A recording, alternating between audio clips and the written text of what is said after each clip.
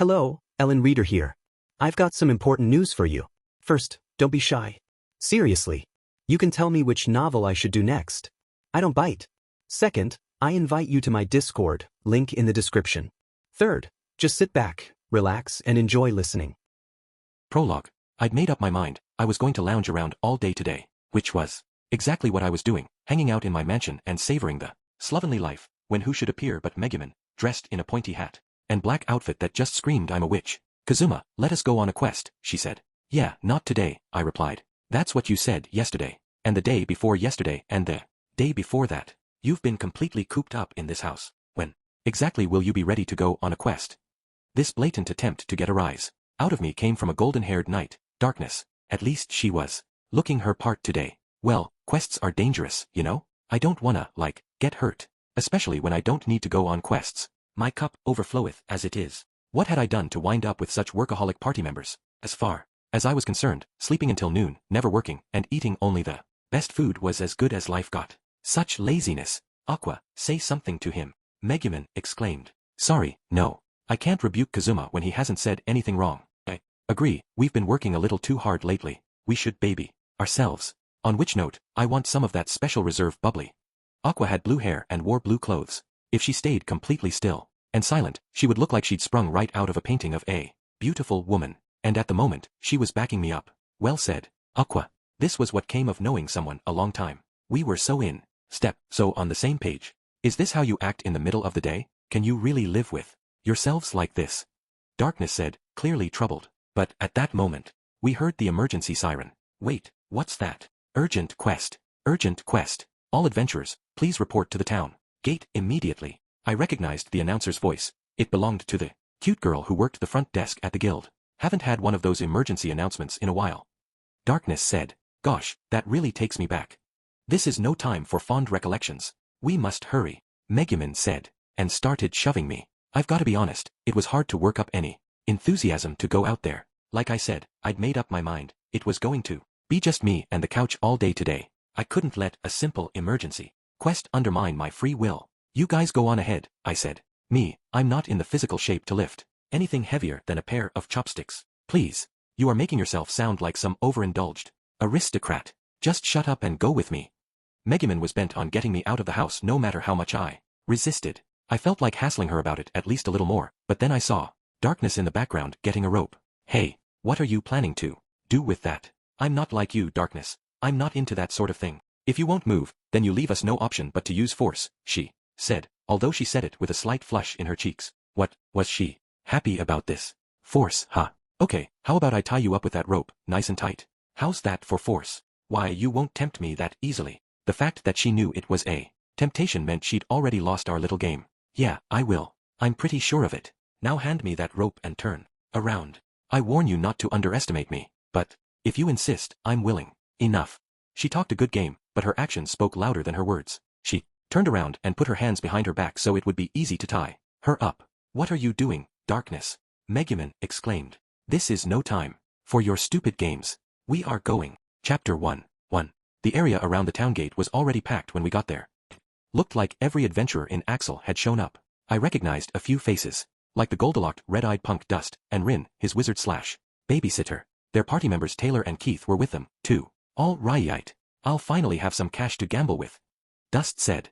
You'd better pay back what you owe me first. Rin snapped. Yeah, when I feel like it. Dust never seemed to have enough money. But hey, I wasn't one to judge. I'd been in his shoes back in the day. Not now, though. Now I had a neat little nest egg that ensured there was no need for me to scratch and scrabble for a living. Ha! They're awfully early this year, grumbled a middle-aged guy with a craggy face and a mohawk, looking into the distance. Following his gaze, you could see countless cabbages flying toward us. That's right, the round, green vegetable. I should have been shocked, right? Frankly, it was kind of scary to realize I was so used to ridiculous stuff like this that it didn't even faze me anymore. Cabbages, I said. Hey, I thought they showed up in autumn? It's still spring. What I was saying sounded crazy to my own ears, but in this world, no one batted an eye. Ha! You don't know about them, Kazuma? Those are spring cabbages. They're planted in fall and harvested in spring. They're renowned for being especially delicious. We can eat them ourselves for a snack, or we can sell them for a tidy profit. So let's get our harvest on, Aqua said, flinging herself toward the oncoming vegetables. As I watched her go, all I could do was heave a sigh. To save me, Kazumara. These cabbages seem way more violent than the last ones. Well, I could have seen this coming. As I watched Aqua run around, screaming, pursued by leafy greens, I sighed again. Luna, a guild receptionist, and, as all of us agreed, certifiable cutie, was standing with me and watching the battle from a safe distance. Spring cabbages have a reputation for being extremely lively and energetic. They say that's what makes them so tasty. She sounded pretty happy about it. Maybe she liked cabbage. Gore. If they would just settle in one place, I could give them a taste of my explosion, Megumin said. Full of great ideas, as always. I was watching everyone else fight for their lives against the vegetables, occasionally using steel to grab myself a cabbage. Let no one say I wasn't doing my part. Then I started to hear the voices of panicked adventurers. Guys, this is terrible. The performing troupe that was supposed to get back today. There's no sign of their wagon. You think they were attacked by cabbages? Anyway, going to help M would mean getting through that swarm. The fact that they were so panicked about, cabbages kind of took the tension out of the moment, but it definitely sounded like bad news. Not my problem though. I'm sure if I just wait, some do-gooder will help them. Understood. We can't abandon them. We'll go look for them. I'll act as a shield to absorb the cabbage's attacks. This highly enthusiastic suggestion came from none other than Darkness. Like I said, she talked a good game. Is it just me, or do you sound happy about that idea? I said. Do not, she said. So why was she smiling? I tried to stop her. There was no reason for us to go out of our way to put ourselves in danger. But Darkness was already running off, launching herself into the swarm of vegetables. That moron. Fine, let's go, I said. It wasn't like she was going to die if I didn't do anything. Her defensive abilities were the one thing about her you could rely on. But I knew her attacks couldn't hit, so even if she did go to rescue those people, she'd just end up being worked over by cabbages. Forever. I chose to ignore the fact that that might be exactly what she wanted. As Darkness waded through the cabbages, arms open wide, they came at her from every direction. HF. The cabbages' attacks are especially brutal today. Those heavy, hard blows.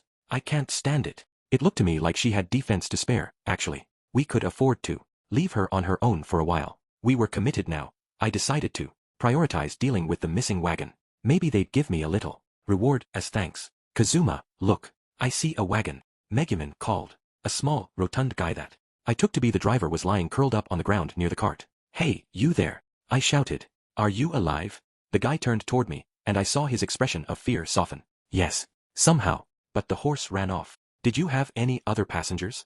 Aqua asked as she healed the man's wounds. Yes, some dancers, but they escaped. I was worried about the cargo. Dancers? Well, they had said something about a performing troupe. Yeah, well, you and your precious cargo are both done for if you stick around here. Come with us, I said. Then I started shouting instructions. Darkness. We'll get this guy somewhere safe. You just keep those cabbages off us. She looked at me, shocked. All the damage I've taken, yet you command me to continue to act as a wall for you. Hehehe, that's perfect. Use me as your shield. Every day. All the time. She flung her arms wide again, blushing with joy as the cabbages came at her. Now, while Darkness is distracting the cabbages with her decoy skill, Aqua called. This way, Pops. You're gonna have to leave the cart. I said. Why yes, but my cargo. Was he still whining about that? I grabbed his hand and dragged him away. Kazuma, I am ready to use explosion at any time. Megumin called. Perfect timing. I see those vegetables are finally all in one place. So how about you blow up something and get us out of here? Go for it, Megumin. Just don't let the cart get caught up in the blast. My name is Megumin, foremost magic user of the Crimson Magic Clan, and master of explosion, she started chanting. Oops. I remembered something else I'd better say. Darkness, get out of there before you get fried. I know. Just a little longer. Just a little longer. Did one of those cabbages hit you in the head? Get over here, already. Sturdy or not, even Darkness would be in danger from a direct hit from Megumin's explosion magic, especially with how much stronger Megumin had gotten recently. Ha, ha, ha, behold my power. Explosion. The blast of magic wiped out the cabbage swarm and annihilated the wagon. What the hell are you doing? That was the cart. The one I told you not to blow up. The word restraint is not in the Crimson Magic Clan's dictionary. Humph. A fine explosion if there ever was one. The little brat. Maybe I should just leave her lying there on the ground and go home. I heard a voice trembling with suppressed rage say, what have you done? I turned slowly to find the driver, shaking just like his voice. Why yeah, sorry about that, I said. But hey, at least you're okay. That's what counts, right? I was hoping to talk him down a bit, end this peacefully. But he exclaimed, don't be ridiculous. You don't know what that wagon was. Carrying. 3. When it was all over, I dragged myself to the tavern, feeling like my body was made of lead. We sked the waitress for some bubbly, then collapsed into our seats. I can't believe this, I groaned. That wagon was carrying a performing troupe. So why? I never dreamed it would have been full of a tribute to the nobility. Aqua agreed from beside me. Why would a bunch of performers take on a transportation job anyway? She didn't try to hide her frustration. I agree completely. If I'd known they had such cargo aboard, I would never have unleashed my magic, said Megumin. She and Darkness were standing across from me. They were late. No, you definitely still would've, I said. And not at all, she protested, but her brimming eyes and fidgety look said otherwise. And now we owe 450 million heiress in compensation. It's impossible. How the hell am I supposed to come up with that kind of money? I'd finally kissed the debt-ridden life goodbye. Happiness had been within my grasp, and now it was slipping away, back into a sea of red ink. I just wanted a break. Didn't they know how hard I'd worked to repay the last huge bill? I guess our only choice is to take on some high-risk, high-reward quests, like defeating another general of the Demon King.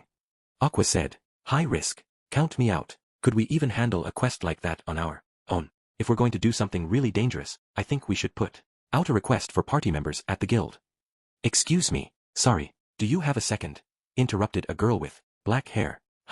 Her lustrous locks, tied up with a golden hairband, were the first thing I noticed about her. She was slim and looked like an adventurer, but I didn't remember ever having seen her around the guild. I heard you talking, she said. You're looking to take on a difficult quest. We weren't exactly looking, I said. If you don't mind, do you think you could let us come along? Part of your party. Another girl popped out from behind the first. She had golden hair cut into a sort of boyish do. So did this us business mean they were adventuring buddies? Let us. They should be begging us to join them. They must be thrilled to be able to go on a quest with the likes of us.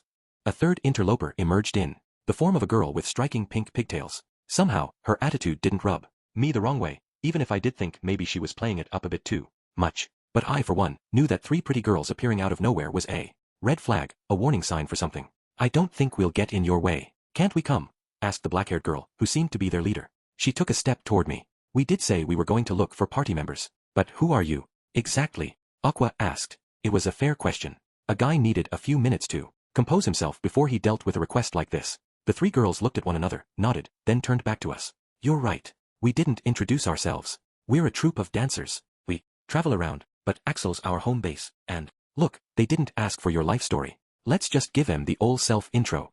Pink Pigtails interrupted. Oh, I'm a little embarrassed, but I'll give it my best shot. That was some good enthusiasm, but what was she going to give her best shot to? The people asked about me, and Cielo gives the people what they want. The girl who called herself Cielo bent at the waist like she was giving a polite bow and put her hand over her mouth. She's cool on the outside and hot on the inside. Leah's here to take your breath away. On the away, the girl with black hair winked, awkwardly. In fact, her face was beet red. By process of elimination, that meant the pink-haired girl must be next. We're the world's most comely collection of cuties. Loveliness 1000%. I'm Erica.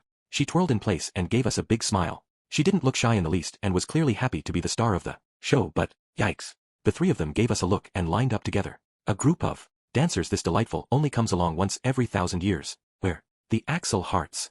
They weren't quite in time with one another, but they all struck poses at the end. Gosh, what was this emotion I was feeling? It was equal parts second-hand embarrassment and nostalgia. I'd seen something a lot like this back in Japan. That's a pretty good intro. We can't let them beat us at the introduction game, can we? Aqua said. I didn't know why she seemed so into this. Poses and everything, huh? I think we need something pretty cool to match this, said Megumin. You want me to do that in front of all these people? You want a noble like me to expose herself in such a degrading way? It's enough to make my skin crawl with humiliation, and it's not bad, Darkness said. What was with these people? Why did they want to do this? Look, just stop, okay? Girls, I'm Kazuma Sato. This is Aqua here beside me, and those 2 are Darkness and Megumin. You're all dancers? No wonder you're so cute, Aqua said. Cute? Did you just say we're cute? Erica demanded, leaning toward Aqua with a look of pure joy. Yeah, I did. So what? Oh, say it again. She pointed a finger squarely at me, and then tell us how overjoyed you are that 3 such sweet, cute, lovable young ladies are joining your party. She was practically squirming with excitement. Was it just me, or was this girl a little too thrilled to be called cute? I made a mental note to keep my distance. Slow down, Erica. What a way to talk to people we've just met. Cielo groaned. Liao wasn't deterred. So how about it? Ready to let us join your party? Absolutely not. I snapped. 3 dancing girls aren't going to do us any good in a fight. I'd take 3 powerful, advanced class bruisers if I had my pick. I felt no hesitation and no need to give them another second to explain themselves. From the moment they'd introduced themselves, they'd smelled like nothing but trouble to me. I had enough experience by now to tell when a pretty face hid a desperately deranged interior. Dancing is just our job, said Lia. We have legitimate adventurer classes, too, you know. I'm a lancer, a spear user. I think I know a thing or 2 about attacking. And Erica here. I'm an army ranger, she volunteered. I'm not just a cutie pie, I also have lots of skills that'll come in helpful on any quest. And I'm an archpriest. I support you with healing spells from behind, Cielo stuttered. I had to admit, they were a pretty well-balanced trio. I'm sorry to disappoint you, but our party already has a brilliant and beautiful archpriest in the form of me. Aqua said. Hey, I don't remember having any brilliant or beautiful archpriests around, I said. Ow, let go of me. Anyway, it sounds like these girls do have real skills. If nothing else, try another party, kids. Catch you later. Before they could say anything else, I got up and moved to another seat, Aqua still clutching my head in a death grip. My brain was too full of worries about our newfound debt problems to entertain any obnoxious new party members. Oh, I heard Lia say. What's his problem? Erica grumbled. He's just an adventurer himself, right? The weakest class? How could he possibly turn down the likes of us?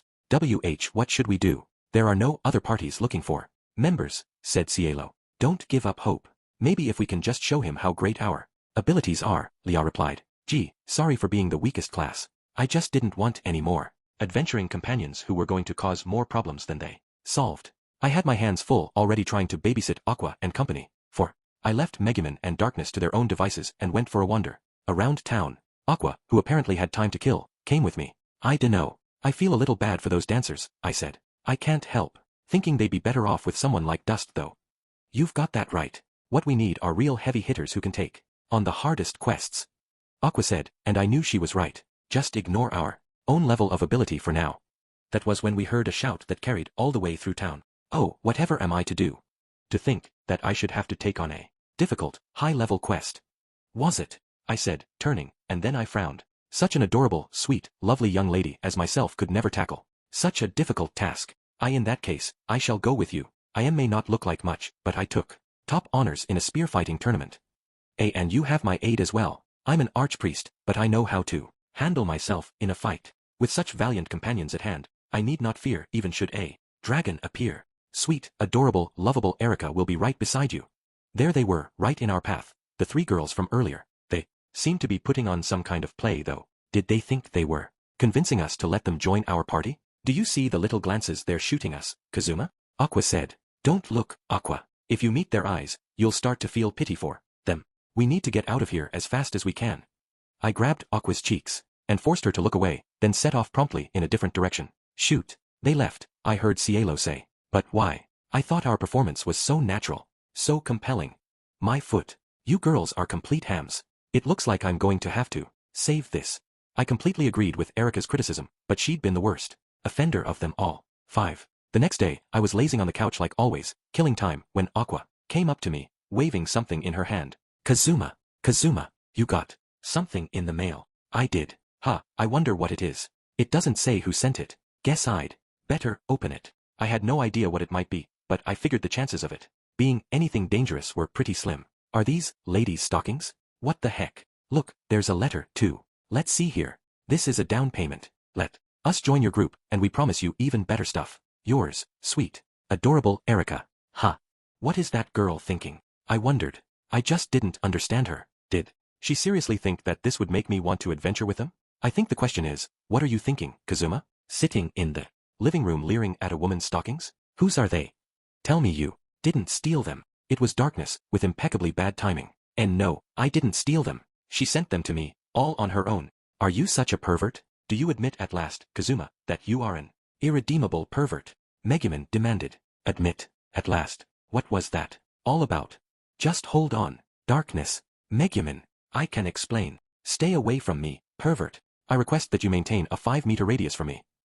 Look, Megumin, now you've got Darkness saying it, too. She's never called me a pervert, BEF. Or, why, you don't mean that. Gah. Thanks to those dancers, relations were getting worse and worse within my party. Come with me, Aqua. We're gonna go give those pipsqueaks a piece of our minds. I said. 6. I flew into the Adventurers Guild, looking this way and that. Where were those little bastards? Ah, there they were. Are you sure we should have sent him something like that? Cielo was asking. Sure, I'm sure. I guarantee you, it's only a matter of time before he comes to us, begging us to join his party. Erica replied. Beg nothing. I've got you now, you hooligans. I spotted the source of all my misery, and almost before I knew what I was doing, I gave the pink head a sound smack. Ow. Who just walks up to someone and hits them on the head? What if I turn into a blithering idiot because of you? You already are. Serves you right, sending me a sick package like that. Thanks to you, my party members all think I'm some sort of deviant. He's right. I mean, we already thought he was kind of a sicko, but your delivery was the last straw. What were we supposed to think? Aqua said. You stay out of. Wait, what was that? You already thought I was a perv. What were they saying about me when my back was turned? I was going to have to investigate this very closely. But later. We do apologize for causing you such trouble. But Erica was desperate. She so wants to join your party, said the boyish girl. Cielo, I seemed to recall. At least she was willing to apologize. It almost made her seem downright mature. But I knew better than to let my guard down. Hey, Kazuma. I'm starting to think maybe these girls have a story. And does a story mean they can just do whatever the hell they want? No way am I letting them into my group after they pulled a stunt like that. Cielo volunteered. You see, the cart with all our stuff got blown up. Your cart was blown up? I said. That sounded oddly familiar. The girls looked at one another. Then Lia started to open her mouth. No, whatever she was going to say, I didn't want to hear it. Not another word. Yeah. Exploded during the cabbage attack by someone's magic. Our costumes, our props. They all went up in smoke. If we're going to put on a show, we need money for costumes and a performance venue and everything. We were hoping that by taking on a difficult quest, we might be able to work up some funds, said Erica. But we weren't confident that we could handle something like that on our own. That's why we're looking for people to go with us, added Cielo. Damn it, this was ringing way too many bells. So the wagon Megumin blew up that day. It had been carrying all these girls' worldly possessions. The driver had mentioned something about some dancers. Say, Aqua started, doesn't that wagon sound a lot like the one? Megumin. I clapped my hand over her mouth to shut her up. Aqua, I'm definitely with you. These girls obviously have a tragic backstory. And hey, people should help each other out, right? So let's find a nice, difficult quest and go for it. Buff Gothoma. Whatever Aqua was trying to say, I didn't want to hear it. She'd said plenty already. To be perfectly honest, I didn't want anything else to do with these girls, but if their trouble was our fault, okay. Mostly Megumin's fault, I couldn't just stand by silently. Wait, you'll go with us? Erica asked. Well, sure I will. How could I turn down 3 damsels in distress? I replied. Alright, so maybe I sounded suspiciously eager, but distraction seemed like the better part of valor here. Hey, it turns out you're a really good guy, Lia said. Ow, my conscience. It hurt, knowing that I was also partly responsible for the complete destruction of all their equipment. But are you sure we can just take on some new party members without asking Megumin or Darkness? I released Aqua with a stern warning not to make things worse, but for once she was saying something sensible. Let's call it provisional, then. We can go on a quest, see how it goes. I'd like to see just what these young ladies are capable of, I said. If it turned out not to be very much, that would be the perfect reason to boot them out again. Sounds good to us, Erica said. Let's go. You'll see that we're not just a bunch of pretty faces. Why yeah, alright. I look forward to working with you, I said. 7. So we spent the day on a quest with 3 young dancers whom we'd met barely a few days before. I was waiting at Axel's town gate with Aqua and the others when the Axel Hearts showed up. Each girl was carrying the weapon she claimed to be proficient in. They looked like real adventurers. Looking forward to adventuring with you, Lia said. This sucks. They think they need to test us before they'll let us on board. Don't be rude, Erica. We're the ones asking them for a favor. Erica with her pink pigtails was the only one who looked unhappy about this situation. It's quite alright. I assure you, there is no one in this party so small-minded that they would get upset over a remark like that, Megumin said with studied calmness. Behind her, Darkness was nodding. Aha, aha. Small-minded, huh? Funny thing to say, considering that if you teased Megumin about explosion magic, Darkness about her real name, or Aqua about being a useless goddess, each of them would flip out on you. That's not important. What matters is that we're finally on a real quest. Let's give this our best effort, everyone. Darkness said. Yeah, I can't let Cielo show me up as my junior archpriest. Aqua remarked. Don't get competitive, I said. A seemingly inevitable sequence of events had led to us going on this quest, but I couldn't help wondering if this was really a good idea. I thought it might be a better plan to put plenty of distance between us and these dancers before they discovered that we were the ones who had incinerated their stage stuff. My busy thinking was interrupted by a light-hearted call of, Who's that I see over there? I turned to find dust coming our way. Kazuma. I knew it. What are you doing, knocking around here? And what's with all the lovely ladies? Wow, don't tell me you duped some more girls into. Hey, watch how you talk about a guy. I didn't dupe anybody. Sure man, if you say so, but I'll bet these girls didn't just walk up and ask to join your party. I'll do you a solid though, I won't ask for the details. Hey, that cabbage thing the other day was really rough, huh? HRK. He wasn't going to talk about that, was he? What happened the other day? Lia asked, looking at me. Shit, I was getting a really bad feeling about this. These cabbages were going on a rampage, see. They were bashing the crap out of this performing troops wagon. So Kazuma, he said to blow up. Ah. I cried. He was about to say something he definitely shouldn't. I thought my outburst had managed to drown out the end of his sentence. Had they heard? Hey, what's with the yelling? Dust said. Sorry, we gotta get going on our quest. Come on, everybody. Alright, girls. Tally-ho and sally forth. We can't waste another moment. Lia said. Hey, Kazuma? Geez, what's gotten into him? Dust said. I knew it wasn't the most elegant way out of that situation, but I had to get us out of there before he said anything even more damning. 8. We made it to the cave where our quest was supposed to take place. It was a pretty unremarkable hole in the side of a mountain. I was just realizing, kind of belatedly, I know, that I'd been so distracted by the sky-high reward that I hadn't looked too closely at what the job actually involved. As we worked our way through the cave, I took a fresh look at the quest. Paper. A gathering quest. Fetch this, grab that. Adamantite. That's used in making armor and stuff, right? I said. That's right. My armor actually includes trace amounts of it, Darkness said.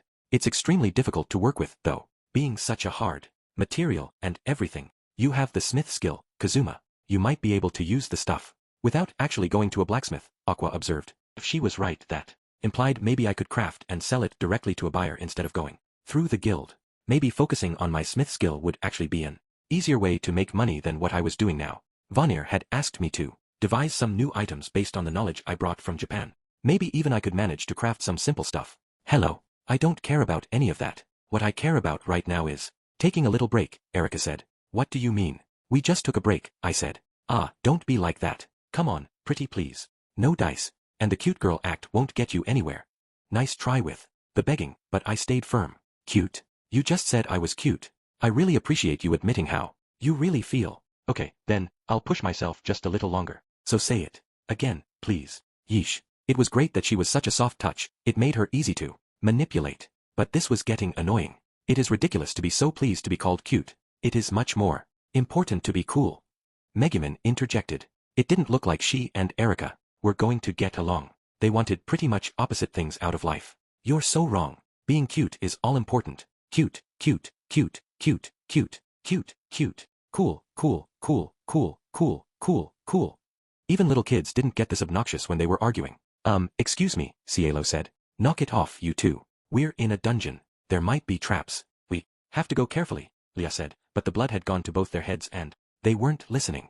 I was starting to wonder if I should jump in to stop them. Lia was right. They were completely forgetting that we were in a dungeon right now. If I let them continue to squabble, a monster was going to notice us. Cute, cute, see you, huh? Do you hear footsteps? Erica said. A-I-E-E-E. All three of the girls plus Megumin let out a scream, and then they floated up in the air. Ugh, this stinks. What's going on here? Erica demanded. She, the other, two Axel Hearts, and Megumin had all been hauled into the air by a rope. Looks like a trap to me, observed Aqua, safely on the ground. See the way the rope's biting into their skin? Gee, that looks nice. Said Darkness. Enough with the analysis, Darkness, please help us, said Cielo. She and the others looked pretty funny hanging up there. I am concerned that in this position, our skirts will flip down. Please don't look, Kazuma. If you take another glance, I swear I'll unleash my explosion magic on you. Megumin said. Yeah, don't worry. I'm not looking, I said, even though I totally was. And it was a heck of a view. Thank you, Trap. Listen up, all of you. I don't mind saying that I've been caught in plenty of traps in my time. But each time, I learned from the experience. So there's nothing to be embarrassed about just because you stumbled into a little trap. Be trapped with pride. Aqua said. Geez, what a time for her to start acting like a mature, experienced colleague. Sigh. I thought you had the detect trap skill, Erica, Lia said. Oops. It's been so long since we were on our last quest that I sort of forgot to use it. I'll make sure to have it active next time. Speaking of oops, I'd failed to utilize detect trap myself. Sorry, girls. Hey, Kazuma, why are you just standing around? I think you'd better hurry and help them, Darkness said. Kazuma? Is anyone in there, Kazuma? Aqua asked. Hush. I'm enjoying this. My skirt. Erika cried. My skirt's flipping. Don't, stop thrashing. The rope's biting into me, Lia said. Cielo simply groaned. Erg. The more they struggled, the worse things got, for them, the better for me. Excellent work, Erika. Excellent work. 9. I won't say everything went completely smoothly after that, but smoothly enough. I found it. This is adamantite, isn't it? Cielo said. She was holding a rock that looked exactly like the one in the picture accompanying the quest. Description. That's it for sure. And that's all the adamantite we need, I think. Our first quest is a success, Lia proclaimed. With this party, gathering quests are no problem at all, Erika said. Yep. Lia, you and your party took care of most of the monsters who showed up. We might actually be able to pull off a high-level quest this way, I said. The Axelhearts had turned out to be a lot more helpful than I had expected. I'd sort of assumed they were just dancing girls trying to drum up publicity by doing some adventuring on the side, but they knew how to handle themselves. Yes, it's all very encouraging. The only thing I could perhaps complain about is being caught in a trap and subjected to untold humiliation, Megumin remarked. Haha, yeah, that's on us for letting our guard down. But you can see what we're capable of now, right? Lia asked. She held out her hand, and I shook it firmly. Yeah, sorry for the whole putting you to the test thing. I look forward to, working with you. And so we have a contract to continue questing together. I, the goddess, Aqua, shall serve as the witness to this agreement. Goddess, Lia asked. There was that word again, and we were so close to wrapping everything up nicely. I wished she would keep quiet. You can just ignore her, I said. She just says, unusual things. Sometimes. Darkness and Megumin both nodded. Say, Lia, where did you learn to use a spear like that? You're obviously very good at it, but I've never seen a weapon quite like yours before. Darkness said. Oh, I'm not really sure. It just sort of comes naturally. Self-taught. Gosh, that's even more impressive. A real achievement for someone so young. I wasn't sure Darkness had any business complimenting someone on their fighting prowess when her own attacks couldn't hit the broadside of a barn. But I had to agree that Lia had been very good at her job. And I was equally impressed by Erika's speed and Cielo's healing magic. They were both notably helpful, said Megumin. Ha, don't act so surprised. I told you I'm more than just a pretty face. Erika said. Why, you're too kind, said Cielo. Unlike the wildly over-specialized Megumin and Darkness, these three could actually do something in a battle. I was starting to think I might have more luck going adventuring with them. Cielo, Erika, nice to have you on board. What do ya say? Shake on it. I reached out and made to shake Cielo's hand when Lia exclaimed. No, don't. When a man touches Cielo, she knew. Get away from me. Cielo cried at the same moment. She accompanied her shout with a blinding right straight. HNNGH. I was slammed against the wall with incredible force. I'm sorry. Cielo is extremely afraid of men. If one tries to touch her, she hits him before she knows what she's doing. That was a good rooted strike for someone acting on pure instinct. Megumin observed. Yeah, great. Maybe she could give me a helping hand. Before doing the commentary, I'd let my guard down because I'd started to think these three were normal people. Should have known there would be a catch. Wait, what was this? So you know something of the martial arts? You can clearly tell how to attack the vital points. It looks nice, Darkness said. Oh my gosh, I'm so sorry. Cielo exclaimed. Don't worry about it. I'll take the doctor's bills and a little something for my trouble out of your reward. But check this out. I found it when I landed. What a pretty stone. It's like the color changes each time you look at it. Seems pretty valuable, Aqua said, turning it in her hand. Darkness peered at it. This can't be unpolished alexandrite. Is that valuable? I asked. Nobles love it, especially for accessories and ornaments, she said. I'll bet a chunk this size would fetch at least 4 million eris. 4 million. Aqua, Erika, and I exclaimed in shock. Kazuma, we found this on a quest, so I'm sure we'll share it just like any other reward, right? Said Aqua. I don't know, Aqua. I found it after the quest was complete, so I'd say it's mine. Hey, let go of that. I had to work to snatch the stone back from Aqua, but I managed it and put it in my pouch. 4 million eris. We could make a new set of costumes with that. Get back on stage. Erika approached, looking as crazed as Aqua. Stumbling across a raw jewel like that, Darkness said. You can never count out Kazuma's luck. Hey, maybe there's more alexandrite around here, said Erika. I don't think so. If it were that easy to find, other adventurers would have picked the place clean by now, Aqua said. I agree, said Darkness. This is a fortunate find, a combination of Cielo's punch and Kazuma's luck. I'm sorry, Cielo said again, shrinking into herself. Much as I would have liked to give her a piece of my mind, the gemstone had put me in a pretty generous mood. Don't worry about it, Cielo. We're adventuring companions, right? That thing about the doctor's bills and whatever was just a joke. The way to Kazuma's heart is through his wallet, as ever, Megumin remarked. There's a reward waiting for us when we get back to the guild anyway. I think we should go home for today, said Darkness. Kazuma. Oh, Kazuma. I think we should sell this thing and live it up a little this evening. Aqua added. What, had she forgotten that we were suffocating under a pile of debt? Admittedly, 4 mil was a drop in the ocean compared to 450 million. Wait, where's Erika? Lia said. Only then did I notice that I didn't see her anywhere. Ha, I was sure she was right there, I said. She didn't go looking for more Alexandrite, did she? Said Lia. That was when we heard an earth-shaking grayra, and then a girl screaming. New. A monster. Help me. That was Erika. Cielo said. It came from deeper in. Let's hurry, said Lia. Curse that Erika. It wasn't enough for her to spring a trap. She had to get us into this kind of trouble, too. I thought I recognized that roar. Were there beginner's banes down here?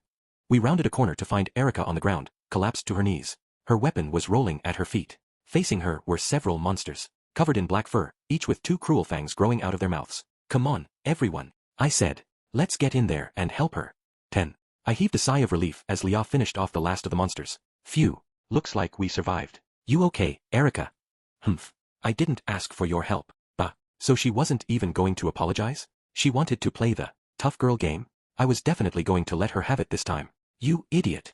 The sound of an open hand hitting Erika's cheek echoed around the dungeon. It was Lia, right up in her friend's face. Erika, what in the world possessed you to go off alone?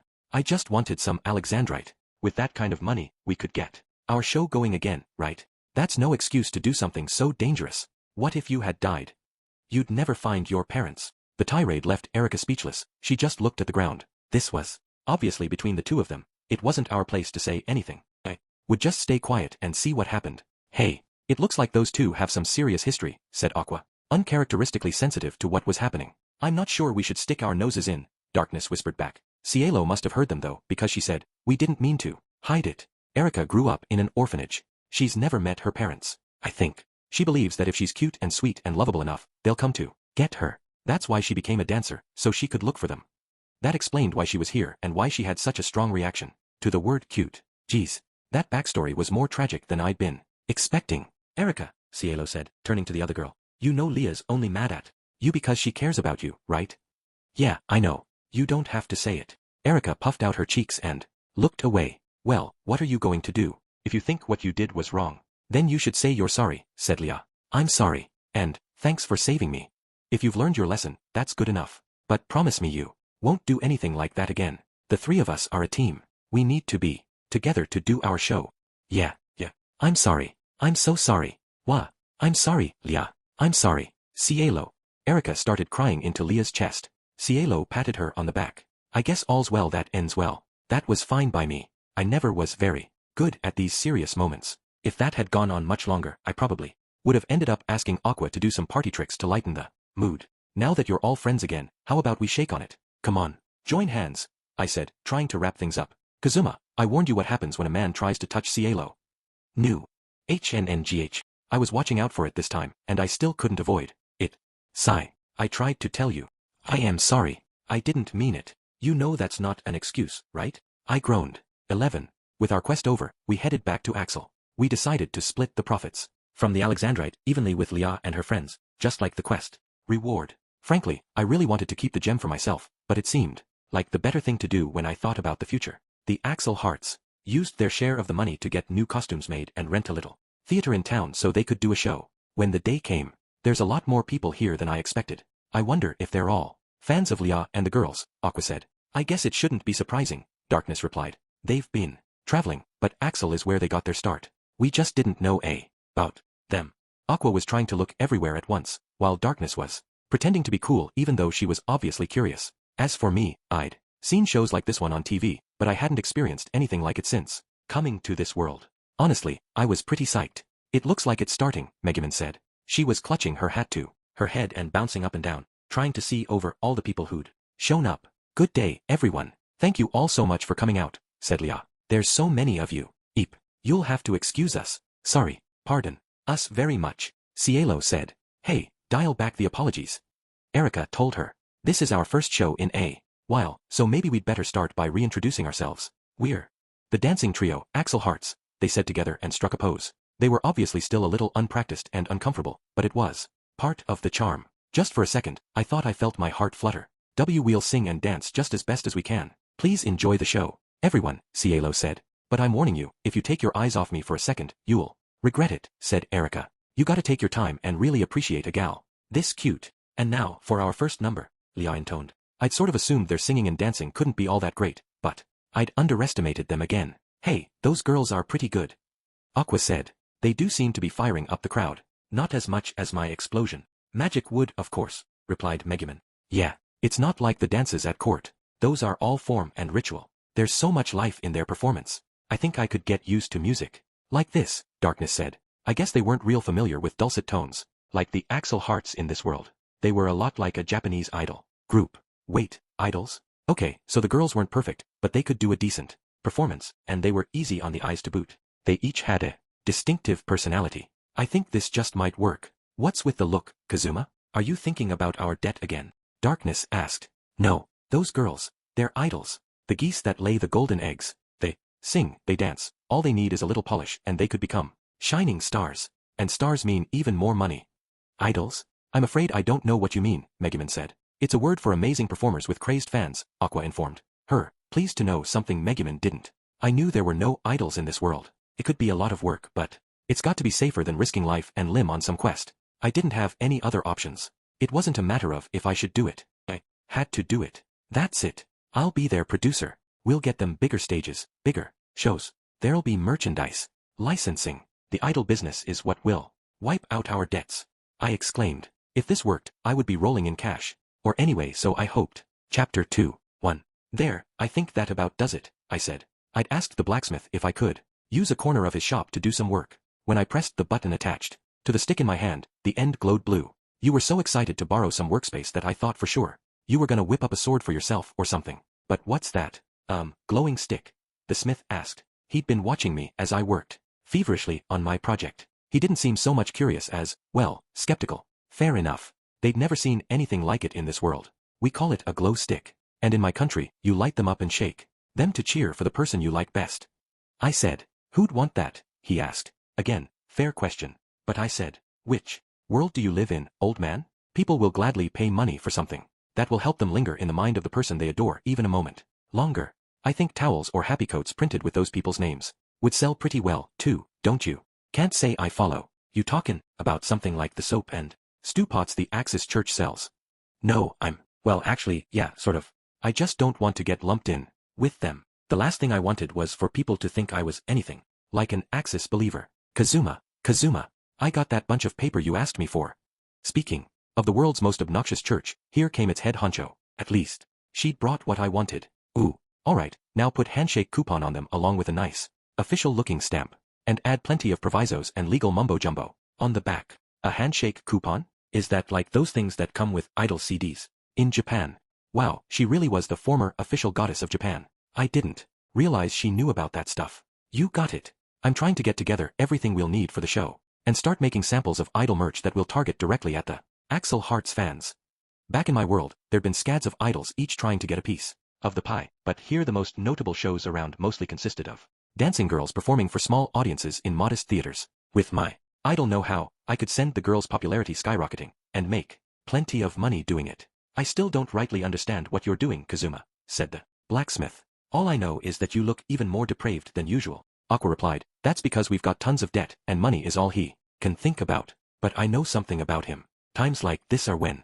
Excuse me, I said. Maybe you could stop badmouthing a guy when he's standing right here. Oops, no time to chat. A producer's work is never done. I wouldn't normally have been interested in work that was this much, work, but I could be if there was enough money involved. I wondered if this was how certain real producers felt. Now I just need those towels and happy. Once I have some mock-ups, I can go to Lya and the others and see what they think, too. With an armload of merchandise, I visited the Axel Hearts at the house where they were staying. There was a desk in the front room, so I set down my prototypes. And there you have it. My experiments in dancing girl goods. What do you think? Well, they're well, what exactly are these goods for anyway? Erica was clearly puzzled. Cielo poked the pile hesitantly with her finger. Okay, so befuddlement wasn't the reaction I'd been hoping for, but the people of this world had never seen anything like this. I had known this might happen. Some of them are so people can cheer for you. Some of them help people feel closer to you. Lots of different stuff, I said. And you really think people will want these things? Definitely, because the fans are gonna love you. Just imagine when you have a photograph of your favorite person's adorable face. You want to put it up in your room and stare at it all day. Basic psychology, right? Adorable? Oh, you. It's so nice of you to say how you really feel. I see what you mean. Of course the fans would want products featuring someone as cute as yours truly, Erica said. I was a little concerned about her. Was the word cute really all it took to wrap her around your little finger? But it was certainly a convenient way to keep the conversation moving. You've got that right. These goods are also going to be a great way to spread the good word about you girls and your adorability far and wide. That's how the future begins. And speaking of the future, I'd like to talk a bit about our next steps. I guess we'd better. I'll put on our most delicious tea, and we can talk as long as you like, said Erica. I glanced around. I don't see Leah anywhere. I'd been so fixated on my prototypes that the fact that we were missing someone had hardly registered with me. I think she's sleeping in her room, Cielo said. Well, this is a very important conversation that could change the course of all three of your lives. Let's go wake her up, okay? We tromped over to Leah's door, and Cielo knocked. We waited a second, and heard nothing. Leah, are you still asleep? Cielo called. Kazuma says he has something to talk about with our adorable selves. Get up already, Erica added. We waited another minute, but there was still no response. In fact, there wasn't so much as a sound. I think it might be quicker to go in there and wake her up ourselves, I suggested. And no, Cielo said. Leah's room is. Well, of course she tried to stop me, but we were talking about a room where a pretty girl was just waking up from her nap. Who could resist that? I'll tell you, not me. You silly girls. It's nothing to be embarrassed about. Hello, Leah. Kazuma is here to help you rise and sure feet. Cielo tried to stop you, Erica groaned. It was too late. I couldn't tear my eyes off the scene before me. Empty bottles and snack wrappers were everywhere. And was the soup in this bowl frozen? I'd never seen a room so dirty. Who's there? Cielo. Erica. Leah sat up. Her revealing sleepwear was pretty sexy, but it couldn't overcome the horrifying state of the room. Good morning, Leah. Kazuma wants to talk to us. Oh, good morning, Kazuma. Don't just stand there. Have a seat. Wherever you like. Have a seat? I couldn't see anywhere to walk, let alone sit. Leah looked like she had it together, but apparently she never cleaned up after herself. Arg. You didn't even put on fresh underwear, Cielo said. Were those panties she was holding? Ho, and what panties? I never would have expected it of such a cool and collected young woman. Hey, put those down. Even I'm a little embarrassed when it comes to my panties. You should be embarrassed when it comes to this mess, I said. But anyway, we've got important things to talk about today. Leah, there are ants on your leftover snacks. Clean this up right now. Cielo interrupted. She was holding up a snack bag that was crawling with insects. It's fine. The ants have to eat, too, don't they? Ahem. Today, I have a very important. And this drink is spoiled. No wonder the house smells so bad. Throw this out right this minute. GG's, you don't have to get so upset. I promise I'll clean up on our next break. Oh, just do it, for crying out loud. I said. I'll even help you, or else. We're never going to have this conversation. 3. It took hours, but we somehow managed to clean up Leah's room enough that it looked like a human being could live there. There was a terrifying amount of trash. I'm not saying your room's got to be sparkly clean all the time, but you need to at least keep it nice enough that a person could step inside, I said. My own room when I'd been a shut-in Japan had been better than that. Leah's place was a truly tragic sight. I can't believe you were able to get it so clean. Please, feel free to visit more often, Cielo said. It's nice that she was grateful and all, but she was completely losing sight of what I was really here for. Yeah, great. I didn't come here today to help you clean up. I want to make you the most popular. I was so sure you were just a petty, lustful man. I think I've misjudged you, Erica said. I'm a little shocked to hear what kind of person you took me for, but I'm glad you're thinking twice. So maybe we can have a nice chat, then. I'm here today because I want to be your prod. Hey, I don't see my stuffed animal anywhere. Where'd Mr. Ponta go? Leah tore open her closet and dresser, dumping the clothes we'd just put away all over the bed. Geez, we weren't getting anywhere here. I just put those away, damn it. I cried. I gave your stuffed animal a good washing and I put it outside to dry. Hey, will you listen to me? I came here to be your producer, not your maid. Producer. The girls chorused. They turned toward me as one, confused. Sure, now they were in sync. Yes, you girls. I'm going to turn you into the world's favorite dance group.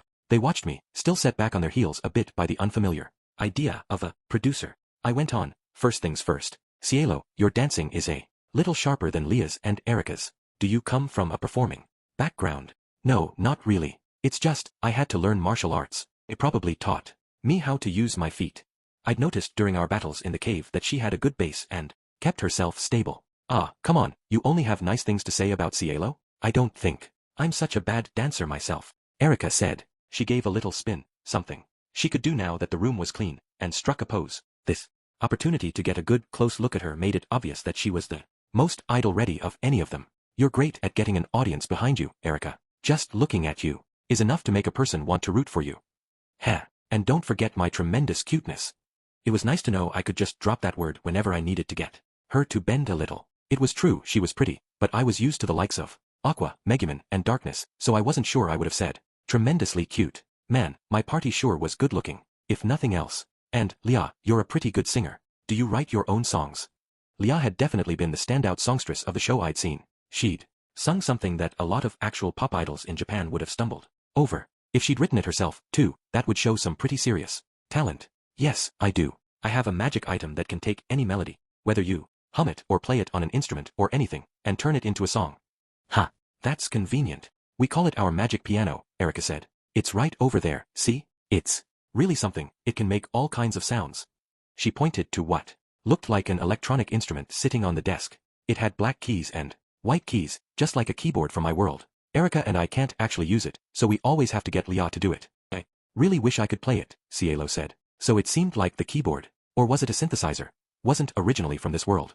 Maybe I could get Leah to show me how it worked. So you've got the songs, you've got the dance, you've got the looks. You three are definitely on the right track. But are you really satisfied with where you're at right now? Don't you want to aim higher? I said. Erica exclaimed. Of course we do. I need the whole world to see how lovely and cute and adorable I am.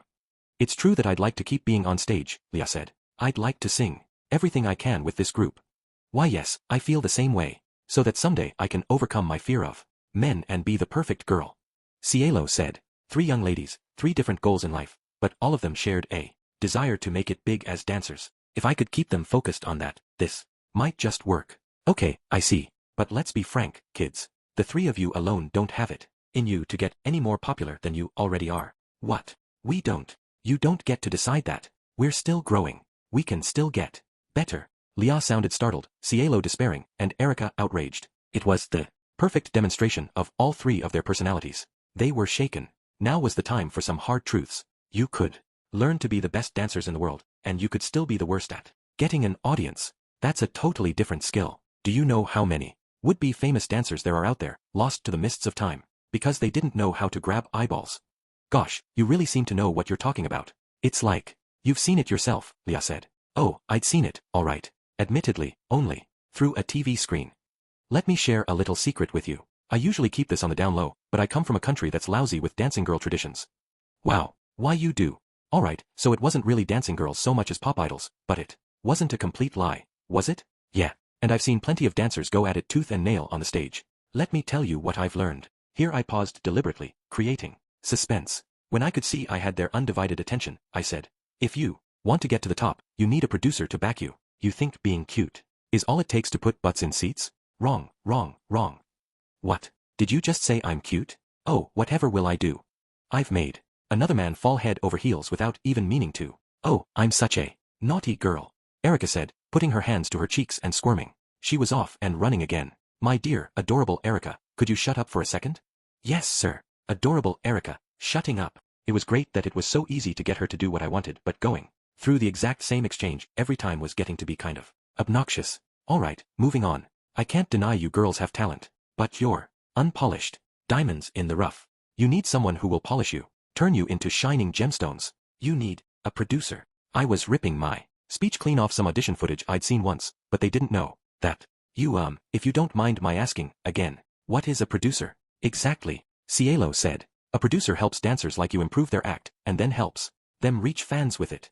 I said. They all looked at me with furrowed brows. This didn't seem to be making sense to them. But only a second-rate swindler would back down in the face of a little confusion. Chin up, chest out, voice loud all the time. That was the way. I've got tons of experience with dancers from my culture, and I, Kazuma Sato, am willing to help the 3 of you. I said, and by tons of experience, I meant I had watched a lot of music programs. and then said whatever everyone else was saying about them. You will. You're going to join forces with the oh so adorable us. That's fantastic. Hold on a second. Okay, so you say you're going to be our producer. But what exactly are you going to do? Lia asked. An excellent question. She was definitely the sharpest of the lot. I have plans for getting you out there, getting you your big break. First, we get out of Axel and perform everywhere we can. That's called going on tour. But that's exactly what we've been doing, she said, sounding a bit disappointed. Now, don't get ahead of me. This time we're going to accompany those performances with merchandise. We'll have meet and greets, handshake events. Life in Japan had proven to me that those were guaranteed moneymakers. If you could get a dedicated fanbase, they would cough up for anything and everything. Handshake events. Like, we'll literally shake hands with our fans. Cielo said. Just a second, Kazuma. I think you're forgetting something. Like what? Happens when a man tries to touch Cielo. It's a handshake event. We practice her handshakes. That's how we help her get over her fear of men. You'll never succeed if you hide from your own weaknesses. And Cielo's not the only one who'll get something out of this tour. You and Lia are gonna do great with it, too. We are. Lia didn't look entirely convinced, but she was definitely listening. One more push, and I thought I could get her on board. Axel is the farthest town from the Demon King's castle, right? Perform. All you want out here, who's going to hear about you? If you want to bring the world to you, first you have to go to the world. Knock him dead out there. Then they'll be knocking down your door, begging you to perform. You said you wanted to keep being on stage, right, Lia? Well, yeah. And you, Erika, the more places you perform and the more people know about you, the more likely you are to find your parents. Kazuma, Erika said. You'd do all that for us, Kazuma? Cielo's eyes were brimming with tears of gratitude. Perfect. This was in the bag. Wait. This doesn't make sense. Why would you go so far out of your way to help some girls you just met a few days ago? Lia asked. Leave it to her to rain on my parade just as I was about to seal the deal. She was definitely the one I would have to watch out for. But for now, I would show her just how good a talker Kazuma Sato could be. Didn't I say? I asked. Your unpolished gems. You just made me want to take a risk on you. That's why I'm throwing everything behind you, starting now. I don't care if I have to put every heiress I have into this project. I tried to sound especially passionate. Okay, so I was stretching the truth a little bit. But you had to get your point across in moments like this. You are? You will, Lia said. Yep. So let me ask you again. Will you three let me be your producer? They looked at one another, then shared a nod. They turned back to me. We sure will. I want you to show the world exactly how adorable I am. Erika said. I'll do my very best to be as good as you think I can be, Kazuma added. Cielo. I guess I'm with them. We look forward to working with you, Kazuma. Said Lia. Mission successful. I'm not saying my conscience felt completely clear, but the girls definitely had the makings of real stars. This was a win-win situation for sure. They got to be pop idols, and I got to clear my debt. I clenched my fist in triumph, making sure the girls couldn't see me. Lia, Cielo, Erika, starting today, our destinies are linked to one another. I'm taking you to the top of the dancing girl world. I gave them my most confident smile and an encouraging nod. Then I added, ahem, and as I mentioned, the guy running a group of dancers is called the producer. So I'll thank you to address me as such. We sure will, Mr. Producer. Erika replied. So you're our producer. Well, I for one am thrilled to be working with you, said Lia, and Cielo. I'll do my very best, Mr. Producer. You'll see. This was feeling pretty good. I was starting to think I could understand those guys who got way into idol-raising games. Hey, you look pretty happy, Erika said. Oh, it's nothing. Just a passing thought. You can ignore me. Ahem. Girls. Of the Axel Hearts. Let's give this everything we've got. Are you ready for some merciless training? Yes, sir. The Axel Hearts did a few more successful shows in Axel itself, and then we went on tour. Our itinerary saw us making a stop in Crimson Magic Village. As the best at working a crowd, Erika started us off. What a pleasure to meet all you Crimson Magic villagers. Then the girls chorused, we're the kind of dancing group that comes along once every 1,000 years. We're the Axel Hearts.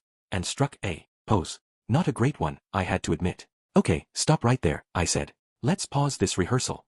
We were on the outdoor stage in the town square that the Hearts would be using, and we were rehearsing, and rehearsing, and rehearsing. Let's hear from our Crimson Magic test audience. What do you think of the show so far? Let's start with Aru. The girls in the audience were looking a bit perplexed, but Aru said, that was certainly a close one. It's a good thing the rehearsal ended when it did. What was with Aru and these grim pronouncements? I guess it should have been obvious enough that she wasn't quite normal. She kept her left eye covered with an eye patch, and she always claimed she was writing a novel. Plus she lived in this weird-ass village. Megumin was the next to give her opinion. Lia's singing tugs on the heartstrings, that much is true. But it lacks something. There's an explosive element missing. I figured we could ignore her. Explosive element, my foot. You've been saying that since day one. Yunyun Kameko, what's your take? I asked, turning to test audience members 3 and 4. The first of these remaining observers was Yunyun, who for some reason had insisted she would come along when she heard we were going to the village. She definitely seemed like the most, sane person around here. I thought they were very cute and all around wonderful, she said. So, exclaimed Kameko, who represented the youth demographic. Wow, out of the mouths of babes, huh? I said, maybe only a kid could be so unfiltered. Kameko was Megumin's little sister, but she actually seemed more calculating, more grown-up than Megumin. So only Yunyun was genuinely happy with the performance. Lia, caught off guard by the response, was clearly disappointed. We got a pretty decent reception in Axel. How could things be so different here? You have to adapt your performance for the venue and the quality of the audience, I said. I'm actually happy you're figuring this out now. The whole reason I wanted Aru and Kameko at the rehearsal was so we could get their feedback and work out the right strategy. Strategy?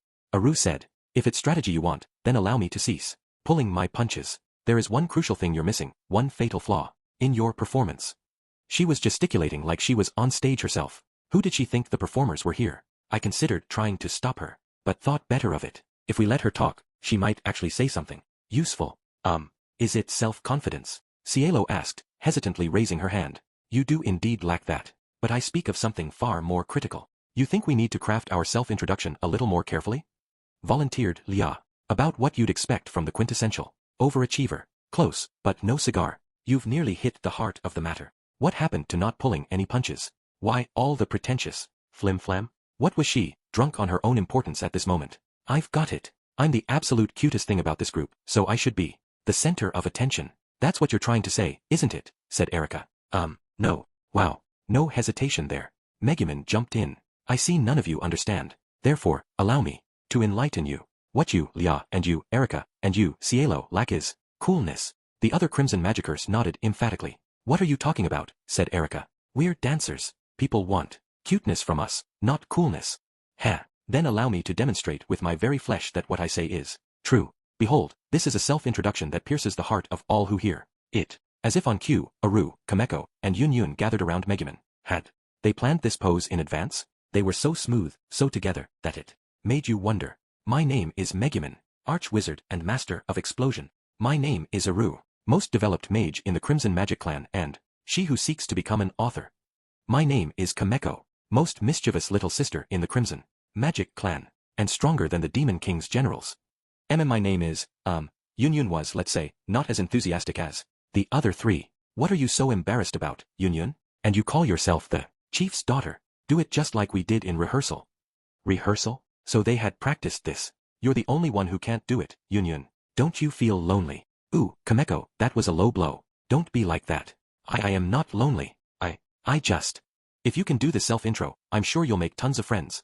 Kameko pressed. Yunyun caught her breath. That was quite the temptation. So the magic word was cute for Erika and friends for Yunyun. The only thing you had to say to get them to listen. Friends? Yunyun asked. Yup.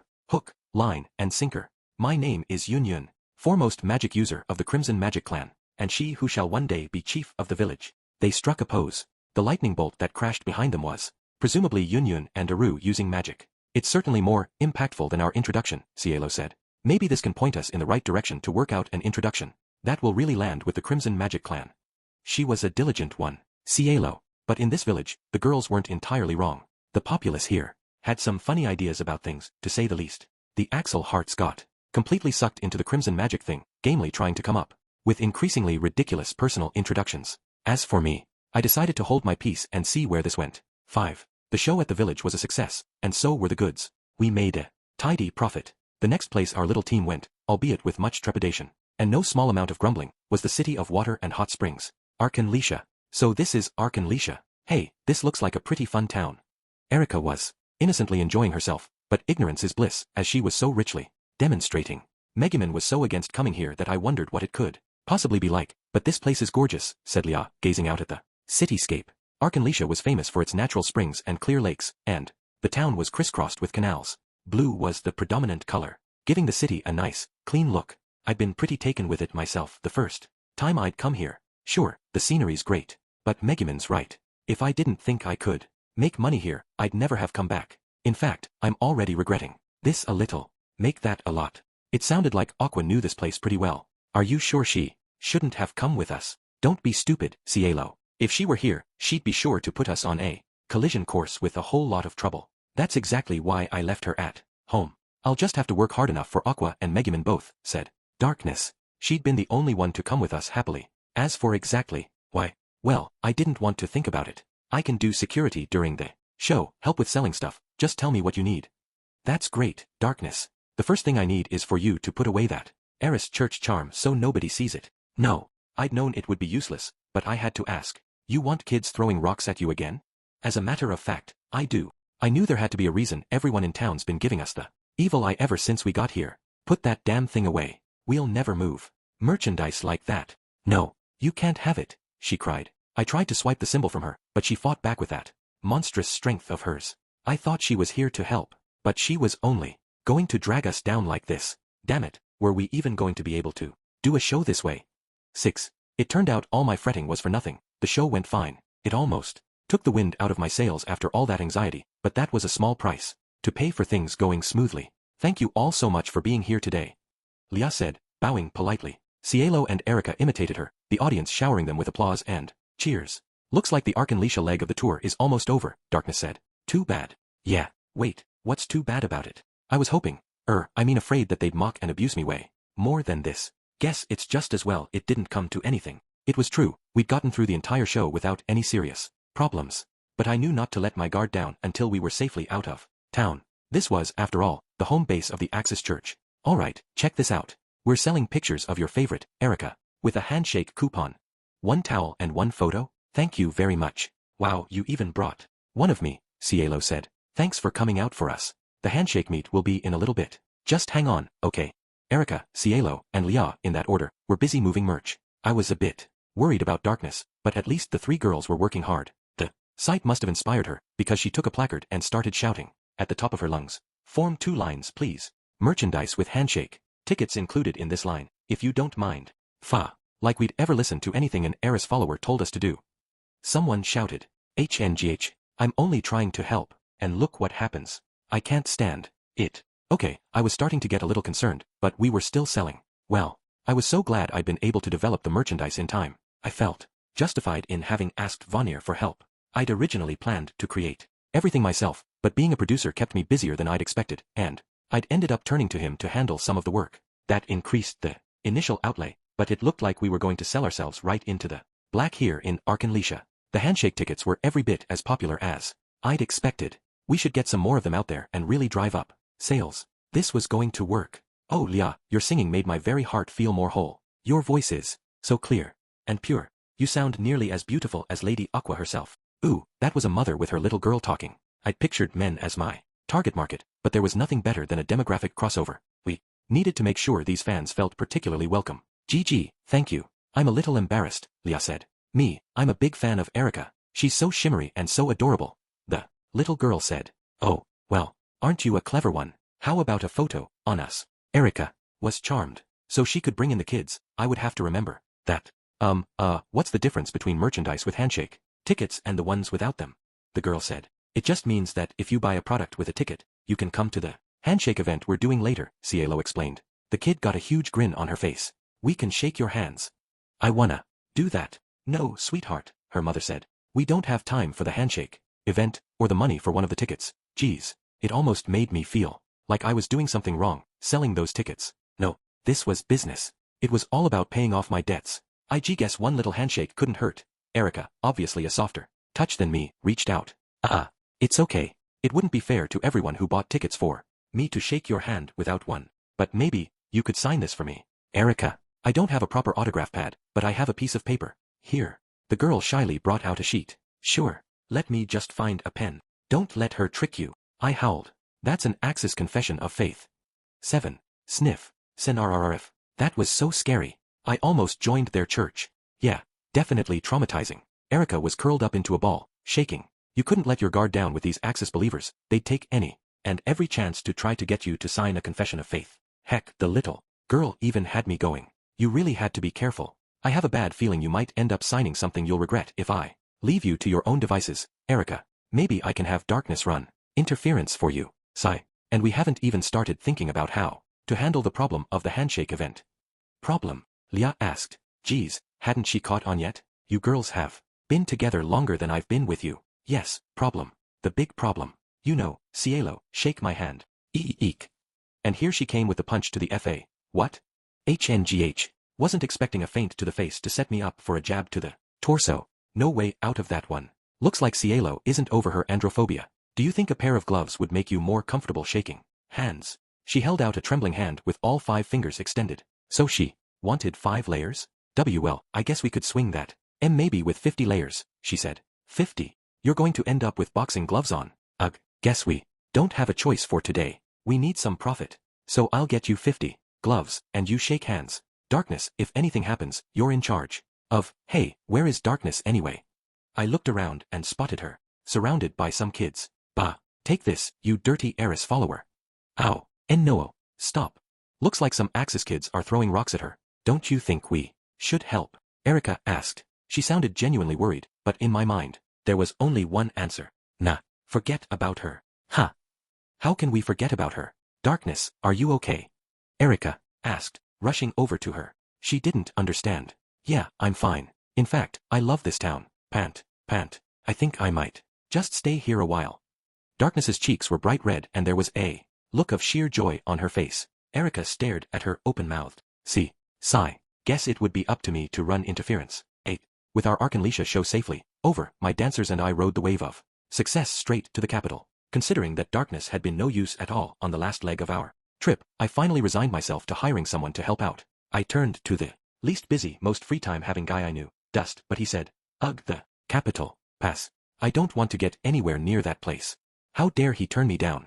Aqua and Megumin were both busy, so in the end the Axel Hearts and I had no choice but to make it on our own. Wow. Erica said. I didn't know city gates even came this big. I could understand her amazement. This was on a different scale from anything in Axel or the towns and villages we'd visited on tour. Erica couldn't seem to get over it. Well, sure. Don't forget, the king lives here. Soldiers forged in the crucible of combat over hundreds of battles guard the city day and night against the incursions of the demon king. Cielo said, apparently appointing herself our expositor. You know your stuff, Cielo. Have you been here before? I asked. I'll bet she has, Lia said. Cielo's a noble, you know. Huh, so Cielo's a noble. Wait, she is. How'd you get by in society when you're constantly punching every guy who says hello?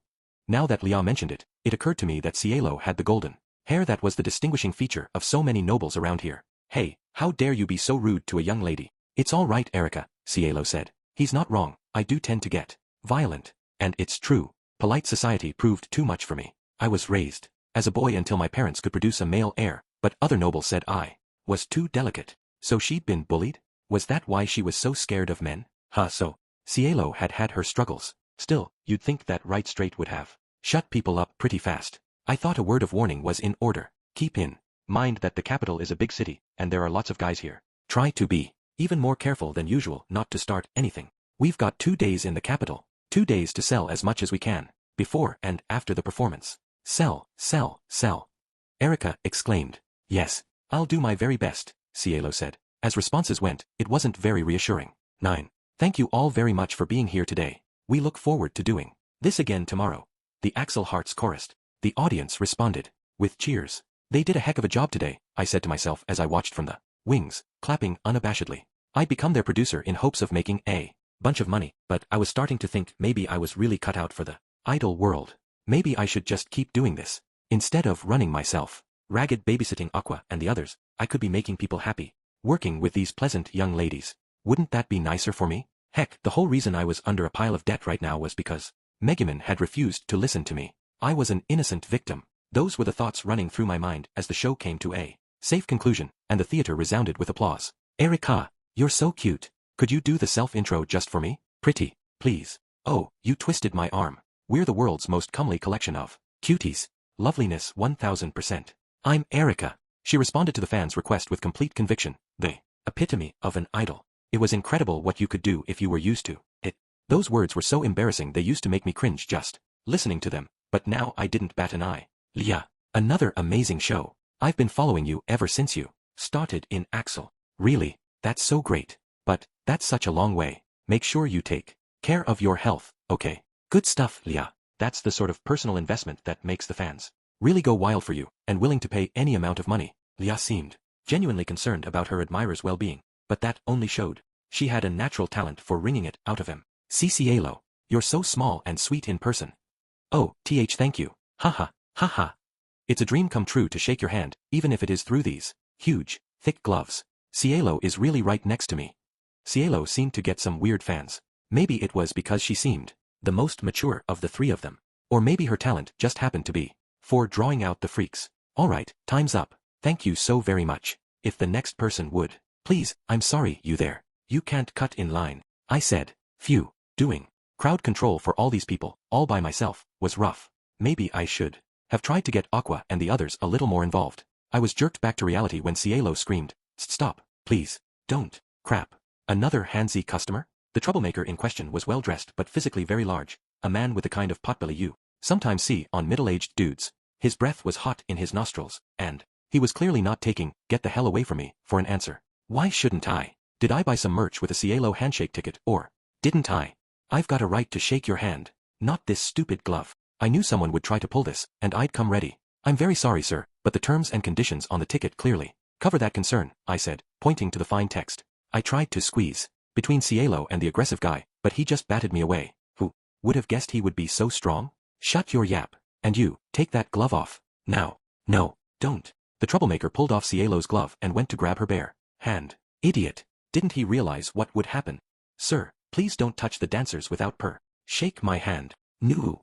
HRRRGH. The hand the guy seemed so obsessed with launched out and caught him across the jaw. He tumbled to the floor and rolled until he hit the wall, where he stopped moving. Now she'd done it. Oh no, sir. I cried. Hey, Cielo, calm D. Stay away from me. Yarg. Cielo, too agitated to know what she was doing, sent me flying with a merciless blow to the chin. Damn it. This was more than I could handle by myself. I should have brought Darkness or Megumin along. I tried again. Cielo, Jay, just calm down. Oh no. I'm so sorry, Kazuma. I didn't mean to. You should be apologizing to our customer, not to me. Word of an incident like this would spread like wildfire, and then what would happen to my moneymakers? I wished for some way to get us out of this. Erica went over to the toppled customer and said sweetly, Hey, are you okay? I promise Cielo didn't mean to hurt you. If you could not hold this against her, that would be great. Thanks for trying, Erica, but I really don't think hold it against her? Perish the thought. Such tremendous violence. What true, inspired passion. The guy wasn't angry. In fact, he was happy. Don't tell me he was like Darkness. The kind who enjoyed being hit? Erica said. He looks a little funny. Is he what they call the Big M? Cielo. I'd witnessed Darkness's little proclivity so many times that it didn't really shock me, but Erica and Cielo were bowled over. They were more upset than the victim. Geez, we can only hope so, I grumbled. Wait, no. Look at that. His body is changing color. To use such violence against a fan like myself, the customer cried. He seemed to be inflating. His clothes tore, revealing green skin. Underneath, a horn grew from his head, and his face changed into something hideous. So you're a troll. A monster in human form. I said. Troll. Fa. I have a name, you know. It's Charlie, and I'm very, very taken with your little friend. Cielo is Miyin. We were way past obnoxious customer here. What was a monster doing? Being a fan of my group anyway. Horrified by the abrupt appearance of a troll, people started shouting and running. It's a monster, someone cried. Everybody run, said someone else. The handshake event descended into panic. Charlie, savoring the terrified spectators, started smashing the stage and sets. Hey, he's busting up all our stuff. I said. We had a good thing going, and he's smashing it. No one can have Cielo but me, Charlie cried, standing possessively in front of her and glowering at the other guests. Trolls were known for two things, durability and the capacity to heal themselves. Ordinary attacks just won't cut it with them. Yeah, ordinary attacks wouldn't do. I activated my ambush skill and sneaked around behind Cielo. Neither she nor Charlie even knew I was there. I took a deep breath and shouted, Sir, you are making a scene. Startled, Charlie turned toward me. At that exact second, I gave Cielo a push on the back. Charlie seemed to have a weird idea of what was going on. He was coming in for a hug, looking thrilled. Oh, Nuru. There came the right straight again, right along with the scream. And the difference in height put Cielo level with a very vulnerable part of Charlie's anatomy. Ugh. HGH, NGH, Charlie couldn't quite get a complete sound out, as he lay there huddled in a ball. Geez. I muttered, unconsciously putting my own hands protectively over my groin as I felt a chill run down my spine. A reward, to be savored, HRRG. Charlie managed. This would have been the perfect opportunity to finish off an incapacitated troll, but somehow I couldn't bring myself to make the obvious attack of opportunity. Yeah, maybe I'd let him off this time. 10. A few days after the troll incident in the capital, I was drowning my sorrows at the tavern in Axel. Hua, pardon me, I need another bubbly. Megumin, sitting across the table from me, stared at me silently. What's your problem, Megumin? Stop looking at me like I'm, pitiful. I wished she would stop looking down on me. Whose fault was it that I had to go through all this pain anyway? You are pitiful, so I don't think there's much she can do. It's too bad. Your little tour was going so well, Aqua said. She was mocking me, like, she wasn't just as screwed as I was if we didn't pay off that debt. It's great you were able to drive off that troll, but it sounds like he left the capital's theater pretty much a wreck. And as the event promoter, you're on the hook to pay them back a whole bunch of money. Talk about your bad luck, Kazuma, Darkness said. That's not even the worst of it. We ended up having to cancel the second day's performance, which means people wanted their money back. And now, we've got tons of unsold merch taking up space. I'm hemorrhaging money on this. Hemorrhaging. I knew all along. I knew that when you get like this, Kazuma, nothing good ever comes of it. I tried to tell you, but when you get those error signs in your eyes, you absolutely refuse to listen to me. Gah. Hell of a time for Aqua to start talking like a grown-up. Now I sounded like the bad guy somehow. Admittedly, I did maybe have some lessons to learn here. Alright, Aqua, that's enough. Kazuma was just doing it to help those dancers. I'm sure the desire for personal profit had nothing to do with it. Right, Kazuma? Darkness asked. Yeah of course, I said, but I couldn't quite meet her eyes. No, don't look at me so compassionately. Kazuma, are you tearing up? Megumin asked, getting up from her chair and walking around just so she could look me in the eyes. I pressed my hands to my face, trying to brush the tears away, when I was surprised by a voice behind me. Pardon me, I just heard you say, Kazuma. You wouldn't happen to be Kazuma Sato, would you? May I have a moment? I turned around to see an older gentleman standing there. He was dressed in clothes that suggested he had way more money than the average patron of a dive like this. Yeah, I'm Kazuma. Can I help you? A pleasure to make your acquaintance. I'm the manager of the theater here in Axel. My pain in the ass sense was tingling. Don't tell me there'd been damage to the local theater, too. I was definitely worried as the guy started to explain what he was after. 11. You want to hire us, sir? The moment the manager had finished talking, I'd called the Axel Hearts to the tavern. Once they were all there, I gave them the lowdown, which brought us to this moment. He says he saw your show in the capital, and that's what got him interested, I said. Just so. It was terrible about your handshake event, but the show itself was really quite wonderful. It would be such a shame for you to simply disappear now. I know my venue isn't as glamorous as some of the places you've visited, but might you consider gracing my stage with your performance? The gentleman smiled softly. That's more than we could hope for. We should be asking you to let us perform, Lia said. I'll try very hard not to go berserk, Cielo added. I look forward to working with you. Thanks so much, Gramps. I promise you a free autograph. Ho ho, wonderful. In that case, I'll come by with an official contract later. It's my pleasure to be working with you young ladies. Well, good first meeting. The girls all seemed to be on board, and that was what counted. You really did it. Aqua exclaimed. All your hard work is paying off. Ah, don't sound so shocked. They had tons of fans. Lia and her friends put on a heck of a show, I said. Hey, they'd practically made me a fan, and I was only supposed to be in it for the money. Thank you. It's a wonderful feeling to know that people see us as real dancers, said Lia. Now we can keep performing. We can do our show together. Me. I started this as a way to practice getting over my fear of men, but now I enjoy the dancing more than anything, Cielo said. Yeah, me too. Erica chimed in. It takes all three of us to make the Axel Hearts. Whenever we show up on stage, it'll be together. These three really got along well. This seemed like a good time to ask a question that had been on my mind for a while now. You know, I've heard Cielo's and Erica's stories, but why did you decide to become a dancer? Lia. That's my secret. Hee hee, she said. I gave her a questioning look. Well, it was all right. It would only poison things between us if I pressed too hard about it. Okay, I said. Anyway, Cielo, Erica, I look forward to continuing to work with you. Yeah, friendship is beautiful. Even if that's all we got out of our tour, it was still worth it. So chin up, Kazuma. Yeah, you're right. Wait, no, she wasn't. I was in even more debt than before, and friendship wouldn't earn me one cold heiress. That was an idea. Maybe I should ask that manager for a finder's fee or something. I'd gotten this group off the ground. I should hurry and set up some kind of system where the money would come rolling in every month without me having to do anything. I know that look, Kazuma. That's your I'm having a nasty idea face. I can't trust you farther than I can throw you, Aqua said. My thinking was interrupted by someone shouting, Yo, Kazuma! Look at you, having a party with all these cute girls, and it's hardly noon. Man, that's the life. I looked up to see a very familiar drunk. Screw you, Dust. I'm a busy guy. I don't have time to entertain you. Dust came over one stumbling step at a time. I gave him a go-away wave. Ah, how can you be so cruel? You and me, we're friends, right? Hey, I heard some story. Word is this time you smashed up the Capitol's theater. This time? Asked Cielo, looking worried. Great timing, Dust. Dust. That's enough out of you. I moved to clap my hand over his mouth, but Erika and Lia sensed that something was going on and grabbed my shoulders, stopping me. Ha ha ha. Yeah, can't take my eyes off you for a second. What, wasn't it enough for you, blowing up that performing troops wagon? Didn't they turn out to be, like, dancers or something? And all their stuff got exploded, because you said to. And now a whole theater in the capital? Hey, what VE you got against the performing arts? Dancers? Dancers who got all their stuff blown up.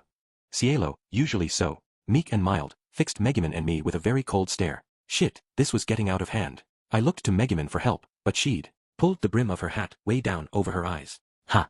I just realized I forgot to feed Konosuba today. Kazuma, I think I had better go. D-damn, she was going to leave me high and dry. I tell you, a guy who's taken out a whole bunch of the Demon Kings generals sure does things different. Huh? What's wrong, Kazuma? You look like you've seen a ghost. Ah, whatever. Hey ladies, where y'all from? Dust was the only one who failed to see what was going on here. Instead, he was trying to pick up the girls with an enthusiasm only a drunk could muster. We're from the wagon you just mentioned, the one that got blown up. With all our stuff. We're the dancers, Lia said. Did I just say something I shouldn't have? Ha. Hey, I just remembered a, thing I gotta do. See ya. Nice of him to finally figure it out. I could see Dust start to sweat, and then he began backing away. I looked around and realized Aqua and Darkness had escaped to a corner of the tavern, too. I didn't say anything. Erika said, Kazuma, did you really destroy our stuff? I'd like to get the story here. Think you could have a seat? Come on, Erika. People won't think you're cute if you go around scowling like that, I said. Hey, it looks like you're all a little upset. Even Erika wasn't going to be swayed by the cute card today. She looked as furious as a devil. Lia and Cielo moved to surround me. Shut up and sit down, Lia said softly. Yes'm, I said. Who knew she could growl like that? You're awful. We trusted you, Cielo said, looking like she might burst into tears. Please don't. That's my biggest weakness. It's not like that, I said. I swear, there's a really complicated story here. Story? The story is that you used us to try to make money to pay off your debts, Lia said. Well, that's not technically wrong. I was desperately trying to think of something I could say to make them see things my way, but I wasn't coming up with any way to talk myself out of this situation. I know you had debts to deal with, Kazuma. Your hands were sort of tied. And it's true that you made us more well-known and popular. Maybe we could call this water under the bridge, Erika said. Erika, I breathed. Ha, is that what you were hoping I would say? You've got some nerve. Acting like you're the victim when it's you who did all the damage. You could at least act sorry. I'm so sorry, I said, prostrating myself and grinding my face into the floor. But it didn't stop the torrent of abuse. Sigh, I heard Aqua say. That Kazuma. You reap what you sow. Maybe tomorrow our usual party can find a nice quest to go on. Yeah, no kidding, Darkness agreed. Still, seeing him on the floor, with those girls spitting on him, I'm a little jealous. Great stuff from my friends, who had run away at the first sign of trouble. Not like I was in any position to criticize them, though. Ugh, how had this happened? And now my debt was up to 570 million. When would I ever be free? Chapter 3, 1. The day after the Axel Hearts had washed their hands of me, I was still in the tavern, drinking. How am I supposed to survive if I don't drink? My debts are snowballing, and I can't seem to make a dent in them. Arg. I can't stand this. It's all right. We're always in debt. Aqua is right. We are old hands at owing crushing amounts of money. Aqua and Megumin seemed to think they were making me feel better, but, as gentle as their tone was, the words coming out of their mouths were no help at all. You're the main reasons I'm always in debt. Say it. Let's review out loud the causes of my most recent financial debacles. I smacked the table and leaned toward them, but they both went quiet and refused to meet my eyes. It sounds like life has been most difficult for you. I'm sorry to hear about all your trouble, Kazuma. I turned toward the expressions of sympathy to find the masked devil, Vanir, and the magic shop owner, Wiz. They were both former generals of the Demon King, but now they ran a magic shop in Axel.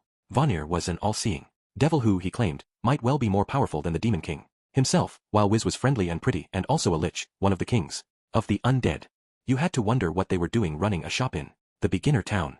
Both of them were powerful enough to have much better, easier ways of making money. Don't see the two of you much around the tavern, I said. Bwah ha ha ha ha. I was looking for you, boy, and a certain street punk adventurer told me you were here, Vanier said. I was just out for a walk, said Wiz. The street punk would be dust. Oh yeah, he'd been drinking here just like me until a few minutes ago. You need something, Vanier? I asked, but only after giving Aqua a glass of bubbly to stop her from trying to attack the devil, which she did the minute she saw him. Vanier looked at me, and I could tell his face was terrible to behold even with that mask. What do you mean, valued customer? The day has come to pay for the idle merch you recently ordered in such gratuitous quantities, on credit. Surely you haven't forgotten. We worked for 3 days and 3 nights with no rest for that merchandise, Wiz said. I haven't crunched like that in ages. How much were you able to sell? I had forgotten all about it. Shit, what was I gonna do? Forget breaking even, I'd lost money on all this. With this payment, I think I might just allow you 2 full meals a day, and perhaps even a side dish to go with. Vanier said. You mean it? I'll finally be free of living on a single slice of stale bread each day. I had some questions about Wiz's diet. He could at least let her have a side dish. But anyway, this was no time to be feeling sympathy pangs. I should be worrying about my personal safety, not Wiz's nutrition intake. I was trying desperately to think of some way out of this situation when the tavern door opened with a bang. A young guy rushed in and said breathlessly, awful news. Some nutcase named Charlie is going berserk at the theater. The dancers. Do you think that's the same guy you told us about, Kazuma? Lia and the others could be in danger. Aqua drained her bubbly in a single gulp and jumped to her feet. Charlie. Oh yeah, that name did sound vaguely familiar. No, yes, this was the perfect chance to make my escape from any follow-up questions. From Vanier. Alright, thinking later. Running now, I said, and then I gathered up my party members, who'd been acting like they didn't know me since the question of payment came up, and hauled ass out of the tavern. 2. I shoved my way past the flood of people trying to flee the theater, where I found the Axel Heart staring down a guy I thought I recognized. The bulk. The brawn. Oh, Charlie. Like, Charlie. That guy. Why you just keep your distance, Mr. Troll, or I'll hit you with my very most powerful magic. Cielo said. I'm not just a troll, I'm Charlie. Please, my sweet Cielo, don't be afraid to use my name. Why are you always coming to our shows? Erica demanded. Is it because I'm so cute? Oh gods, is this my curse for being just too cute? Who are you? I can't see Cielo. Outta the way. Ooh, what's your problem? Now I'm mad. Erica stomped on the ground, furious that Charlie would ignore her. It was pretty obvious that this guy was a Cielo stan, and there was nothing worse than a crazed fan who also happened to be ridiculously strong. I have to admit, I thought they would be acting more cornered than this. They kind of look like they can handle themselves, Aqua said. She wasn't wrong. The girls didn't seem especially nervous. Nonetheless, I couldn't just stand by and watch. Lia, Cielo, Erica, are you okay? I called. Kazuma, everyone. Lia looked at us, visibly relieved. Looks like we made it in time. Thank goodness you're all safe, Aqua said. That's the troll we went at it with in the capital, right? I said, pointing. Charlie leered at me. Oh, Kazuma, do you know him? Aqua asked. Oh yeah, she'd never met him before. You did a real number on that theater, you jerk. Thanks to you, I'm even deeper in debt than I was before. What do you plan to do about it? Get ready, 'cause we're gonna settle this right here. You're the one who'd better get ready. I'm taking the dancers with me, whether you like it or not. Lord Daniel's orders shall not be defied. Rara. As he roared, Charlie's skin turned green, and he got bigger and bigger. Did he say Daniel? That's what he said, right? He couldn't possibly mean Wiz was here. But what about Vanier? Didn't see him anywhere. Don't just stand there, Wiz. Here he comes. I shouted. Grara! I'm taking Cielo and the others, and there's nothing you can do about it. Darkness and I faced down Charlie with our weapons at the ready. Sorry sir, but there's no touching allowed here. I said. If you cause any more trouble for these girls, we'll have to forcibly eject you from the premises. I'd like to see you try, humans. You can't even scratch me. So our troublesome troll's confidence was undiminished. Last time I had been able to deal with him, just because I'd had the element of surprise and had been able to line up Cielo's critical hit on his family jewels. I didn't think the same thing would work twice. Charlie obviously remembered, because he was using his left hand to guard his most precious possessions and giving Cielo a wide berth. I knew my sword and arrows wouldn't get through that thick armor of fat. If I was looking to one-hit him, Megumin would be my best option. I glanced over to find my wizard breathing hard, her eyes shining. I can hit him, can't I? I can go ahead and drop an explosion on him. Of course you can't do that. You'd take out this entire theater, and everyone in it. we'd only end up even deeper in debt. It was true, though, that with a troll's profound fortitude, we were going to need something that would land good and hard. Alright, what we need here is a good old-fashioned frontal attack. Wiz, you're up. Who, me? I am. Wouldn't you normally save your own friends? No worries. It's not the fight itself that matters, it's the result. If everyone gets out alive and no one is hurt, who cares how we get there? Oh, but try not to bust up the theater too bad. I'll see what I can do. I gave Wiz my most beseeching bow of the head, and she sort of got swept along by it. Anyway, she agreed. She's a sucker if you really beg. Not gonna fight me yourself? You gonna hide behind that old hag with her plump ass? Hey, if you're gonna go to the trouble, you ought to at least go. For sweet young things like Cielo here. I'm sorry. What did you just say? Wiz. I ventured. Then I took a step back. She was looking up at Charlie, her shoulders shaking, radiating a distinct urge to kill. I'm sayin' that if you're gonna chase some tail, it might as well belong to a cute young thing like Cielo. Not some homely mule who can't even be bothered to show some skin, or cursed lightning. Before Charlie could finish talking, Wiz unleashed a bolt of blue lightning on him. Crag. He thrashed wildly, then collapsed to one knee, the weapon dropping from his hand. His scorched skin gave off an actually pretty, tasty aroma of cooked meat. Gore. How dare you do that to me, a troll, elite. I'm outta here, but that doesn't mean you've won. Lord Daniel will hear about this. Don't think he won't. Do you mean Daniel as in Daniel the Troll Lord? Wiz demanded, and Charlie stopped short. Shit, you know him? Yes. The very same Lord Daniel. When his wrath is roused. Well, it won't be pretty, I promise. With that parting shot, Charlie smashed through a wall of the theater and ran off. Damn it. He and his taste for wanton destruction. That wall was going to go on my tab. He got away, Megumin said. He's quite nimble for someone so large. Wiz, do you perhaps know that troll? Wiz had her head cocked, thinking about something. As for me, I had the same question as Megumin. No, Miss Megumin, I'm afraid I don't. But this Daniel he mentioned, I knew him a long time ago. Again, Aqua broke in, rounding on Wiz. Somehow you always seem to have some dark connection to our worst enemies. It's not what you think, Lady Aqua. This was ages ago. I don't have anything to do with him these days. Ha! You don't know when to quit, do you, you lichy spy?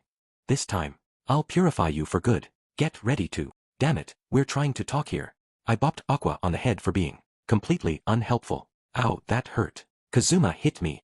So anyway, who's this Daniel guy? If he's just this troll's, like, gang boss, or whatever, he doesn't sound like such a big deal, I said. I'm afraid it's worse and you think.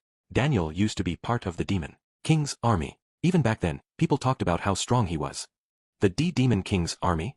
Them again. And here I thought I was just dealing with an obnoxious troll. That's right. He was so powerful that his name was floated several times as a possible candidate for general. So he was as strong as the generals of the Demon King? Hey, now, that was the kind of enemy who sounded downright dangerous. Too dangerous. What does someone like him want with girls like us? And especially, Cielo? Lia asked. I had the same question. I'd sure never imagined that these dancers would find themselves in the crosshairs of the Demon King's generals. It wasn't just me. Charlie said he was going to take all three of us to his castle. Cielo objected. So a near general of the Demon King had his eye on the Axel Hearts? I couldn't pretend it made much sense, but it definitely sounded like a lot of trouble. Hey, it's okay. Erica said. If this Daniel guy shows up, we'll just send him packing together. Right, Kazuma. Good luck, girls. Great work today. See ya. Hey, where do you think you're going? I'd been trying to exit stage left, so to speak, but Erica grabbed me by the collar before I could get away. Man, I didn't want to get sucked into any more trouble. I'm afraid you're not talking sense, I said obsequiously. I'm just an ordinary adventurer. Besides, my heart may be with you, but we're walking different paths in life at the moment. I struggled to escape, but Lia and Cielo cornered me, too. This troll, Daniel, Megumin said to Wiz. You said he is no longer part of the Demon King's army, yes? Why not? Why would they let go of someone so formidable? If you have time to ask questions, you have time to help me. He's very strong, yes. But Daniel also loves dancing girls more than anyone in the world, Wiz said. Was it? I asked. Was it just me, or was that pretty unexpected? He routinely ignored the Demon King's orders, chasing after dancers, instead of doing his work. I guess it happened one too many times, and they kicked him out. He's nothing but an idle otaku. I exclaimed. This guy sounded even worse than that troll we've been dealing with. Not just because he was strong. Because as a fan/customer, he was even more obnoxious. So he's as powerful as a general of the Demon King's army, and even his minions are majorly strong. This is one fan who sounds like a lot of trouble. Erica said. This is all because I'm so cute, isn't it? Oh, the curse of loveliness that can beguile even an almost general of the Demon King. I thought Erika's sense of danger needed some fine-tuning. The least I could do was give her a warning. I said, optimism like that is for people who aren't paying enough attention. You're all adventurers. Look out for yourselves. Wah, you're not going to protect us? But you're our producer. Kazuma, Cielo said. Ha. Sorry, Cielo, but the puppy dog eyes won't work on me. I'm not your producer anymore, because you all freaking fired me. That was my old job. Now I'm busy trying to pay off my debts. I don't have time to mess around with you three. So this is how you treat us the minute it's not your job anymore, I guess. We shouldn't be surprised to get that from Kazuma. Don't call a guy a cad. I have feelings, you know. If I had to face down someone as strong as a general of the Demon King, it wouldn't matter if I had 9 lives or 99. I had to take care of more immediate problems, my debts. 3. I was slumped on the table at the tavern as usual, weeping into one of my plethora of empty mugs. Ugh, I can't stand this anymore. How long do you plan to drink and sulk? Not that I can't understand the lack of motivation that comes with your ever-spiraling debt, Megumin said. That's not what I mean. I mean, somehow I've got another Demon King, general-level enemy. Ugh, is there no god in this world? How about a goddess? At your service, Aqua said, smiling beatifically. I looked her right in the eye, and sighed dramatically. I see. No god, no goddess. Just this worthless excuse for a deity. How dare you keep saying that? I'll show you who's worthless. She was yammering right in my ear. I grabbed her cheeks and pulled. Oath. We thought that. They stretched a surprisingly long way. Stop, Darkness instructed. We're facing a major foe. This is no time to be fighting among ourselves. If this Daniel is strong enough to be a general of the Demon King, then as a crusader, I have a duty to protect the people from him, even if it means putting my own life on the line. If he wants to carry off Lia and the others, then let me be carried off instead. Let me be taken to his castle, where he'll tear off my armor piece by piece, and then when I'm defenseless and helpless. Darkness was good and lost in her little fantasy. HNGH. I don't want to go, but I must. I have no choice. Ha, ha ha ha ha. I do not care if he is a would-be general of the Demon King or what, I will eliminate him with my explosion. Did I have anyone around me in their right mind? But you know what? This Daniel guy was really after the Axel hearts. This didn't have anything to do with me, so as long as I didn't stick my neck out, I wouldn't have any trouble. Yeah, for once, I could just be a spectator. A nice, safe spectator. Ha! Lively bunch, as usual. I was holding my head and groaning when I heard the voice of yet another unwelcome visitor. Oh, hey, Dust. Hey, Rin, Aqua said. I looked up to see the punk adventurer, Dust, along with his party's only female member, the wizard Rin. Please, I'm sick of trouble. Rin, can't you keep Dust on his leash? I ain't even said anything yet. Hey, you don't look so good. Screwed up. Again, huh? Leave me alone. Shoo, shoo. I didn't even look at Dust as I waved him away, but he ignored me anyway, sitting down next to me. Bullseye, ha, ha ha. That explains the long face. Well, I've got a proposition that'll cheer you right up. Dust's propositions always fell into 2 categories, the ones with some seamy backstory and the ones that were going to fail. It wasn't even worth listening to him. Sorry, man. I've got too many thoughts in my head to cheer up just like that. Gee, I think the news that a bunch of sexy ladies are about to show a whole bunch of skin would cheer any guy up. Now I looked at him, peering into the face of my dear, true friend, Dust. Details. Now, the Kingdom of Belzerg is going to hold a dance contest? I was leaning over the table toward him. I couldn't help myself. Yeah, it's a contest to find the best dancing group in the country, and since this is the 100th time they're doing it, it's gonna be even wilder than usual. I looked at Rin. I didn't trust Dust's word alone, and she gave me a big nod. Elrodes even promised special support, she said. With the contract, money and everything else, the prize pot is supposed to be $1 billion heiress. A BB. Billion. Aqua and the others all exclaimed at once. My own amazed noises were lost in the shout. There's lots of applicants, so they're gonna do prelims here in Axel before the main event at the capital, said Dust. Let's have us a nice drink, with a side of watching pretty girls dance. That's it, I said. What's it? Yes, that's it. This is the perfect, unmissable chance to turn everything around. Luck was on my side now, and it was going to help me pay off my debts. I was clenching my fist and shouting in triumph, but for some reason, Aqua and the group were giving me hard looks. Well, see if I gave them one single solitary heiress when I was rich and famous. Mwahahaha. There's that motivation I was missing. The Axel Hearts and I are going to take that $1 billion heiress. The Axel Hearts? They're those dancers everyone's been talking about recently, right? Said Rin. I don't know what your connection is with them, but I don't think they're going to have it easy in this contest. Even the chances of getting through the prelims are minuscule. Rin, don't rain on my parade. I don't want to know about any sobering realities. Gonna be a tough crowd, huh, Kazuma? Too bad for you. Hey, I've got it. Aqua, who had been uncharacteristically quiet and thoughtful, suddenly clapped her hands like she'd had some kind of idea. Whatever it was, I was sure it was bad news. We don't need Lia and the others to win this. What do you mean? I said. We just enter a goddess in the contest, namely me, and that money's as good as ours. I'll blow through prelims and the main event and take that prize. Pot.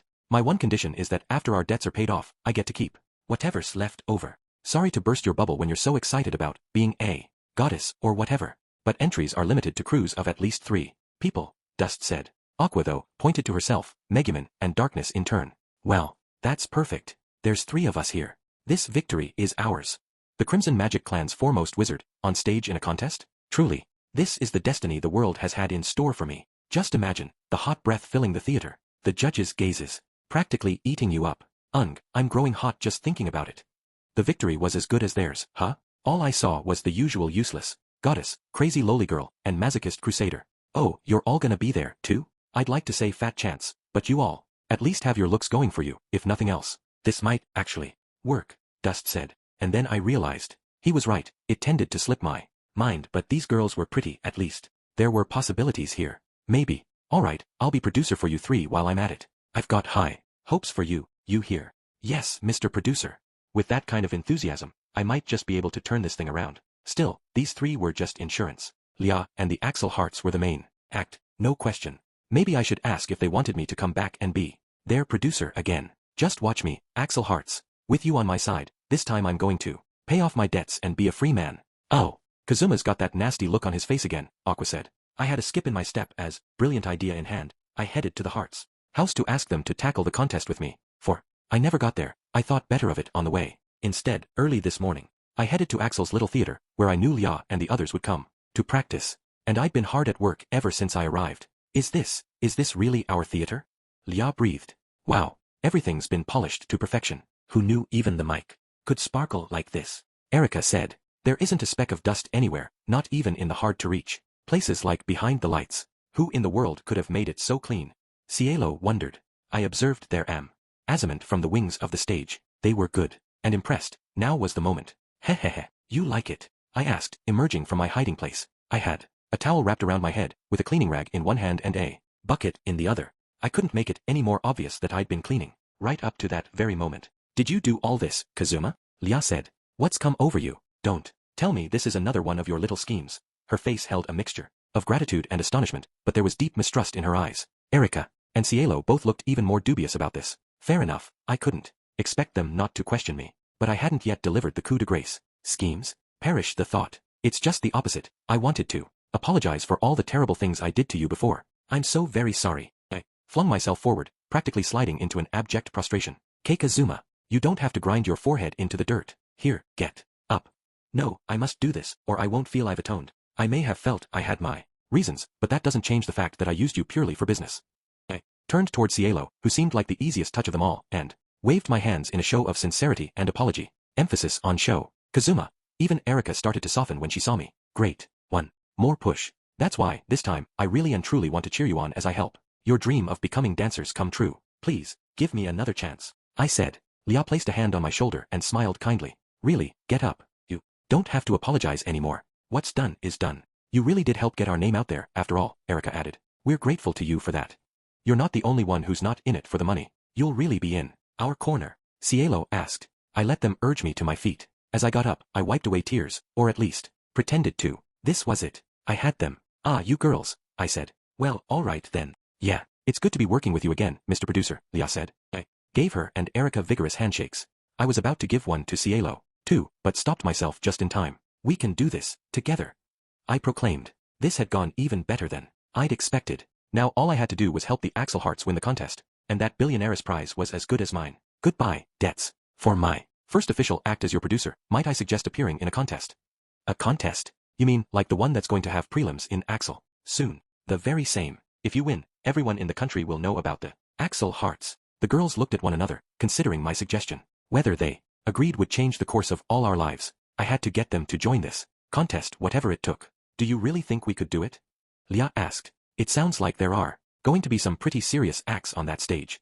Ah, what are you, scared? This is the perfect chance to prove we're the cutest ones in the capital. Erika replied. If I get on stage in the capital city, then I'm sure. Why yes, Erika's right. Let's put on the very best show we can, said Cielo. After a second, Leah said, well, alright, if you both say so. We'll perform the best we know how. This was going so smoothly that I was starting to get nervous. I couldn't back out now, though. I had to charge ahead. Let's have a quick look at the process, just so we all know what'll happen, I said. Like you said, to reach the big day in the capital, you have to make it through regional prelims in Axel first. The first round of prelims involves a conversation with the judges. The second round is a test of strength, the third is a test of intelligence, and then finally you do a performance. So there would be 4 whole rounds of sifting through contestants before we even left Axel. Even knowing I had Aqua and the others as backup, I could see the chances were slim. My hopes are riding on you, Axel Hearts. 5. Thank you all for your patience, everyone, said a tuxedoed MC. The preliminary round to determine who will go on to the dancing contest will now begin. The crowd broke into cheers. When we arrived on the day of the competition, we found way more contestants and way more audience members than I had expected gathered at the outdoor stage. I could hear members of the audience who, I've been waiting for this, think there'll be a swimsuit competition. I heard there's going to be a goddess participating, and I shall be here to cheer her on with all my might. Wait, those weren't just any audience members. That was Dust and Mitsurugi. One of them was here for some skin, and the other was here for, well, Aqua. The first round of preliminaries is intended to ensure our dancers possess the necessary charm. If the group I call would please step forward. Wonder if they're really going to be okay, I mumbled. Somehow, I'm the one feeling nervous today. I didn't mean the Axel Hearts, they'd been on stage a million times, and I figured they could take the pressure. I was worried about my other group. They had Aqua the born troublemaker and Megumin the explosioneer. When Darkness looked like the sanest person in your group, you knew you were in trouble. I couldn't get over my anxiety that they would do something, well, bad. The contest went on, my worries notwithstanding, and finally it was their turn. Ahem. Next we have the trio of Explosion Goddess Lalatina. Please step up to the judges' table. PBBT. What the hell kind of name is that? Ah, geez. That's disgusting, Dust exclaimed. I'd spat out my drink in sheer shock and landed a direct hit on the back of his head. I guess he wasn't happy about it, but I had bigger problems. Aqua, where the hell did you get that name? I demanded. Hee. I came up with it myself. Pretty great, huh? I combined all of our best features. So she was behind this. Yes, it's excellent. Fine work, Aqua. I am very satisfied, said Megumin. If she'd been in a normal state of mind, I would have expected her to object, but I guess her Crimson Magic Clan sense kicked in, and she thought it sounded great. A few questions, then, the MC said. We can't wait to hear your answers, Explosion Goddess Lalatina. Don't call me Lalatina, exclaimed a red-faced Lalatina. I mean, Darkness. If I might venture a question, said one of the judges, stroking his beard. What made you decide to take part in this contest? They were asking everyone that. I admit, as a member of the nobility, I hesitated to do this, but I couldn't ignore my friend's request. Darkness said. For me, it is quite simple. The slumbering genius for dancing which has lain dormant within me all this time is finally awakening. I swear, on the pride of the Crimson Magic Clan, I will seize the hearts of the populace. You can guess who said that.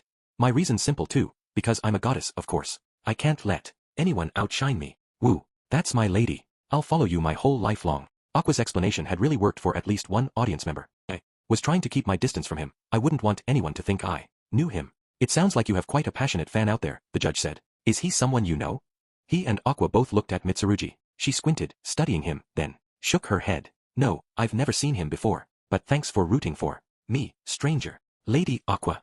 Oops. He collapsed from the shock. A goddess, a Chuyuni, and a noble. That's a pretty deep roster of character types. Quite a clever concept for your group, a judge proclaimed. Japanese TV would have loved them as a comedy variety act. It's not just a concept. I really am a goddess.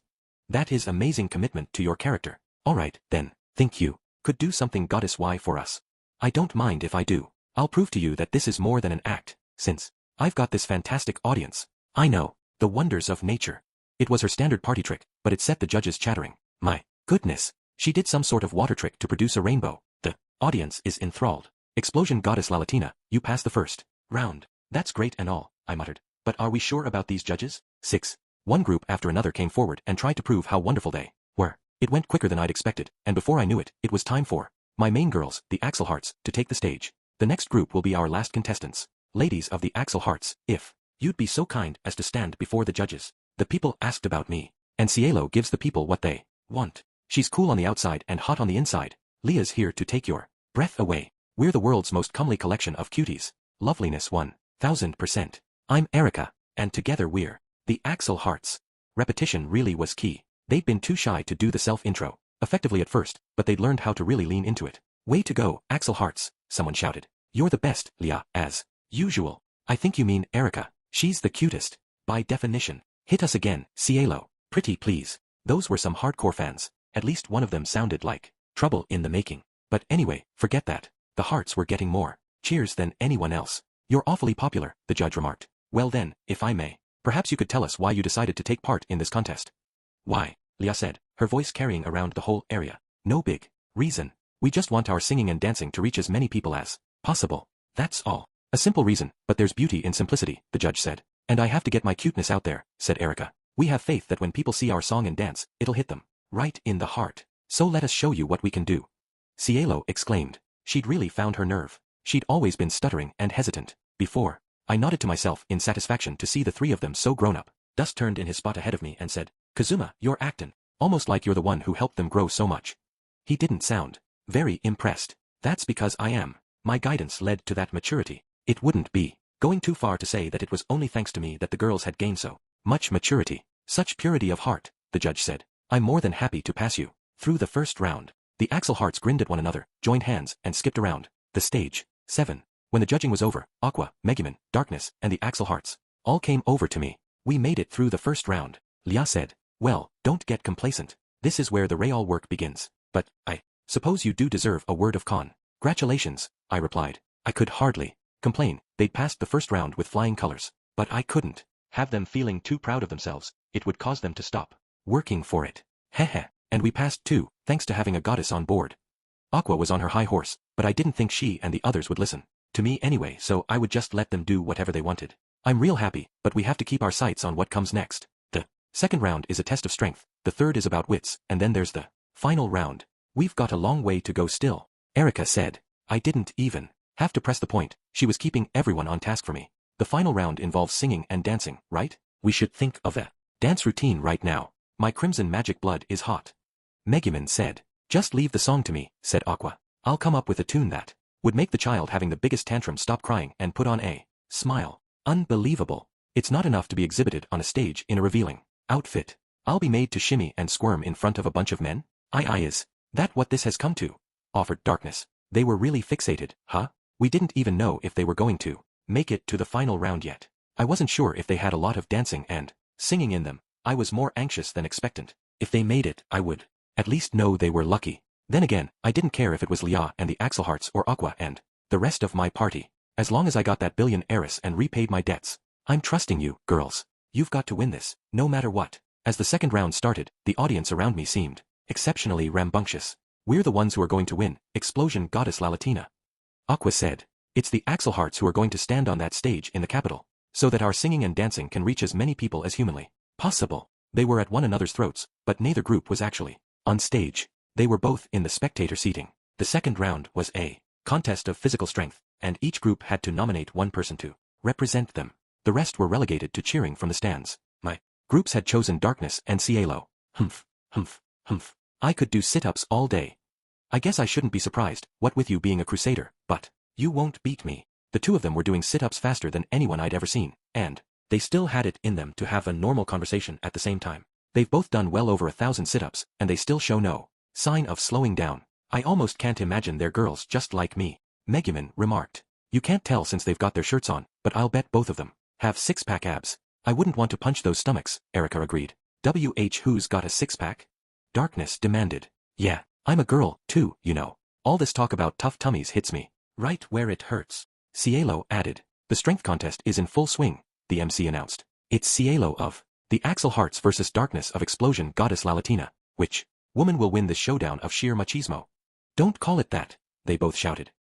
To my surprise, Aqua's team won the sit-up contest and got through the second round. I was even more shocked when I saw what happened in round 3, the contest of wits. Contestants, please answer within 5 seconds. Here's your question. Called the strongest of all offensive magics. Oh, I know, Megumin exclaimed before the MC had even finished reading the question. Well, we have an eager challenger.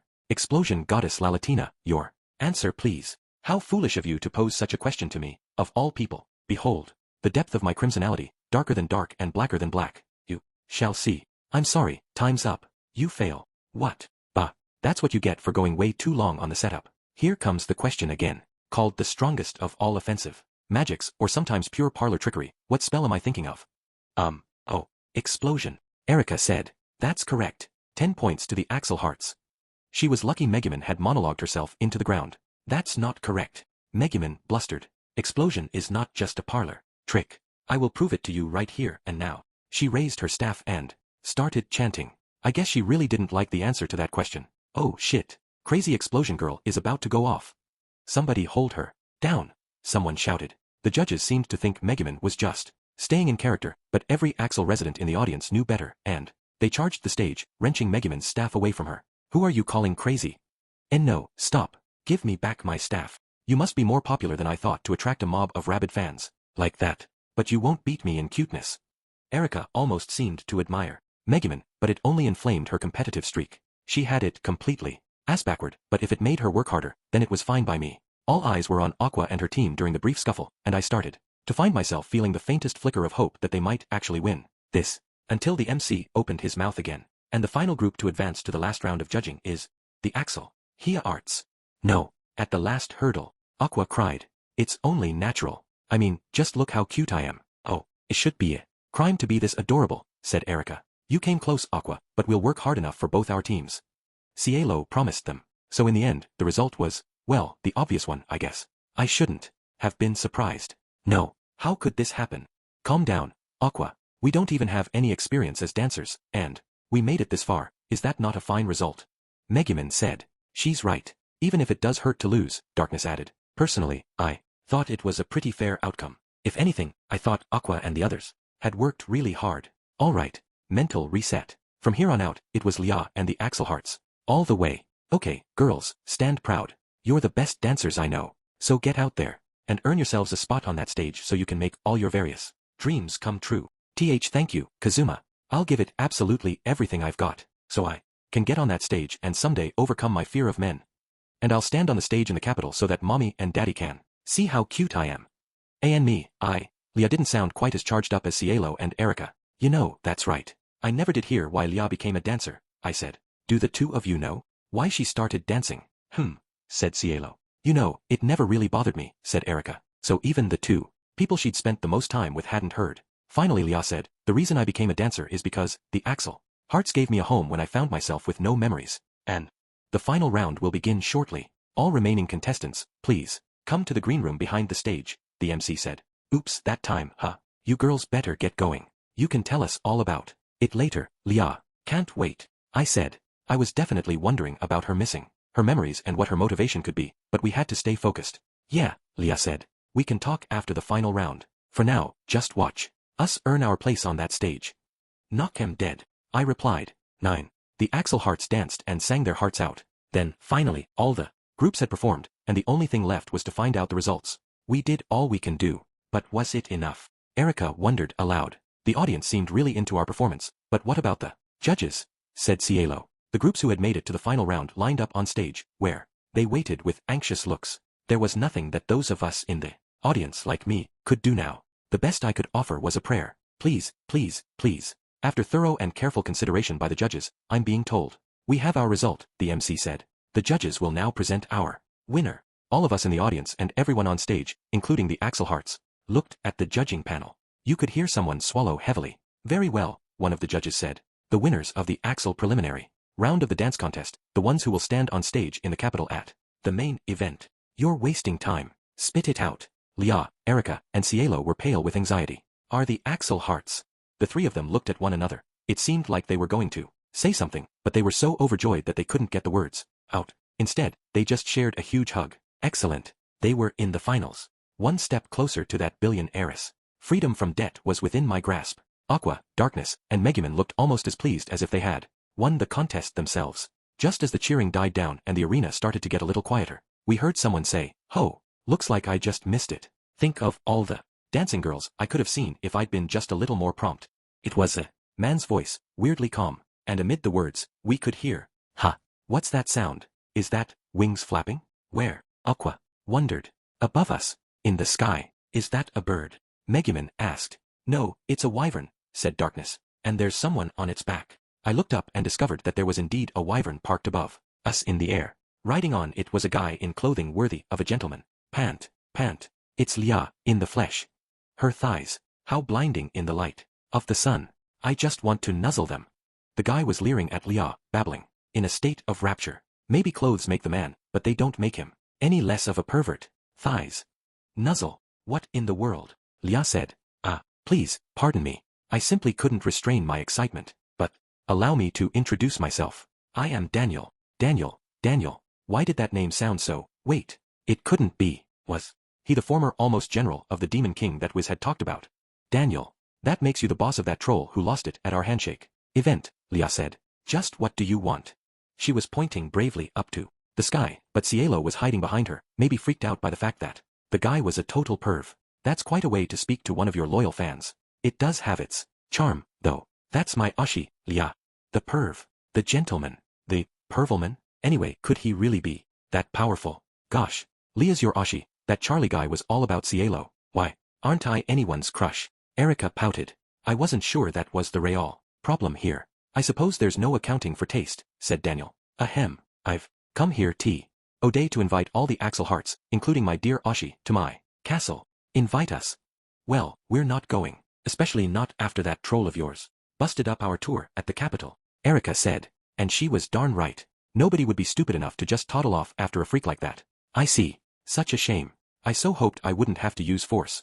Daniel jumped off the back of his wyvern and landed on the ground as nimbly as a cat. Then he tossed his hat away and bent backward, howling. Rafa. What a lot of noise, Aqua commented. What does he transform to? Spare me. Another ugly mug. I thought she could stand to be just a little more concerned about this. That Cielo crazed troll had been bad enough, and this guy was that guy's boss. If it was true that he'd almost become one of the Demon King's generals, then he wasn't going to be any slouch. Daniel's body kept getting bigger, his clothes tearing at the seams to reveal rippling muscles. He had red eyes and sharp fangs. It was blindingly obvious that he was very bad news. It's been ages since I revealed myself in this form. You shall witness the true power of a troll lord. Did he say troll lord? Megumin said, her eyes wide. Were troll lords really that big a deal? And now, my dear Axel Hearts, you're coming with me. Eek. The girls huddled together and cowered. Pretty fair, considering a vicious monster had just threatened to abduct them. Stop right there. You're not laying a hand on those ladies. I bellowed, from safely behind Darkness, who jumped out to confront Daniel. Kazuma. That would sound a lot cooler if you weren't hiding. Darkness said, those girls are my ticket to wealth. My valued companions. You think I'd hand them over so easily? Did you just say ticket to wealth, Kazuma? Aqua asked, scowling at me. Curse her and her sharp ears. No, I didn't. Now let's go, everyone. We have to protect Lia and the others. Let me handle defense. Just look at that vile, lecherous face, and listen to all those disgusting perverted things he said. When I imagine such foul lust being directed at me, it's more than I can stand. Nice to see Darkness smiling as she stood in the front row. If it came down to a contest of pervert versus pervert, we couldn't lose. Ho, you're rather easy on the eyes yourself, aren't you? Daniel said. But I've got no interest in the likes of you. I want dancers who strike the perfect balance of vitality and beauty. I've no need for people as helplessly sexy as yourself. HNGH. I curse my own body for reveling in this abuse. Daniel started expounding on his view of the ideal dancing girl. Listen up. It takes more than tits and ass to make a good. Hey, I'd say the T&A are pretty important. His personal info dump was interrupted by none other than Dust. Oh, yeah, I guess he'd been in the audience, hadn't he? If there's a girl with huge knockers around, don't you find yourself looking? Dust demanded. Well, yes, but I'm more drawn to thighs than breasts, Daniel replied. Fair enough. Slim, sculpted legs are great, too. I'll give you that. But boobs bouncing every time a girl takes a step, that inviting tush, just picture it.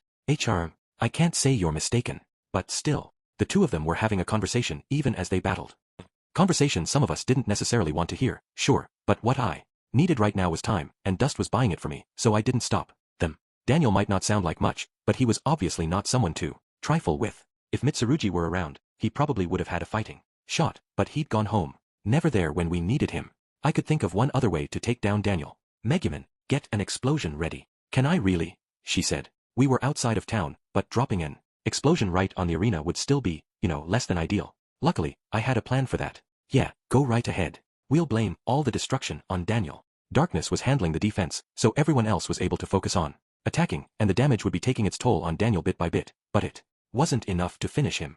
He was gradually pushing us off the main stage. Although we were holding on for the moment, somehow, not bad, but nowhere near enough to defeat me. Kazuma, what do we do? This guy's pretty strong, Aqua whined. If he'd been an undead, Aqua's magic would have been a great choice, but against a troll, it would only help him. I guess it shouldn't be surprising. He almost did become a general of the Demon King. Even if he isn't cute at all, Erica said. And he lacks something in awfulness, Darkness added. If you were really part of the Demon King's army, then shame me by tearing off my armor. Nice try, girls, but both of them were sort of missing the point. This isn't about my appearance or my awfulness. I'm going to rip your mouths off so you can't mock me anymore. Daniel shouted. I almost had him where I wanted him. Thanks for helping me buy time. Everyone. You're the one who won't be doing any more mocking. I said. HRM? What's this sudden increase in magic? Behold the depth of my crimsonality, darker than dark and blacker than black. You shall see. Ye gods. Is this?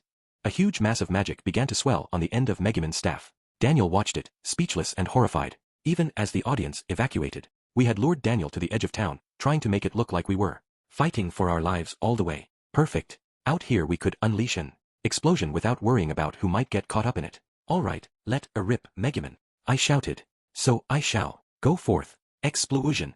The magic slammed into Daniel. Direct hit. Grara, he cried, but we could only hear him for a second. The sound was wiped out by the roar of the pillar of flames that engulfed him. There was a rush of burning wind and thick, dark smoke. Ha, fantastic. That was one nice explosion. Megumin said. Cough, cough. Yeah, nice work, Megumin. Just lie there for a moment. I'll come get you. Everybody in one piece. I said. I wasn't worried about Aqua and Darkness, who were used to this by now. I was more concerned about the Axel Hearts.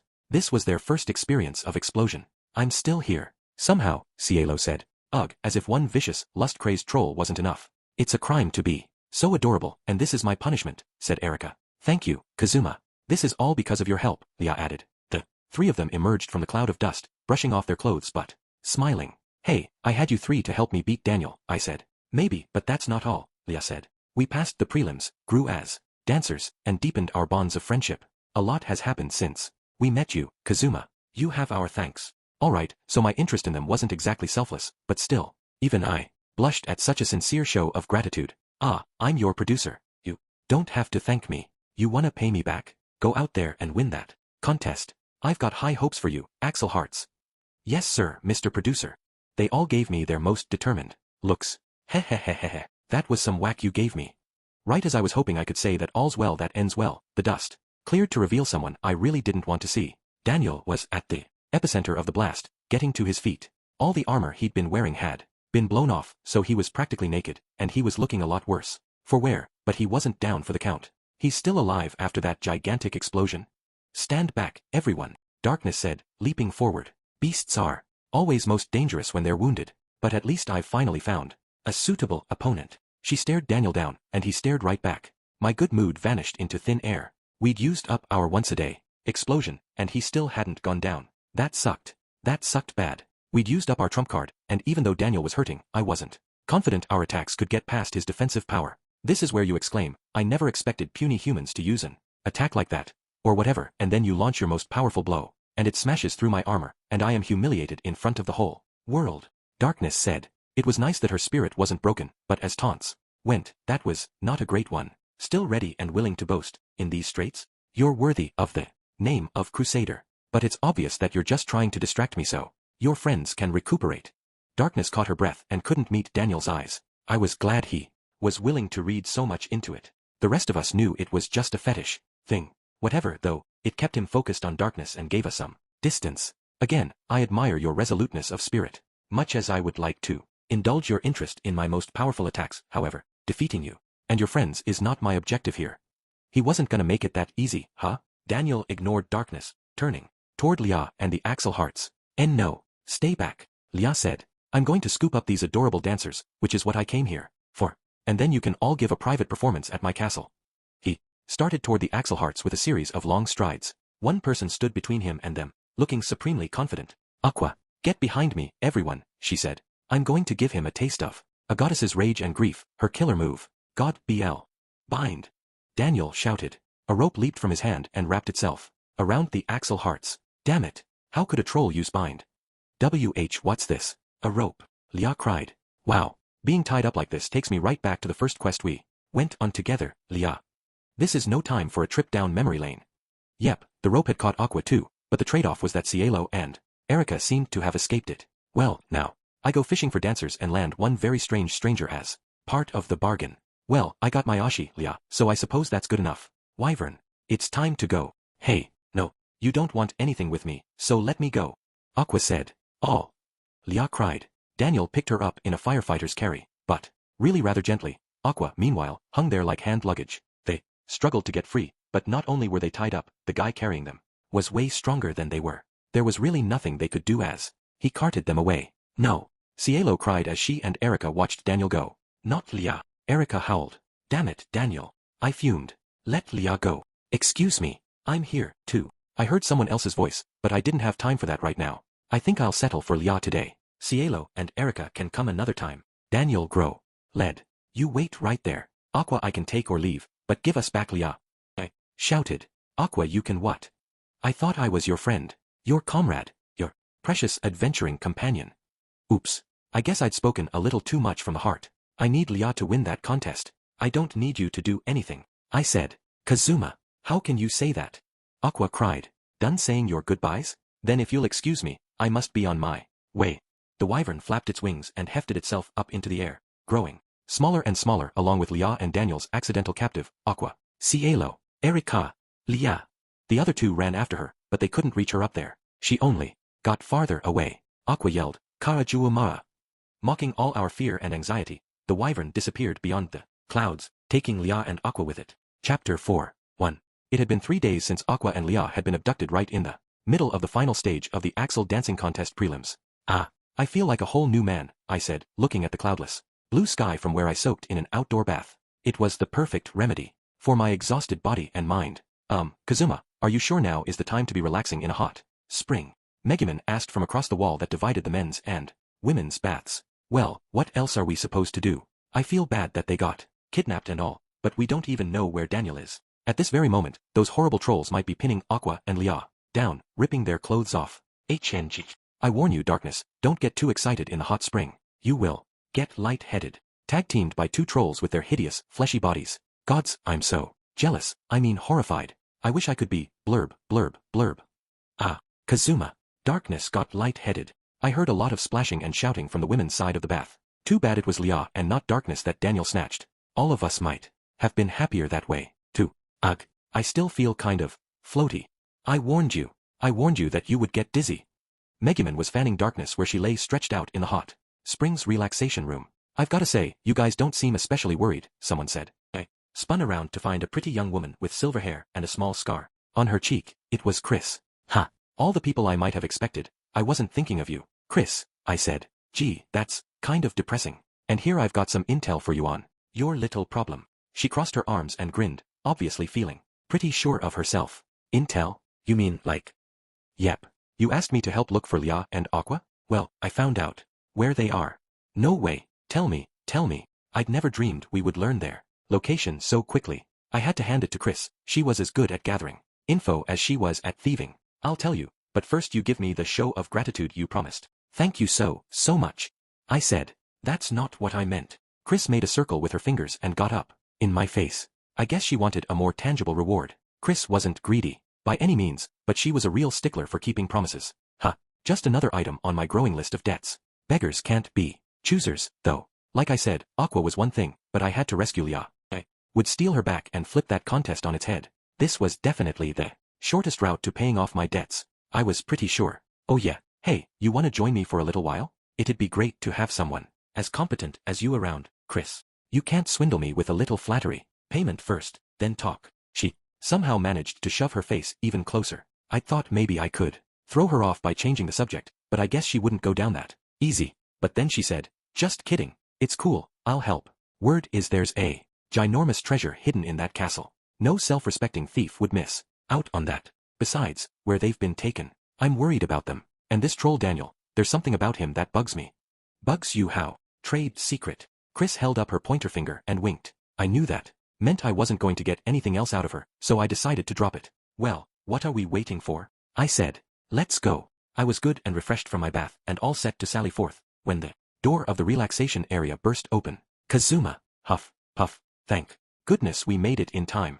It was Cielo and Erika, gasping for breath. What's the matter, you two? Didn't I tell you to wait in Axel? I was pretty sure I'd said that my friends and I would handle the investigation. But you're going to rescue Lia, aren't you? We can't just sit by while you do all the work, said Erika. Take us with you. I mean, I hear you, but the bad guy's whole thing is to kidnap the three of you, so I feel like bringing you with me would sort of be leading lambs to the slaughter. I knew how they felt, but I would be playing right into Daniel's hands if I let them come along. Believe me, we know how dangerous it is, Erika responded. But we can't do nothing. Lia's a dear friend of ours. Right, Cielo. Why yeah, I'm tired of just letting everyone else protect me. Anyway, this problem concerns us Axel hearts together. I'm begging you, let us come along. She came right up to me and was about to clasp my hand, but I politely dodged her. She was so distraught that she'd even forgotten her fear of men. This is no time to be strong-willed, I said. It's not their wills that are strong, it's their bonds of friendship. You can see how much Erika and Cielo care for Lia, Darkness said. It was going to take forever to try to talk them out of going with me. And we definitely didn't have forever. Arg, fine. You can come. 3. Aren't we there yet, Chris? I asked. We'd been walking through the mountains for what felt like forever, and honestly, I wasn't sure I could take much more. When I looked around, all I saw were peaks and rocks. The terrain was so difficult that not even a blade of grass grew here, but we were setting a swift pace just the same. All my info tells me we must be close. We should be able to see the castle soon. Chris, going at the front of our group, squinted into the distance. What foolishness, to kidnap my companions, Megumin announced. Very well. The second we see that castle, I shall finish this with my explosion. No, don't. You'll take Aqua and Lia along with it. I said. How could she still be so pumped up after we'd walked so far? We must reach them before those fiends violate the virtue of their captives. Darkness said. I was definitely worried for Lia in that sense. But Aqua, no concern there. In fact, I had a feeling that she would stumble her way safely through this somehow. If they were going to kidnap anybody, it should have been the cutest member of the group, me. Well, this is the day I'll make those trolls regret that they didn't, said Erika. Oh, what if the castle is full of men? I knew I wasn't one to talk, but the girls really didn't seem to be taking this very seriously. I was starting to wonder if this party was going to be okay. Oh, I can see Daniel's castle, Megumin exclaimed, pointing, her cape billowing. It was a real castle's castle, and it looked totally out of place in this remote corner of the mountains. Wow, I didn't realize it would be quite so sumptuous, Chris exclaimed. It definitely did look like the kind of place where there could be loads of treasure. Still, when I took a look around at the crew I had with me, well, we didn't look like a heroic party assembled to rescue our friend from a most powerful foe. I thought I seemed like the only halfway reasonable person here. HRM. I'm not so sure about this, but we've come this far. There's no backing out now. Keep your wits about you, everyone, I said. Okay, we're in. That's a good first step. But we don't know where they're keeping the girls in this huge honking castle.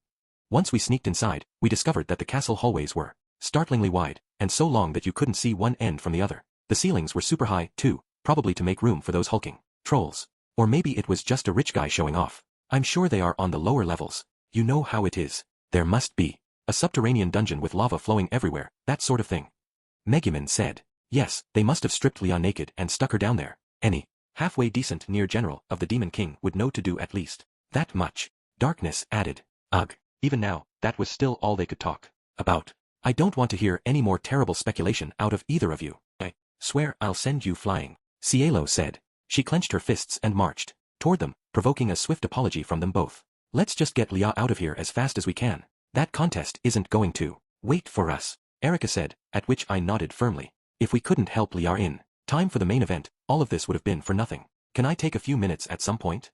Chris said. After we rescue the ladies is fine. I just want to have a look around and see if there's any treasure. Yeah, sure, I said. But getting Lia back is our top priority. I'll need your help on that. Don't worry, I know. I want to help her, too. To be completely honest, I wanted to go treasure hunting as well. Anything that might give me a little more money to clear my debts. All right, we're all on the same page? Then let's go get Lia and head home, I said. Perhaps you could remember Aqua occasionally, Megumin said. Silly Megumin. Of course I was remembering Aqua. No, really. 5. You know, I said. I keep meaning to ask, where are we? We'd been scouring the castle, but we hadn't seen anyone. We'd just been wandering around. At the head of our group, Chris scrunched her face up uncomfortably. Yeah, I've kinda got the same question.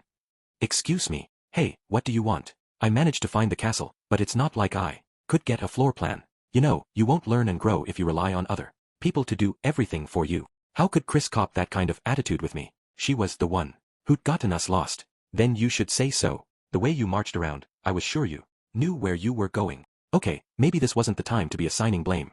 Maybe we should think about splitting up to search the castle. Oh, Kazuma. Kazuma. Not now, Cielo, I'm thinking. Yes, but, look at that. She wouldn't leave me alone, so I stopped thinking and looked up, and saw a massive form sitting right in the middle of the hallway ahead. Don't tell me, I said. I knew who that was. It was the obnoxious fan/troll who called himself Charlie. He was in human form at the moment though, so H.E. just looked like a middle-aged guy with a middle-aged potbelly. I brought out my weapon just in case, but he didn't move. Kazuma. I believe he's sleeping, Megumin said. No way, Megumin, I said. That's not how it works. It was such a ridiculous idea that I laughed it off, but just to be on the safe side, I also listened closely, and to my amazement, I could hear him snoring. He really is sleeping. All right, now's our chance to take him down. You would attack a sleeping enemy. That's low, even for you. Keep your voice down, Darkness. Listen, battle is all about results. Who cares how you get there? Besides, the guy's a kidnapper. Justice is on our side, and you can do anything in the name of justice. Darkness was still frowning. I guess I wasn't getting through to her. Hard-headed as ever. The rest of the group was giving me dirty looks, too, but I ignored them and crept toward Charlie from behind. I admit, I was a little reluctant about that part. My sweet Cielo. Hee hee hee. Disgusting. In just a few more steps, I would be close enough to attack. No, he spotted us, Megumin said and raised her staff, but Charlie had showed no sign of waking up. I guess he was just talking in his sleep, but when Megumin shouted, he rubbed his eyes. In that 1 second, his gaze met that of the person standing closest to him. Cielo. Is this a dream? Charlie said. He gave a great shake of his head and blinked, unable to believe what he was seeing. Ha, I thought. So much about my sweet Cielo that she's appeared in front of me. Hey, when did I fall asleep? Ah, who cares? If this is a dream, then I can do anything I want, right? Oh, just you wait, Cielo. And then he jumped at her. No. HNGH. As he touched her, out came that right straight, catching him clean across the face. It didn't even matter that Charlie was so much bigger than Cielo. He went flying into the wall on the other side of the hallway. Oof. That punch was no dream. But what is the real Cielo doing here? Now that Cielo's fist had given him a wake-up call, Charlie was looking around, assessing the situation. It's great that you got the first shot in, Cielo, but what's the rest of your plan? I shouted. So much for finishing this with one blow. Ha! It's you lot. How did you get here?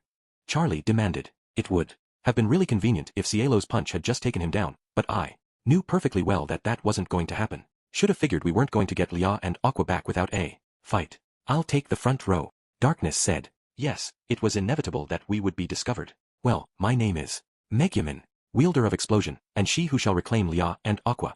Those two were used to these kinds of accidents, and they were quick to get ready for a fight. I don't suppose you just tell us where you keep your hostages and treasure, Chris ventured.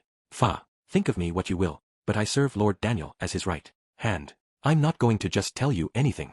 Charlie snorted. Figures. Would you happen to know? Oh yes, of course. Yeah, not happening. Where's Lia? Cielo demanded. She's right inside this room, my sweet Cielo. I guess what he meant was he wasn't going to just tell us anything. I said. The guy was a hopeless case. Damn it. That was a dirty trick, using Cielo to get me to talk. You think you're so smart, just because you can speak a little human language, please. You overgrown pig. Erica was sounding a little, meaner than usual. Maybe the stress of Lia's kidnapping was getting to her. Pig. How rude. I'm no orc, I am a proud troll. But anyway, fine. If I capture Erica and Cielo with the ritual to awaken the ancient weapon nearly upon us, Lord Daniel will be very happy with me. Ritual? Awaken an ancient weapon? I definitely did not like the sound of any of that. I thought I heard Chris say, oh, sounds like my bad feeling might have been on target. But she was talking sort of to herself, and I couldn't quite be sure. Hey Charlie, think you could tell us more about? I started, but he didn't seem to hear me. Instead, he struck his most imposing pose and bellowed, HRRR, Hreaha. Yararai. He began, changing from human to troll form. He and his damn transformation. I shouted, ugh. I know it's been a while since I saw this, but ugh. Erica said. She backed away, looking truly disgusted. Hey, why would you say that? Charlie asked. No, stay away from me. You're gross. You're not cute at all. What? I'm gross. I guess Charlie was pretty shocked by that, because he slumped to the floor and curled up, hugging his knees. Erica, I think you hurt his feelings. Maybe you should apologize. Cielo said. Oh yeah, so what, Cielo? You see a transformed monster and you don't think it's ugly and filthy and hideous. Cielo paused and studied Charlie. When he realized she was looking at Him, he looked back with hope in his eyes. I wouldn't say he's gross or hideous or any of those things, but I guess he's not cute. And not cute. My dear, sweet Cielo thinks I'm not cute. BBB but. Why? To have his very own Ashi strike a blow like that was more than Charlie could bear. He fell over on his side, tears pouring down his face. Look, now he's crying. I have to admit, I'm starting to feel a little bad for him. Don't be ridiculous, Megumin. This is our chance, everyone. I pulled out my sword and held it high in a follow me flourish, but nobody moved. What? If you've got an objection, say something. Nobody took me up on that, but none of them looked very enthusiastic. Do I have to remind you that he's one of the bad guys? We have to defeat him and find out where they're keeping Lia, or we'll never be able to save her. Why yeah, I guess so, Erika said. Yes, it's for Lia, Cielo said. The thought of helping their friend seemed to convince them, and they followed me. I really wish you would at least mention Aqua, Kazuma. You haven't really forgotten about her, have you? Oh, that's right, Aqua was here, too, wasn't she? I'd just been so focused on rescuing Lia. Oh, of course I haven't forgotten her. Alright, everyone, let's become monsters to save our friends. Wah wah awa. Charlie was still weeping with shock as we creeped up behind him. 6. After we beat up and hogtied Charlie, we made him tell us where the girls were being held. Now we found ourselves at the room he'd described. Megumin stood at the double doors and listened. This must be the place Charlie was talking about, she said. It looks like it's locked, though. Stand back, Darkness said, stepping up and taking the handle of the door on the right. I can deal with a measly lock like this. Oomph. I'll help too, Cielo said, taking the left handle. They nodded at each other, then pulled in perfect sync. There was a creak, then the lock gave way, and the door came open. Thanks, macho maidens, Erika said. Don't call us macho, they snapped. All three of them were wasting time, though. I pushed past them and slipped into the room. Aqua, I hissed. Lia, you okay? HRK. I almost choked on the stench. All the furnishings in the room were topsy-turvy, and there was trash everywhere. This was beyond not having anywhere to step. The place was practically buried in garbage. Yuck. This is appalling, Chris said. She had her hand over her mouth, but I still couldn't miss her scowl. She must have been imagining the worst. You don't suppose the two of them were attacked and fought back tooth and nail, do you? Darkness said. Charlie did mention something about a ritual to revitalize an ancient weapon. Maybe they were taken somewhere else. Curse that Daniel, I said. He was one step ahead of us. Hold up, everyone, Erika said. We think there might be another way of looking at this. Right, Cielo. Why yes, this actually looks quite familiar, Cielo said. Both of them seemed a bit uncomfortable. Ha, sniff, sniff. I think I smell fresh air. Aqua, you're all right, I said as she popped out from under one of the piles of trash. Kazuma? Wah, Kazuma, I can't believe it took you so long to rescue me. Oh, it's been awful. She bawled and clung to me. Ugh, you stink. You smell like trash. Get away from me. Don't rub your face on my shirt. There.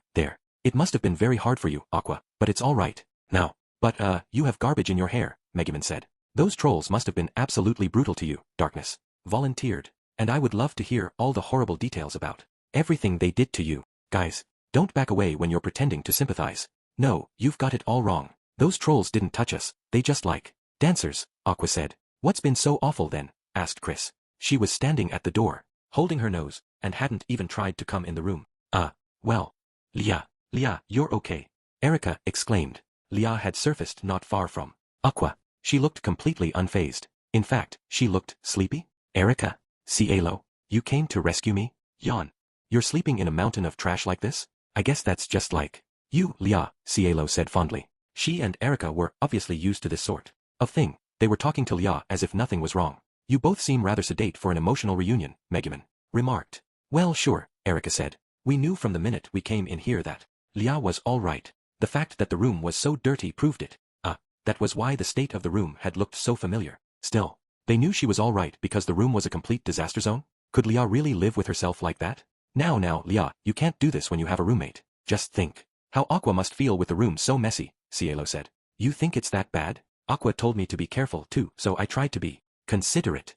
Wow, this was her trying. I admit, it definitely looks better than normal, Erika said. I haven't even seen any six-legged bugs yet. Ugh, so not cute. If you'd taken any longer to come get me, I think that rotting, smelly stuff would have started growing mushrooms, and stop. That's enough. I can't take any more talk about this filth, Chris shouted, hugging herself and shivering. I guess this wasn't her favorite topic. It was just so painful, you know. I kept cleaning and the trash just kept spreading. When I pictured Aqua living in this dump, even I couldn't help but sympathize. All right, I get it. But you all need to calm down. It won't take them long to find us if we stick around here, Lia said. We brought your adventuring outfit and weapon, Lia, Erika said. She was already changing into something Cielo had handed her. Aqua likewise stripped off her filth-covered clothes and traded them for a fresh set. Darkness had Brug. HT. They made me wait in the hallway. I guess they didn't want me around when they were changing or something. And a few minutes later, the two of them emerged in their new outfits, which looked substantially like their usual outfits and, at least didn't really stink of trash. Okay, ready to go, Lia announced. I can't wait to say goodbye to this disgusting place. I want a bath right now. Aqua was very eager to get home, hustling everyone else out from the room. Okay, I said. Let's blow this joint, and wait. You got your friends back. Now you have to help me like you promised. We look for treasure, then we leave. All right. Okay, yes, I had promised Chris that we would go treasure hunting, but to be perfectly honest, I really wanted to go home before the enemy boss found us. According to my sense treasure skill, it's this way. Follow me, Chris said and went running off before I could say anything. Guess she's not waiting to take no for an answer. All right, one more job before we get out of here, I said. If it could help me pay off my debts, I figured it wouldn't hurt to try. When we got to where Chris's sense treasure skill was pointing her, we discovered a positively ornate throne room. The throne and everything around it was lousy with gold and silver. When Chris saw it, she suddenly looked very interested in furniture shopping. This candlestick is burnished gold. It'd fetch a decent price, but I don't know. This magical item, ooh, adventurers would pay a lot for this. But, I dunno. Hey, if you don't want it, give it here. And this looks expensive. No, we need to get out of here before we get in real trouble, I said. I was almost sucked into the treasure hunt with Chris, but if Daniel stumbled on us here, we'd be lucky to escape with our lives. Yeah, I didn't find what I was looking for, but this should do. Chris didn't look very happy, despite being surrounded by loot. Well, whatever. I'd already stuffed a few eye-catching gold items into a bag. That would take a nice chunk out of my debt. Not to be pushy, but let's get out of here. I haven't had a bath since they brought us here, said Aqua. Well, maybe we should stop by Arkanlisha on the way home and hit the hot springs, Darkness suggested. Ah, what a great city.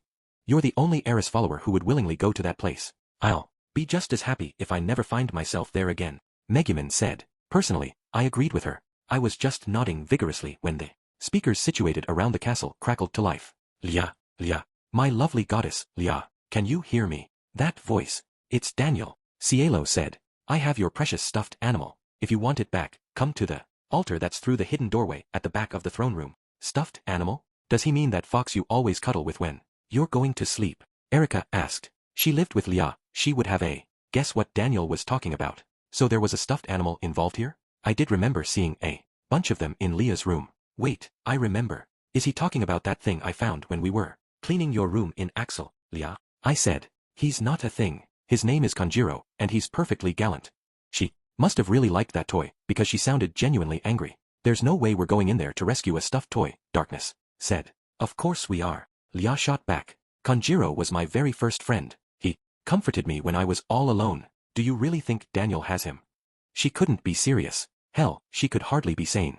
Lia, it's me, Kanjiro. Please, Lia, save me. Ugh, was Daniel making that creepy pretend voice? That's him. That's Kanjiro. Taking sweet, compassionate Kanjiro hostage. Of all the dirty tricks, I'll make him pay for that. Stay strong, Kanjiro. I'm coming, Lia said. My head hurt just listening to this conversation.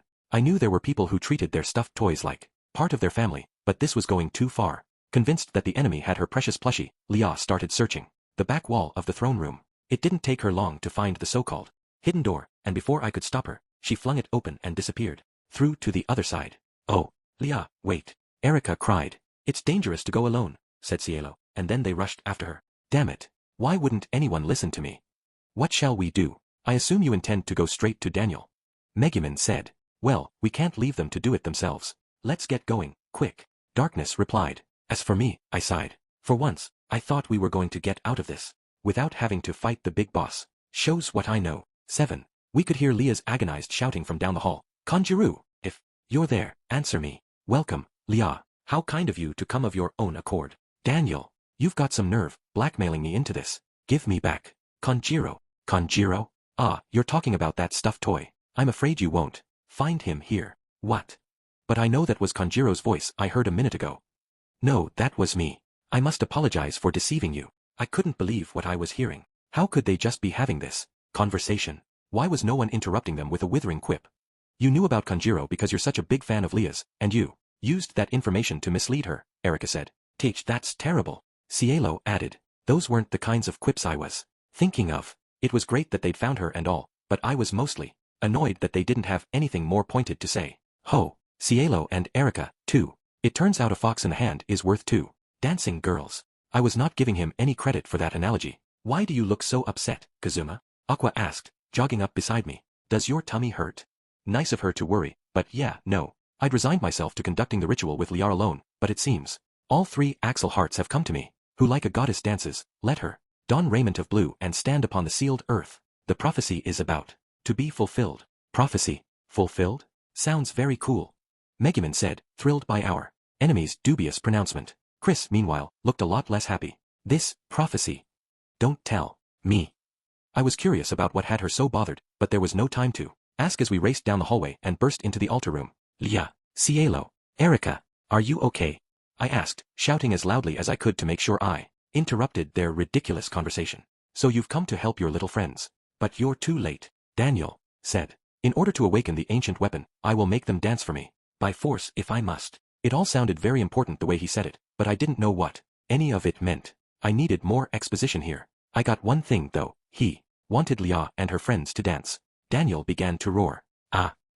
He's going for his troll lord form. Everyone watch out. I said. This stinks. He's going to turn into a big, nasty, uncute monster, just like Charlie, Erika said, remembering the other troll's hideous transformation. She looked at Daniel with utter contempt. Hold on there, he said.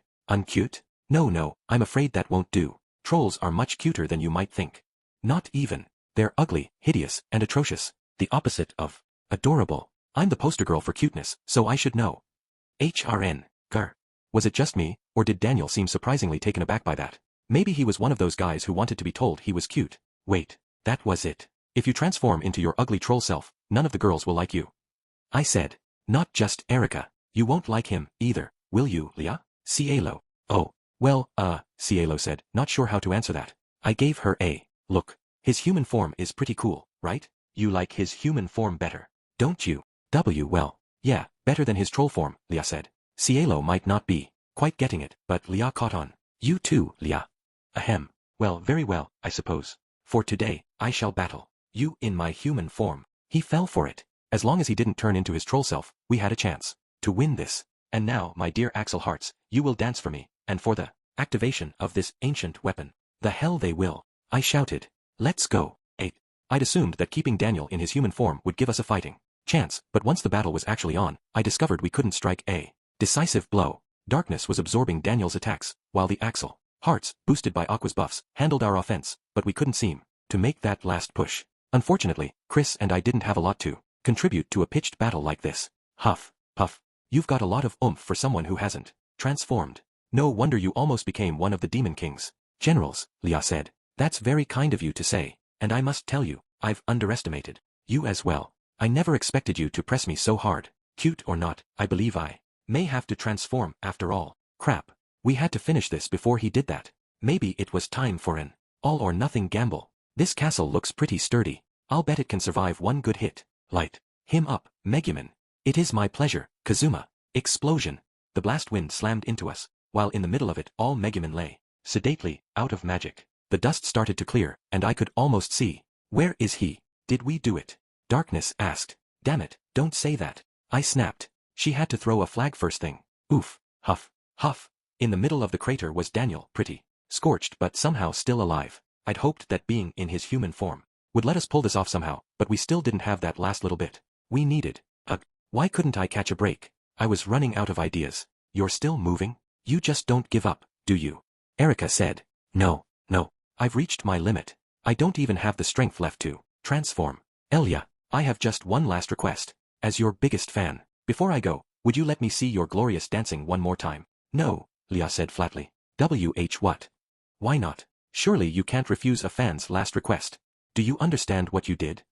Erika asked him. I'm a dancer, so of course my fans are more important to me than anything. But you used Kanjiro to trick me so you could get what you wanted. That was an awful thing to do, said Leah. And you dare call yourself a fan?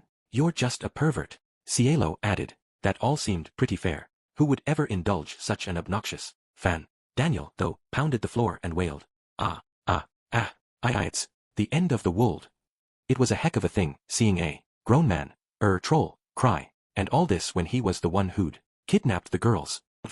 He. What a loser. You got this whole room ready, just for them, and then, they shot you down. LOSER. Aqua danced around Daniel, showering him with abuse. She sure was brave in the face of a guy who was already down. Well, I guess that wraps everything up in a neat little package. Wow, I'm bushed. When we get home, let's have some nice, bubbly. And now for a special victory presentation of the wonders of nature. She was always happy when she got a chance to perform her favorite party trick. Wait, we have to stop we have to stop Aqua from dancing, exclaimed Chris, who seemed very nervous about the wonders of nature for some reason. Maybe she just didn't think this was the time to be, dancing around and stuff. She could be awfully uptight for a thief. Still, I had to agree that we had other things to do. All right, come on, I said. Quit playing around, and let's finish. It had suddenly gotten very dark. I looked out the windows to discover black clouds roiling above the castle. A damp, warm breeze blew through the windows of the altar room. Wah! The weather suddenly, yipes. Did you hear that thunder? What in the world is going on? Megumin, startled by the lightning and thunder, seemed out of sorts. We're too late, said Chris, biting her lip and looking at the clouds with agitation. I'm sure this is your fault, Aqua. I snapped. The heavens are angry, because you kicked that guy while he was down. Don't tell me about the heavens. I'm a goddess. A goddess? Wait just a second, I said. Something about what she'd said rang a bell. What is it, Kazuma? You suddenly look so serious, Darkness said, but I barely heard her. I was too busy trying to remember. Before the battle had started, I'd heard something that sounded really important. What was it? Guys, didn't Daniel say something about awakening an ancient weapon? Some kind of prophecy or something.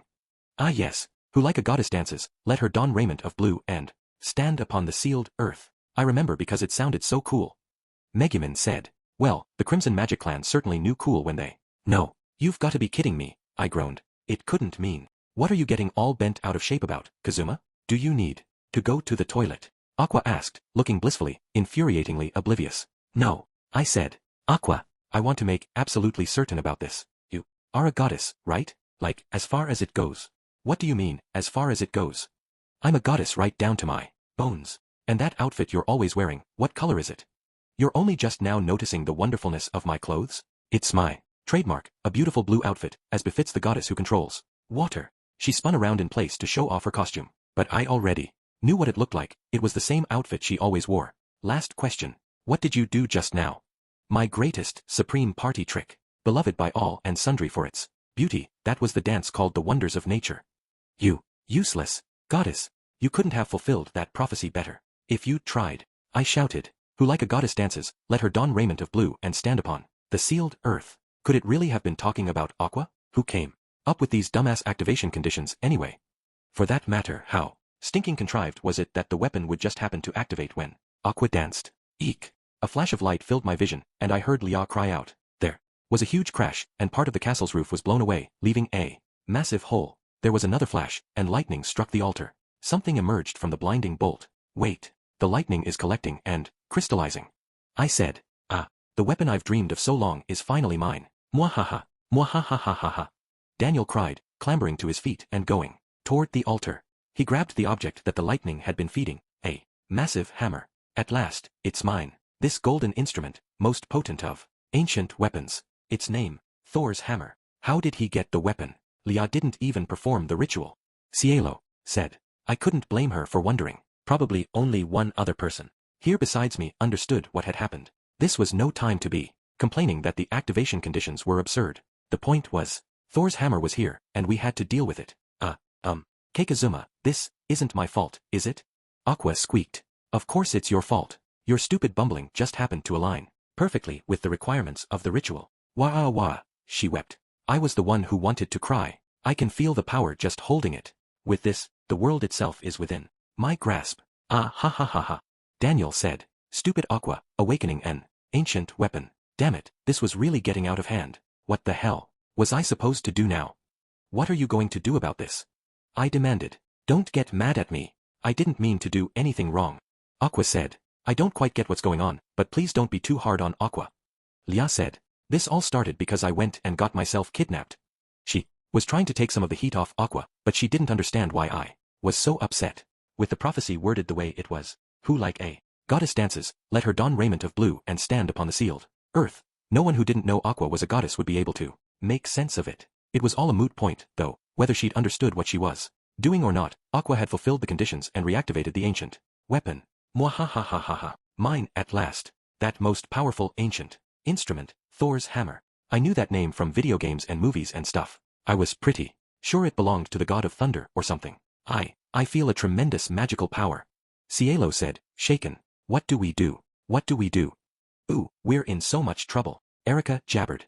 Unfortunately, I didn't have the time to try to talk them down. In fact, I had the same question as Erica. What were we going to do? How could we pull off a win at a moment like this? Get behind me, everyone. I'll take the brunt of his attack. Darkness said, stepping forward to shield us. Chris, though, exclaimed, no, don't. Even you won't be able to withstand a blow from that thing.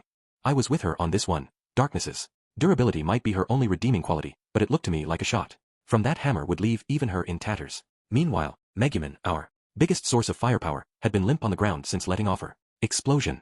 This is no time to be lying around, Megumin. We have to get out of here. Post haste. No, wait. Look at that. Look at the golden glow that hammer emits. Ah, it's enough to tug at the heartstrings of a crimson magicka. Take me to this Thor's hammer. I wish to see it from right up close.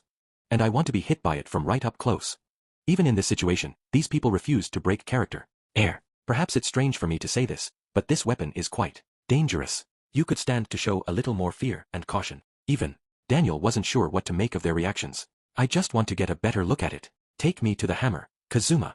Like hell. We're plenty close to see how dangerous it is. We need to get out of here. Ugh. I'm trying to work with you here, but even I'm not sure what I'm doing anymore. Daniel huffed. He acted like he had all the time in the world, which, as the guy holding the biggest weapon, he kind of did. Lord Daniel. Finally. You finally have it. I do. Now all that remains is to finish off these pesky adventurers. Don't worry, my little dancers. You shall enjoy all my hospitality. Damn it, now even Charlie was here. I had to hand it to trolls, though. They knew how to heal themselves. We'd really beaten the shit out of him, but here he was. Gore. For a second, I thought we had you cornered. I said, I'm sorry to tell you for your sake, but every hope of victory for you is gone. Daniel said, as I shall now demonstrate. He lifted Thor's hammer over his head, grinning. Howl, oh thunder. Eek. Daniel slammed the hammer into the floor, and it spewed lightning bolts. That sent shock waves through the castle, shaking us where we stood. Geez, did you feel that? This castle didn't flinch at Megumin's explosion, but it just rocked like a cradle. I said, I think this is really bad news, Kazuma. Those lightning bolts would probably fry us to a crisp if they so much as grazed us, said Aqua. Well, yeah, thanks, Captain Obvious. Personally, I was having a brainstorm. If I flung myself on the ground and begged for mercy, any chance he would at least spare me? Or maybe I could have his favorite, Lia, try to work her charms on him. We might get out of this with our lives. Kazuma, is it just me, or are you plotting something totally terrible? Aqua said, real nice. Most days she couldn't figure out what people were thinking to save her life. Why was it always times like this when she suddenly got sharp? I don't think even a magical barrier could stand up to that, Cielo said. If he goes out armed like that, the world itself will be in danger, Lia added, both of them looking very serious. Completely unlike my party members. Ha. Now you're all scared? A little late. Let's give them another look, Lord Daniel. Charlie sounded positively gleeful. I squeezed my eyes shut and braced myself, but the attack never came. I slowly opened my eyes. HRRFH. I discovered why Daniel wasn't attacking. He was on his knees, vomiting blood. Wayot. How did you end up getting electrocuted, Lord Daniel? I don't know, but clearly, I've gravely miscalculated. I have no idea how this happened. Daniel had taken the unbelievably powerful attack from closer than any of us. Wait, did the weapon blow up on him? Were we sure it wasn't some kind of reject? Oh look, Lord Daniel. The user's manual awakened along with the weapon. Charlie said, user's manual? What was an ancient weapon doing with one of those? Let's see here. Thank you for using Thor's hammer. In the ancient tongue, the hammer's name means destroyer. The hammer is an agglomeration of a tremendous amount of energy and is therefore extremely dangerous to handle without proper protection. Who knew? It might have been nice to know that sooner. Well, my fault for not reading the manual, Daniel said. I don't know. I wasn't so sure Daniel was at fault here. What else have we got? To ensure safe operation, please use the hammer in conjunction with the magical gloves, Jarngraper. The more you know. That makes sense, I heard Chris mumble to herself. The hammer was supposed to be part of a set. That means there's still time. She went from despair to hope to whatever else so quickly. She really kept busy. It also says that Jarngraper can be found on Worm Mountain. Charlie, don't say that out loud. Oops. Charlie slapped his hands over his mouth, but it was too late. You all hear that? I said. Yeah, my ears are way too cute to miss it, said Erica. Having an item like that around means people all over are in danger. We have to find it first and render Thor's hammer powerless, even if I would have liked to experience being hit by a living lightning bolt. Darkness added. It was great to have a plan, but I still didn't know how we were going to get out of here. Think you're going to escape, do you? In your exhausted state, even Charlie can take you down. So he wasn't just gonna let us walk out of there. Daniel was badly wounded by the self-destructing weapon. We weren't exactly in much better shape, but we might have been able to take him alone. With Charlie there, though. Just let me handle it, sir. It'll be my way of making up for that little slip of the tongue. Rah-rah. Charlie howled at the sky and transformed into his massive body. Crap, and Megumin is out of explosions. Alright, then. Aqua, you're up. Do that thing you did to Belgia. I don't quite follow your thinking, but you're sure about this, right? Once this spell starts, it won't stop. Sacred create water. An absolute deluge came from the sky. We humans were light enough to float, and the flood washed us out of the castle, but the trolls' weight kept them from being carried along. From behind us I heard, curse you, lol. 9. Once we surfed safely to the castle gate, we scrambled to our feet. Phew, I guess we got out of there. Somehow, I said. Okay, so I'd nearly drowned doing it, but any escape you could walk away from, right? If Daniel ever figures out how to make that hammer do what he wants, we're all in a lot of trouble. Heck, I think the entire world might be in danger then. The weapon might leave something to be desired at the moment, but there was no denying its sheer power. The entire world in danger? And I wonder whose fault that might be. Megumin said. I flinched. We just happened to be around at the time. We had nothing to do with it. That's right. I'm the victim here. Aqua added. No one else seemed very convinced by our protestations of innocence. We can worry about excuses later. We need to alert the guild that weapon has been unearthed, Darkness said. Well, none of us could argue with that. With Megumin on my back and a very grim-looking party behind me, I started toward Axel to warn everyone about the danger they were in. Chapter 5. 1. Back in Axel, we went to the Adventurers Guild and told them about Daniel and Thor's hammer, and just how dangerous they might be together. An ancient weapon that summons lightning with every stroke? Luna, the guild receptionist, looked like she didn't quite believe what she was hearing. That's right. And if Daniel ever gains full control over that power, I'm not sure there's anyone who'll be able to stop him, I said. Somehow nobody seemed terribly interested, in spite of the urgency of my message. I saw this thing up close, and I think it may even be more powerful than explosion magic, Chris said. More powerful than explosion?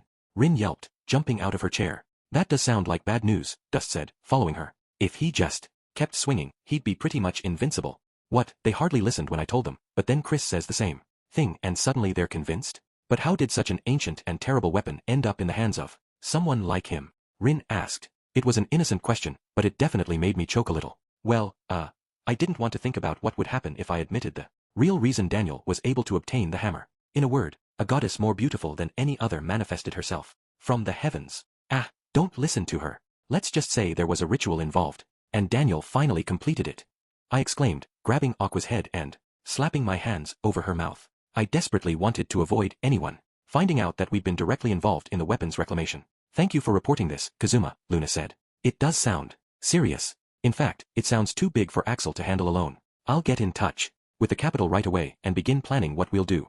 She started gathering up paperwork and giving instructions to the other guild personnel. Thanks. Boy, it'll sure be great to have the royal army on our side, I said. I wouldn't be too optimistic, Darkness said. Even if they do send reinforcements, it won't be for a while. If push comes to shove, I can take all of Daniel's attacks.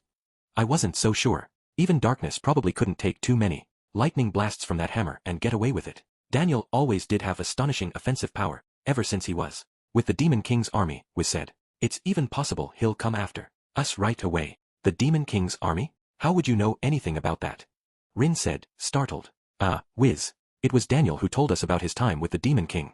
Right. I offered. Wah. Oh, yes. Yes, that's where we heard that, she said. I'd brought Wiz along exactly because she knew so much about the Demon King and his forces, but we had to be careful that nothing incriminating slipped out. You needn't worry. If we find ourselves in truly dire straits, my enchanted sword, Graham, and I shall get us all out of danger somehow. For it is my duty to protect the people from danger. Wow, you're so cool. Please, rescue me, and then take care of me, forever. I'm afraid. Mitsurugi found himself cornered by a priest in a blue habit, Cecily. The color of her outfit gave away that she was a passionate Axis disciple. She definitely wasn't an adventurer, so I assumed she'd ended up here by just following Aqua around like she so often did. The two of them were known to harass Eris priests, who treated them as clear and present dangers. Anyway, usually I envied the way Mitsurugi was always surrounded by women, but if that woman was Cecily, then he could have her. He wouldn't get any jealousy from me, but he was here, and that was perfect. It's exactly as the great hero says. I shouted. It's an adventurer's duty to protect the people, and a threat to the entire world must be met by adventurers everywhere. Wait, great hero? Did you call me a great hero? Mitsurugi asked, more affected by the title I'd given him than by what I was actually saying. Kazuma's right, this concerns all of us adventurers, Rin said. If we save the world, I bet we'll get all the money and women we could want. As an adventurer, I feel I must help you. Dust said. Nice to have them on board. That's right, let's do this. For the sake of the world. I said. That's some nice work, Kazuma, said Chris. Artfully obscuring your own involvement and going all let's do this. HRK. Maybe outsiders would be so kind as to stay out.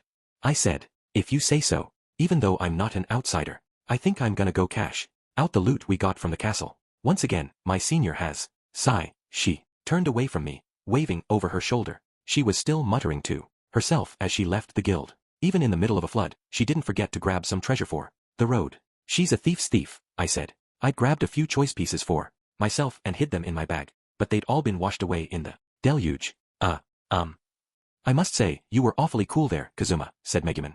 A threat to the world must be met by adventurers everywhere, huh? Not the kind of thing I'm used to hearing from you. Why the change of heart? Asked Darkness. Knowing Kazuma, it's because he's got some vile scheme in mind, said Aqua. Whose fault do you think all of this is, you useless goddess? I grumbled.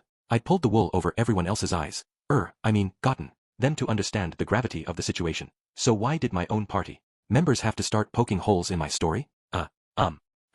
What's up, Leah? I said. Is it really everyone's problem? If I hadn't let myself get captured, this would never have happened.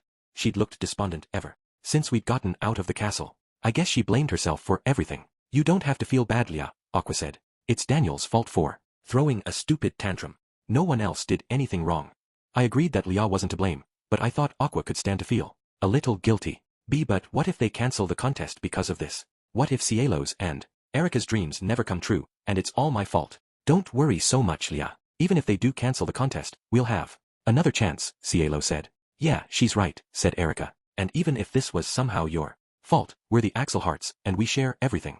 It would be on all three of us. You don't have to bear that burden alone. So chin up, okay? Yeah, thanks. What beautiful friendship.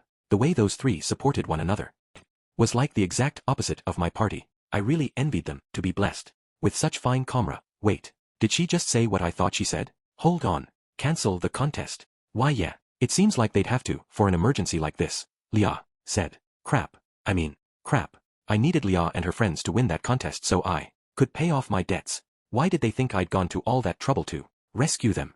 We'll take care of Daniel. We don't have a moment to lose. Far be it for me to let anyone rob these young dancers of their dreams. I said. I'd had every intention of sitting back and letting Mitsurugi and the guild handle things, but it turned out I didn't have that kind of time. Kazuma, you'd do that for us? Cielo asked. I can't let you do it all alone. I'm going to help you, said Leah. No, you have to stay focused. If you want what's best for me, then go win that contest and pay off my debts. Hee. You can count on us. Erika giggled. I know I can, Axel Hearts. You let us worry about Daniel. You just get ready for the show, too. Once I'd seen the Axel Hearts safely back to their practice, where they were preparing for the big show, I sank into my chair. So now we're committed. Do you have a plan? Darkness asked. Kind of. I figure we just get those Jarngraper gloves or whatever before Daniel does. Then we should be able to deal with the hammer somehow. I'll be wanting your help, of course. Given that everyone in my party was responsible for the debts I was so desperately trying to pay off. Count me in, Aqua said. I'd feel terrible for Leah and the girls if the contest was cancelled. That's all well and good, but we don't even know where these gloves are. I know Charlie mentioned Worm Mountain, but I've never heard of. Hey, DY. Oh, you mean like Worm Mountain. Dust interrupted. You know it. I said. It's that volcano on the northern continent, ain't it? I went there on an expedition once, a long time ago. Help came from the strangest places sometimes. Who knew even dust could be useful every once in a while? You know, he did say something about it being way off to the north, said Aqua. I didn't realize you'd been so far away. Say, who are you? Again. I'm Dust. I went adventuring with you, remember? Kazuma, if you're keen to go to Worm Mountain, I can take you there. It's gonna cost you, though. You'll show us the way? That would be awesome. I can pay you later. When this was all over, I expected to have cash to spare. And even if things fell through, and I ended up with nothing, I'd comped Dust's drinks often enough. I wouldn't feel bad ducking out on this particular bill. Sounds great. I wouldn't mind being out of Axis country until the heat dies down a bit anyway. He's racked up more gambling debts, and now he's trying to get away from them. Keep it to yourself, Rin. Dust snapped. I wondered why he was so eager to help us. Now it all made sense. 3. Oh man, is it cold? If I'd known it would be this bad, I'd never have come. Dust said as we worked our way one grueling step at a time up a snow-covered mountain. He was at the head of our group, but he wouldn't stop complaining. I thought you said you'd been here. Why are you acting like you didn't know how cold it was gonna be? I said. We weren't climbing straight up the mountain back then. Besides, it's so far back in the mists of time that I forgot about it, he said. Poor Dust. He drank so much that it probably left his memories hazy. Kazuma, please use Kindle. Anything to get a little warmer. No way. I don't want to waste the energy. What's wrong with you, Kazuma Sato? A goddess has made you a personal request. Don't quibble, just grant it. Yeah, no. Hey, what's Kazumitsuri doing here anyway? We hadn't asked him to come along, and now he was giving me orders? It's Mitsurugi. How many times must we have this conversation? Ahem. Anyway, you said it yourself. A threat to the world is a problem all adventurers must help to solve, is it not? Then surely the great hero with his enchanted sword must lend his aid. Oh yeah, that's right. I said. I guess the more magic, the better. Worm Mountain is supposed to be full of dangerous monsters. I didn't like Mitsurugi's face or his attitude, but there was no denying he knew how to handle himself. If things got too ugly, I could just let him deal with everything. Look, I can see the shape of a huge mountain. Is that Worm Mountain? Megumin asked, gesturing with her staff. There was, indeed, a very large mountain ahead of us. We'd hiked all this way, and we still had that to climb. So the Jarngraper gloves are somewhere on that mountain? That looks like backbreaking labor, trying to search that whole thing, Darkness said. Let's work our way to the summit. Aqua replied. The best treasure is always right at the top. I knew Darkness was tough stuff, but I was surprised to hear Aqua so enthusiastic. Maybe it was the same way she got all hyped up whenever she saw children or puppies. So exactly what kind of dangerous monsters are supposed to be on this mountain? I asked. Oh, I hear the vegetables are especially vicious, Darkness said. Anything that can grow somewhere this cold, you know it must be formidable. But they're supposed to be as delicious as they are deadly. Yeah, vegetables attack people in this world. Hell, I'd been roughed up by the garden Aqua and Megumin kept in our front yard. I'd rather not be killed by produce, I grumbled. Everyone, keep your eyes up. Huff, puff. This mountain is even bigger than I thought. How about we catch a break here? I'm with Kazuma. I say we warm up with some stiff drinks and a nice cuddle, said Dust. We've only been climbing for an hour, replied Darkness. How many rests do you need? We'll never get anywhere at this rate. Well, she was a beast when it came to physical endurance. Maybe she would be kind enough not to assume the rest of us mere mortals could match her. What's that in the sky up there? Megumin asked. I looked up and saw a wyvern flying overhead. Hey, do you see who's on its back? That's the same wyvern who kidnapped Leah and me. Aqua said. Gur, using a minor dragon as a shortcut, what a dirty trick. We can't sit here catching our breath, we have to move. Mitsurugi said. He started charging through the snow, but I didn't move a muscle. Sounds like a pain. Let's not and say we did, I suggested. How can you spare any effort at a moment like this? The fate of the world hangs in the balance. Hey, Megumin, see if you can land an explosion on that wyvern. We're right in its blind spot. I don't think you should have any trouble. Sure, it was a moving target, but it was just flying in a straight line. No problem, right? Dust looked up. When you're in the sky, you're vulnerable to ambush from the ground, or so I hear. This might actually work. Aha, and where exactly had he heard that? That's an even dirtier trick, Mitsurugi muttered, but I pretended not to hear him. Alright, here I go. Explosion. A beam of light arced up toward the wyvern, the explosion spell landing. A spectacular direct hit. Would ya look at that? You got him. I said. Not bad, explosion girl. Daniel, Charlie, and their mount plummeted down somewhere in the distance. Damn fine work, Megumin, I said. You didn't even hesitate for a second to ambush him, said Mitsurugi. Kazuma doesn't hesitate in moments like this. It's one of his more incredible qualities. Yeah, thanks, Darkness. Maybe lay off the compliments a bit. Incredible. You don't find it horrendous. Kazuma, I can't move. Piggyback ride, please. Well, I was happy to do that much for her. She'd earned it this time. Please allow me, Mitsurugi said, backing toward her. You'll be quite safe on my back, and... No, thank you, Megumin said flatly. Come on, quick, Kazuma, the ground is cold. It felt pretty good to see her shoot down Hunkazoid like that. Don't worry, I'm coming. Hup. She chose Kazuma Sato over me. Bahahaha. Kazuma beat you. You suck, Dust said. It was just one more shock for Mitsurugi, but I ignored him and resumed my climb up Worm Mountain. We didn't run into any monsters, but very wild vegetables popped out of the ground what felt like every other minute. Nonetheless, we forged ahead until we were almost at the summit. I still can't believe we're having this much trouble with vegetables. I fumed. Yeah, who ever heard of being killed by vegetables? Aqua added. As long as I have decoy active, all their attacks will fall on me. Go, decoy. Darkness spread her arms wide, and all the local vegetation came rushing at her. Ah. Quick, do 'em in while darkness has them distracted. Using a woman as bait? Ugh, hold fast, I'll soon dispatch them. Hey, Mitsurugi, no need to hurry. Ah. It brings back wonderful memories of the day Axel's cabbages stripped off my armor. See, for phew, you're finally awake. Are you okay, Darkness? Aqua asked. Those cabbages were great and all, but these even harder vegetables were a whole new level. I'm glad. I'm so glad I got to experience this. Ha ha ha.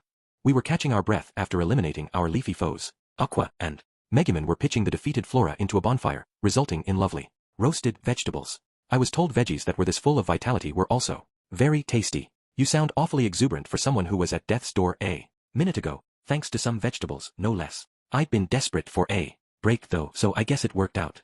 I could enjoy some fresh cooked produce and warm myself up a little. There they are, Lord Daniel. It's them. I saw a pair of very ragged figures not far away. One of them was pointing at us. And here I thought my explosion had ended the both of you. You are very bad at dying, did you know that? Indeed. And thanks to you shooting down our wyvern, we had to walk the rest of the way, Daniel grumbled. I was amazed they'd survived the fall. After the explosion, that was some drop. They really were durable. So you're Daniel and Charlie. Well, you're not going any farther.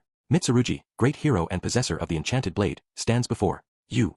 Way to go, great hero. You're just as heroic as I'd hoped. You're super awesome, great hero. Kazuma Sato. I find myself unsettled somehow, hearing you call me that. Kazuma is quite quick to throw away his pride if it will make his life easier, Megumin observed. Damn right, kiddo. Ho. So you're the one. The famous wielder of the enchanted blade. Graham, said Daniel. Indeed, I am. And with me here, know that you have climbed your last mountainside. Together, this blade and I have buried even an ancient dragon, and you'll fare no better. Take this. Yeah.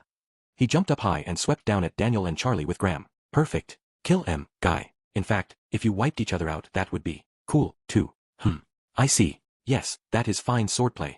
If we took one of those swings right on the noggin, huh? Daniel had dodged Graham's slash and was offering his admiration, but Charlie seemed startled by something. What the? Is the earth shaking? Mitsurugi, still holding tight to his sword, which was buried in the ground, looked at his feet. What was that? An earthquake? There was some pretty serious shaking going on. Yo, the bedrock's not so stable around here. Maybe don't go usin', like, your most devastating attacks or whatever, Dust said. He was starting to back away even as he gave us his warning. I thank you for that advice kindly, Dust, Mitsurugi said. But, maybe, you could have mentioned that just a little sooner. The ground in front of Graham gave way, and Mitsurugi, Daniel, and Charlie tumbled toward the bottom of the mountain. Grah! Daniel yelled. I heard Charlie say, I guess he got the better of us that time, huh? HRGH. I'm okay. Forget about me. Go on ahead, grunted Mitsurugi. Well, this was lucky.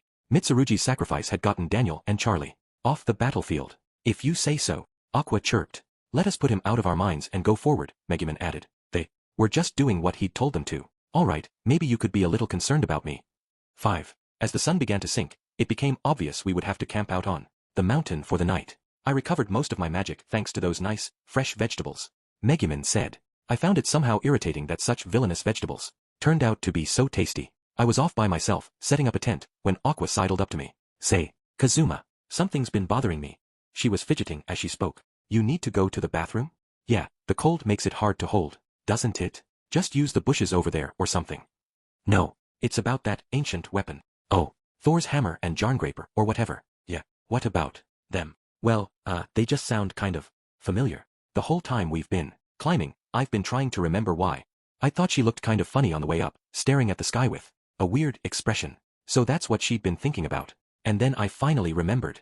Those are cheat items that I gave to one Of my reincarnates. It was someone who came through a long time ago. I'd forgotten all about it. Ha, you don't say. Her eyes were sparkling. Maybe she wanted me to compliment her for remembering. I smiled and beckoned her over. She trotted right up to me, suspecting nothing, and I dropped a knuckle right on her head. Ow wow, what was that for? For being a complete idiot. How could you forget something so crucial? Until now. I thought those activation criteria were bizarre, but now it all makes sense. Daniel's been after your stupid cheat items. But those items were only supposed to work for the person I gave them to. I made it so other people could only use them if they met very specific activation conditions. She puffed out her chest, but I jabbed her repeatedly in the cheek with my pointer finger. Yes, and you fulfilled them. She was the reason we were in this mess. It was her fault. An almost general of the Demon King had gotten his hands on an ancient weapon and then had been able to use it. Why was I always cleaning up her messes? I put my head in my hands and groaned when there came a noise from the bushes. Thank goodness I finally caught up with you. Lia. We all exclaimed at this most unexpected visitor. What are you doing here? I said. It didn't look like Cielo and Erica were with her. I couldn't believe she'd followed us all by herself. I've been thinking ever since you left, and I just can't make you deal with this without me. The revival of that ancient weapon was ultimately my fault. I told you not to worry about it. You need to be practicing so you can win that contest. That's exactly why I'm here. When I think about how none of this would have happened if I hadn't been kidnapped, I just can't focus on the contest. I knew Lia had a strong sense of responsibility, but I hadn't expected it to run quite this deep. Aqua and the others could really stand to take a page from her book. That's why I want you to bring me with you, Kazuma. Because I have no hope in the contest if I go there with unfinished business. Okay, I said after a moment. You've come this far, I can't really send you home now. Let's work together to put Thor's hammer out of action, and then we'll go conquer that contest and clear my massive debts. So Lia joined our party again as night on Worm Mountain wore on. 6. The journey was relatively smooth as we worked our way ever closer to the summit. Aren't we there yet? I griped. The vegetables keep getting stronger. My feet feel like they're going to fall off. How long have we been climbing? Aqua added. Hang in there. It can't be much farther, said Lia. Unlike us, she was working her way resolutely ahead, conspicuously not complaining. I'm hoping we can make one final push, reach the top, and find Jarngraper, Darkness said, picking up her pace to match Lia's. About that, Lia said. Once we find Jarngraper, what do we do with them? The ideal solution would be to just destroy them, but if they can handle the lightning from Thor's hammer, I'm not sure I see us being able to smash them, I said. I didn't add that the question hadn't even occurred to me until Lia asked. Ha ha ha, then allow me to demonstrate the power of my explosion. Magic, said Megumin. Maybe don't. I've got a bad feeling about that, I said. How dare you? Anyway, firing off an explosion on top of a mountain seemed like an avalanche risk. In that case, maybe we could put them somewhere Daniel won't be able to get at them, Darkness suggested. How about the treasury at the royal castle? They would be a lot better guarded in the capital than in Axel. On the one hand, it seemed like since Aqua had brought these items here, maybe she could just seal them up again. On the other, thinking about how things had gone so far, maybe not. That might be a realistic solution. I'll be counting on you to work your connections in the capital, young Miss Lalatina. Don't call me Lalatina. As we talked, we got closer and closer to our destination, and several hours later, we had finally reached the peak of the mountain. Huff, puff, ugh. This is killing me. The air's so thin up here. You can do it, Kazuma. It's not your fault you're a former Anitishaten, with absolutely no physical strength or endurance. I am not Anitishaten, and anyway, I'm just a normal guy with normal stats, unlike you advanced class types. Anything that can be used to handle an ancient weapon must be extremely cool. My heart races with anticipation. Okay, we were here. So where was this Jarngraper? I looked around, but all I saw was snow, snow, snow. Mwahahahaha. We finally made it. I knew that voice. Huff, huff. You completely abandoned a party member caught in a landslide so you could keep going. That's despicable. And you call yourselves human. So it was time for Daniel and Charlie to make their grand re-entrance. I take it from your expressions that you haven't found them yet. Well, too bad for you, you're out of time. Step aside. We shall be the ones to find Jarngraper, Daniel said. He started forward, but Darkness moved to block him. You think we'll get out of your way just because you asked us to? If you really want to get past me, you'll have to hit me with a bolt of lightning from your weapon. I've never been struck by lightning before. How long will my body be able to endure? She started to squirm with the anticipation of a fresh sensation. I certainly shall not. I'm here retrieving Jarngraper precisely because the lightning will be too much for me if I don't. Now, once again, if you would be so kind as to make way. You're not going another step. Get away from Lady Aqua and her friends. Did you think you could escape the enchanted bladegram so easily? This is where we finish things. Who should appear at that moment but Mitsurugi? I guess he'd been chasing after Daniel and Charlie. Hey, you. Put a little effort into slowing them down, why don't you? I thought the great hero would at least buy us a bit of time. I said. Yes, he's right. They've already caught up to us. Aqua added. GNNR, Kazuma Sato, and even you, Lady Aqua. He must have been feeling tired, because he was leaning on his magic sword like it was his magic walking stick, but he was still upright somehow. You may be my foe, but credit where credit is due. I'm impressed a mere human was able to keep pace with us. Frankly, I think you could stand to be a little more exhausted. HRM. Suddenly, there was another tremor from beneath our feet. I thought Daniel had caused it, but he was obviously as surprised as I was. What is this shaking? Wait, what's that? Megumin exclaimed. As if in response, something gigantic burst out of the snow. It was a green sphere with a woven pattern on the surface, and it gave off a rich, sweet smell. Look at the size of it. Darkness said. There's no question, even royalty rarely gets a muskmelon as big as that. Seriously? Another of these bizarro plants. I'm so sick of this world. I will cook it with my magic. Hold up, Explosion Girl. If that's a top-quality muskmelon, then we'll get a bigger payday if we capture it in one piece, don't you think? I'd been getting ready to fight fast and fight hard, but Dust's question stopped me in my tracks. Darkness said even royals didn't see the likes of this thing very often. All right, I shouted. We take it alive. Absolutely no. Explosion. Oh, 4. Megumin wasn't even listening to me. Her blast enveloped the entire mountaintop, vaporizing the high-quality muskmelon. The leftover pieces of it weren't even big enough to eat. Melon juice started raining out of the sky. Dust opened his mouth and caught some on his tongue. Hey, that juice. It's good. I can't believe you did that, I grumbled to Megumin. I wish you would listen to people when they talk. Why are you so upset? I defeated it, did I not? Megumin asked from the snowy ground, where she lay looking awfully pleased with herself. That explosion was the linchpin of our attack strategy, and she'd used it up. Maybe I would just leave her here. If you would please hurry and put me on your back? It's rather cold on the ground. Thanks to me, the danger has passed, and we can now resume our search for Jarngraper. I'm afraid that ship has sailed. You're one step behind. I turned toward the calm, cool voice to find Daniel grinning and wearing a pair of black gloves. Those gloves, I said. Don't tell me. Lord Daniel, you did it. HRN. While we were distracted by the melon, that was a low-down, dirty trick. Mitsurugi raged. Daniel just gave a little shrug. Words can never hurt me, especially your words about who's low-down or dirty. The long-sought Jarngraper are mine, at last. Now I can wield the true power of Thor's hammer. If Daniel can do that lightning thing like he did at the castle whenever he wants now, we definitely have no hope of beating him, I said. All right, people. Tactical withdrawal. Mwahahahaha. After all the times you've tried to stop me, you think I'd simply let you get away? Strike forth, my lightning. What? No, no. Ah. Thunderbolts came flying at Megumin, who was mustering all her strength just to stand up. Megumin, watch out. Arf. An instant before the bolt struck, Lia shoved her out of the way. Lia. One of the bolts from Thor's hammer hit Lia right in the chest. Kazuma, what do we do? Lia, she was protecting me. Megumin was starting to lose it. I shoved her aside and rushed up to Lia. Lia, hey, Lia, stay with me. Open your eyes. I never meant to hurt my Lia. Daniel seemed more shaken than any of us. It looked like it had never crossed his mind that Lia might try to save Megumin. Shit, she's not breathing. I said, Aqua, come here, quickly, please. Megumin said, yeah, Aqua would fix everything. She could bring people back from the dead. No, Lia, dead. Daniel fell to his knees, horrified. Rara, what have I done? I killed my own Ashi. This world has never witnessed such an atrocious deed. All that's left is for me to die. He stood with hollow eyes and lifted Thor's hammer, preparing to hit himself in the head. Lord Daniel, calm down. Charlie was very agitated, but I didn't have time for him.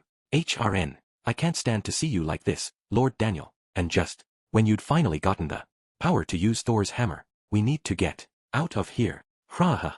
Lia. Come on, Lord Daniel. You can't keep crying forever, we've got to go. Charlie picked up Daniel, who showed no sign of moving himself, and set off running. They were gone, and the threat from Thor's hammer was gone with them. At least for now. Mitsurugi was the only one of us who was particularly distraught. Arg. What kind of hero am I? I couldn't even protect one of my own comrades. I don't deserve to be called a great hero. Aqua, meanwhile, held out her hands and intoned, Resurrection. Gentle light embraced Lia. Ha. Where am I? She said. Back with us. You sure know your magic if nothing else, said Dust. Wow. Is this what it looked like when I was resurrected? I wondered, aloud, as people with first-hand experience of resurrection, Dust and I took it in stride. Megumin and Darkness had seen it happen before and were equally blasé. Only Mitsurugi was seeing it for the first time, and his mouth was hanging open. Wah! This is easy peasy for someone like me. I'm a goddess after all, said Aqua. But of course, Lady Aqua. How could I have doubted? Seeing a bona fide miracle with his own eyes was making Mitsurugi's devotion to Aqua that much blinder. Lia, do you know your name? Do you understand where you are? Megumin asked. Lia, though, didn't say anything and didn't respond to her name. She just sort of stared into space. Hold on, this doesn't seem right. Let's try again. Do you know where we are? I held up my pointer finger in front of the lethargic young woman and moved it back and forth, but her eyes didn't follow it. Then, abruptly, she said, I remember. Why was I getting a bad feeling about this? Oh, you mean you got your memories back? Aqua said. Memories? Aqua sounded like all this made perfect sense to her, but I didn't know what they were talking about. Lia told me about it when we were kidnapped together, Aqua explained. She said all her memories from more than 2 years ago are a blank. Come to think of it, she'd mentioned something about missing memories when I'd asked her about why she became a dancer. Yes, I remember everything. The reason I'm in this world. Geez, that sounded like something Megumin would be thrilled to hear, which made me think something had gone wrong with the resurrection. I decided to play along for the time being. This world? I asked. Lia nodded, then looked at Aqua and me, almost like she was seeing old friends. Chapter 6. 1. It was a few days after Daniel had swiped Jarngraper from us on Worm Mountain. Aqua, Darkness, Megumin, and I were with the Axel Hearts in the front room of their house, talking about what to do. Megumin said, Daniel and Charlie are showing considerable restraint. Daniel has the ability to use Thor's hammer at will now, and yet, they haven't come to attack us, and there's no sign that they're causing trouble somewhere else. I'm grateful for the respite, but it's a little unsettling, Darkness said. He really seemed shocked when Lia died. Maybe he's still not over it. Aqua suggested. It wasn't like I wanted Daniel to go on a rampage or anything, but I had to agree. Things were a little too quiet. Well, whatever is making Daniel keep a low profile, it means the dancing contest in the capital should be able to go ahead. Erica and Cielo, who'd been listening silently, spoke up. About that, Erica said, there's one little problem. Problem? The contest is almost here, but Lia won't come out of her room. We'd really hoped we could do a little more practice together. We don't know what to do, Cielo said. Ever since that day on Worm Mountain, Lia had kept to herself in her room. In fact, she'd hardly spoken at all. I thought I had an idea why. Lia's been acting strange ever since she got her memories back on Worm Mountain, said Aqua. Do you think she's all right? Is she eating? She sounded just like a worried parent. I think she has an appetite, said Erica. I put her meals outside her door, and I find empty plates there later. And she must be going to the bathroom, even though she does it when we won't see her. She leaves notes if there are things she wants and stuff, Cielo added. She's nothing but a regular old shut-in. Yuck, it was practically like they were talking about my past self. With Lia in such bad shape, I think our only choice is to withdraw from the con. Absolutely not. You've worked so hard to get here, you can't just give up, I exclaimed. That billionaire's prize was riding on the Axel Hearts. We'd all worked so hard for this. Especially me. I appreciate the thought, but I'm not sure there's anything we can do about this. Erica was despondent. You listen to me. Only the 8 groups that pass the regional qualifiers get to go on to the main event. The dreams of thousands of other dancers are riding on your shoulders. I said. What? Erica and Cielo said, their faces the epitome of shock. This isn't just about you. For all those girls whose dreams were shattered, you have to go to that contest and put on the best damn show you can. Why, you're right. We were only thinking about ourselves. You're incredible, Kazuma, said Cielo. To be fair, I was also only thinking about myself. But I said, your producer is watching. Show me how you can shine. Yes, sir, Mr. Producer, they said, beaming. It made life so easy the way these two just got on board. Such a change of pace from my usual 3. What is that look? Do you have some sort of problem? Megumin asked. She must have noticed me looking at her. Nah, nothing. Producer? Wait, is Kazuma here? We heard a door open, and then Lia came out of her room. The color in her cheeks was good, and she didn't even look especially haggard. Your passion even reached Lia.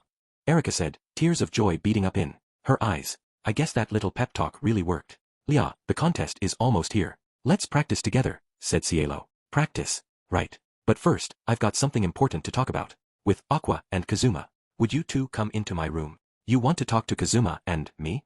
Aqua said. She looked as disturbed as I felt. Lia's room was so thoroughly trashed that it looked like we had never even cleaned. Carefully watching our steps, Aqua and I worked our way inside. I knew this was how she'd been living.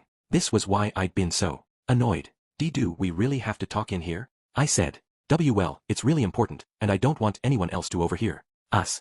Secret chat, huh? She could at least crack open a window. I get it. You want to join the Axis Church, and you're hoping I'll put in a good word for you, Aqua said. I guarantee that's not why we're here, I said. Aqua came at me, so I fought back. The sight of us wrangling didn't stop Leah from getting into the conversation at her own rhythm. I remembered, she said. Oh yeah, you said something about your memories coming back, I said. That's good, right? I'm sure your friends and family are all worried about you. Have you gotten in touch with them yet? Aqua asked. I don't have any family in this world, Leah said. In this world? I echoed. Those words nagged at me. I'm just going to say it, said Leah. I came here from Japan. Aqua clapped her hands and nodded vigorously. That's it. I knew you. Looked familiar from somewhere, Leah. I just didn't. Nunu wow wo. Way out. I shouted as loud as Aqua. I came here from Japan, Leah repeated. You're kidding. But then again, you've got the black hair. You could definitely pass for Japanese. Now that I thought about it, her facial features looked pretty Japanese, too. I hadn't been sure, because for all the outrageous hair colors and funny faces in this world, some people looked pretty much like anyone you might meet in Japan. Given your name is Kazuma Sato, I assume you're like me. That's why I thought I could tell you. And Aqua, or should I say, Lady Aqua? You are a real goddess, aren't you? I think I met you when I first came here. Oh yeah, of course. Sure, I remember you. I would never, ever forget. Something so important. She was nodding even harder than before. She'd obviously forgotten completely. It feels funny to have you calling me Lady Aqua now. You can just call me Aqua. Alright, thank you. I will. I was still flabbergasted, but this definitely answered a lot of questions. Wait, but if this was all true, so you got your memories back. That's great, right? Why you holed up in your room? I asked. I just feel so lost. I'm not sure it's right for me to continue as a dancer. Could I talk to you about it? Aqua and I both nodded. Leah set her stuffed toy Kanjiro to one side and started talking very seriously. I actually was a pop idol in my former life in Japan. What, seriously? If you don't mind me asking, what was your name? If she'd been with some famous group, maybe I could get her autograph. I wasn't anyone you'd know, just one face in a big group. Yeah, until recently, large groups of girls had been all the rage with pop crews. So Leah had been one of them. I worked hard at my lessons as a trainee, and when they told me I could have my debut, I was so happy. She smiled kind of sadly as she spoke. She was really getting lost in the memories. So that's why you're so good at singing and dancing, said Aqua. But one day, I got a throat infection. I wasn't able to sing anymore. That sent me into a deep depression, and to top it all off, I got hit by a car, and wound up in this world. Sounds a lot like my story, I said. We shared a painful past. Strictly speaking, you didn't die in a traffic accident, Kazuma. You died from shock after you mistakenly jumped in front of a truck. You're the worst, I said. Wouldn't it have been kinder to keep that to herself? Moving on, Leah said with a cough. Seeing how serious she was, Aqua and I both clammed up. I was thrilled to find I could sing again when I got here. I wanted to sing and dance, just like I always had. She smiled. Again, this time from the heart. It was the kind of smile that could make a guy fall in love. But I'd been reincarnated here. I had a duty to defeat the Demon King and save this world. I'd been in the Naginata Club in school, so I decided to work on being a spear user here. From the ancient Japanese halberd to a Western-style spear, huh? Unlike me, Leah had decided to get serious about taking down the Demon King. Very admirable. You're very admirable, unlike Kazuma, Aqua chirped. She was right. But that didn't mean I liked hearing it from her. But a cloud came over Leah's expression. Once, the wagon I was riding on was attacked by monsters. I was thrown from the wagon and fell down a cliff. I was left with no memory of my name, who I was, or that I was reincarnated from Japan. It wasn't long after that when I met Cielo and Erica. They were trying to become dancers. Boy, and I though. I'd had it rough in this world. Leah had had her share of suffering, too. I guess your body remembers some things that your brain doesn't. When Cielo and Erica saw how I sang and danced, they invited me to join them. I was so happy. They were the first real friends I'd made since I came here. So that was when they'd met. It was like the polar opposite of the two party members I'd met here. Not to mention the one I'd dragged along with me. I looked at Aqua and heaved a sigh. What's going on, Kazuma? Why are you sighing? I wish I'd met some serious, decent people in this world. So that's the story, I said. Come to think of it, you said Leah was a name you adopted after you lost your memories, right? What's your real name? Aqua asked. My real name doesn't matter. I'm used to Leah now. Here's the more important question. Is it really all right for me to continue being a dancer? That was what had been getting her so down lately. You want to quit dancing? I asked. Not at all. But having been reincarnated here, I just feel like I should be working to defeat the Demon King as soon as humanly possible. I'd never thought of that question. Not once in my life. Let the Mitsurugus of the world handle the Demon King. That's so wonderful. You're so dedicated to completing the hero's duty. That I gave you, Aqua said, deeply moved. Her eyes were shining, and for some reason, she kept glancing in my direction. No, don't look at me. But if working toward that goal makes you so unhappy, that feels wrong. Somehow. What is it you really want to do, Lia? Aqua asked. What do I want to do? If you have cares, live for pleasure in this moment. Let yourself be swept away down the easiest path. Don't restrain yourself, but follow your instincts. Lia caught her breath, and her expression brightened a little. Aqua's Axis creed was completely outrageous, but it seemed to resonate with her. Heh, that's one of the Axis Church's most important teachings. Aqua said. Aqua, said Lia. I know I'm not one to talk, given that I just want to spend my days in peace and quiet, but you heard it straight from the goddess's mouth. Maybe. It's okay to prioritize what you want to do.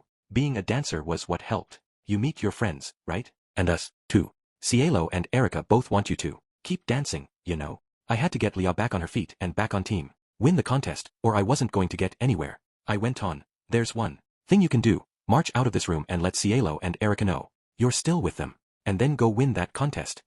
Kazuma. Lia looked at me, the life in her eyes completely restored, and then she gave my hand a vigorous shake. Perfect. We were back on the road to debt freedom, too. With Cielo's and Erica's encouragement, Lia resumed her practice, day after busy day. And then, finally, it was the first day of the big contest. I dragged Aqua, Megumin, and Darkness with me in hopes of making the place as lively as I could for the girls. You know why you're here, right? I asked my party members to cheer for the Axel Hearts. I know that. Aqua snapped. This contest is set up tournament style, and they have to put on a show, right? Which means we have to cheer for them. I feel a little funny knowing that Daniel hasn't shown his face even once this whole time. But the contest comes first. Darkness said. Let us make this first day of the contest one they will never forget.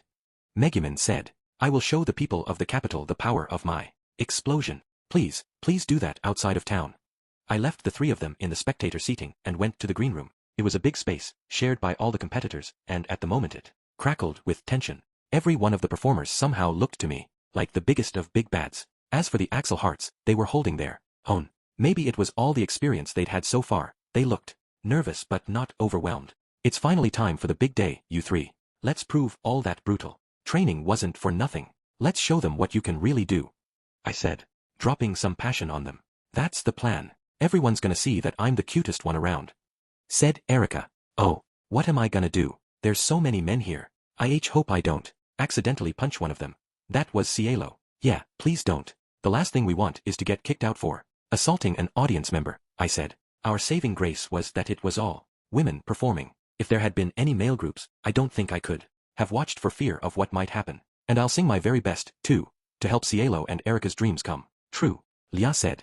The Axel Hearts formed a circle and gave a shout. The curtain was about to rise on the dancing contest. 3. The Axel Hearts and I were waiting in the green room. All right, it's almost time. Let's go over the rules one more time to make sure we're on the same page, I said. The 8 groups that had been selected to participate in this contest would face off in rounds, 2 groups at a time. The 4 teams that survived these eliminations would then all dance against one another in the finals. Explanation finished, I told the girls to catch a quick break before the show started. As if on cue, the door to the green room opened, and Darkness came in, looking around. Kazuma, are you here? I need your help with something.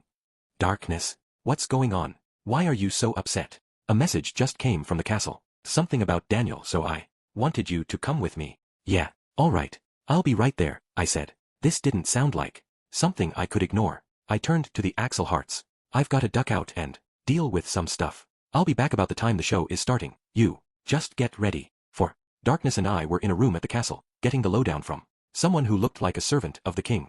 We deeply appreciate you taking a few moments for us at such a busy time. And it will be only a few moments. We shall keep the explanation brief, concise, and to the point so as not to detain you in the midst of your work. He went on. First, let us extend our sincere gratitude for your report of the other day. We deeply appreciate knowing that there is an ancient weapon on the loose that could threaten our very nation. Sure, of course. We tried to stop him. We really did. But we were just a second too late, and the enemy managed to complete the ritual. I said. The last thing I wanted was for them to have any idea that we were the cause of the whole problem. I must apologize profusely. The ritual succeeded because of my party M. I slapped my hand over Darkness's mouth before that idiot could tell the honest truth. Why would she do that? Darkness, I'm trying to explain. This is one of those times you should let me, the party leader, handle everything. Damn it, don't resist me with your freakish strength. Kazuma, you dirty, ah. I sucked vitality out of her with drain touch until she couldn't fight back anymore. Yes, it was Aqua's fault the ritual had succeeded, but we would keep that to ourselves. Otherwise, I was sure we would be on the hook for damages. May I continue? Ahem. We summarily, and with much expedience, dispatched a messenger to conduct our own investigation amid much secrecy, with the result that Daniel, former candidate for general of the Demon King, was adjudged to be a highly dangerous personage, and a reward of 500 million heiress offered for him. 500 mil. In furtherance of this matter, and in light of your established record of victory over generals of the Demon King, good Kazuma, we wish to request that you defeat Daniel as well. In other words, if I could win the contest and take down Daniel, too, I'd repay my debts and have change to spare. I would go from rags to riches in an instant. Hehehe. I said, you're right, I, Kazuma Sato, have rich experience of laying low the Demon King's generals. Just leave everything to me. 5. It's fair enough, Daniel's been keeping his head down recently, but I guess he's still plenty dangerous. We should take him out ourselves, and quickly. Darkness said, yeah, plus we'll get 500 million heiress for doing it. But anyway, contest first. We headed back to the theater, visions of a bright future dancing in my head, and I opened the door to the green room in high spirits. I sang out, I'm back, everyone. Are you ready to dance? Only silence greeted me. What did they all look so down about? Were they nervous again? Hey, come on guys, it's almost time to get started. Don't you need to change? Lia came over to me looking like she was at the end of her rope. Kazuma, it's awful. What's awful? I asked. Cielo jumped in before Lia could answer. Our costumes, they're gone. Oh, I see. Your costumes are gone. That sure explained why no one was changed anyway. Kazuma, what are we gonna do? We can't find our super ultra adorable costumes anywhere. Erika said. Keep a cool head, Erika, I instructed. You have to think. Did you, forget them anywhere or leave them with anyone?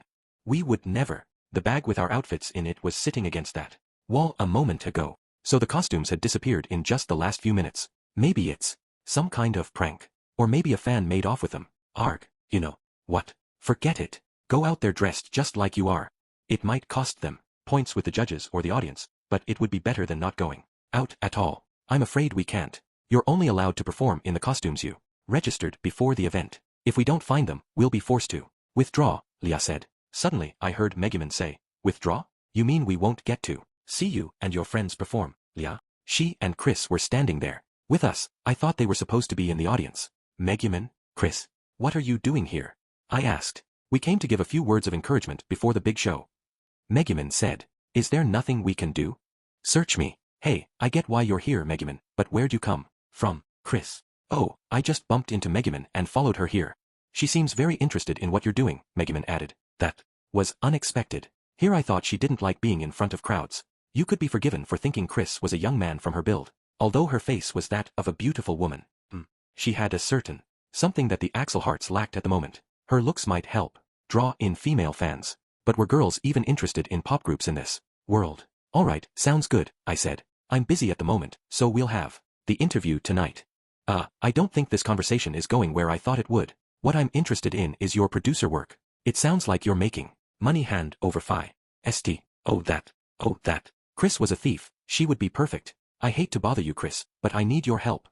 I said, well, that's sudden. I assume you're talking about the missing costumes? Sure. Count me in. 6. From the footprints at the scene, I think our costume thief went this way. Chris said. She was jogging through town, and I was following close behind. You can even tell that. It really does take a thief to catch a thief.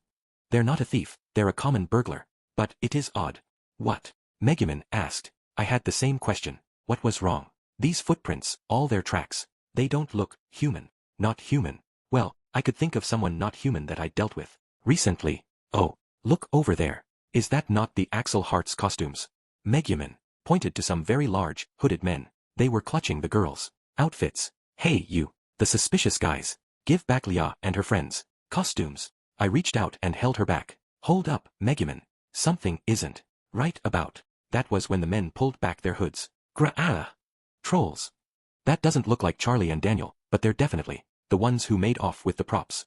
Charlie and Daniel had proven a lot for us to handle, but these guys I thought we might be able to take. Hey trolls. I shouted. Those outfits belong to my cash cows. I mean, Lia and her friends. Give them back. I let loose an arrow with my Deadeye skill, landing my shot in the shoulder of the troll holding the outfits. That dense formation, it's like they're begging me to blast them. May I, please blast them? I can, can't I? Megumin said. Of course not. We're in the middle of the royal capital. This isn't Axel. You can't just go firing off explosions any old where.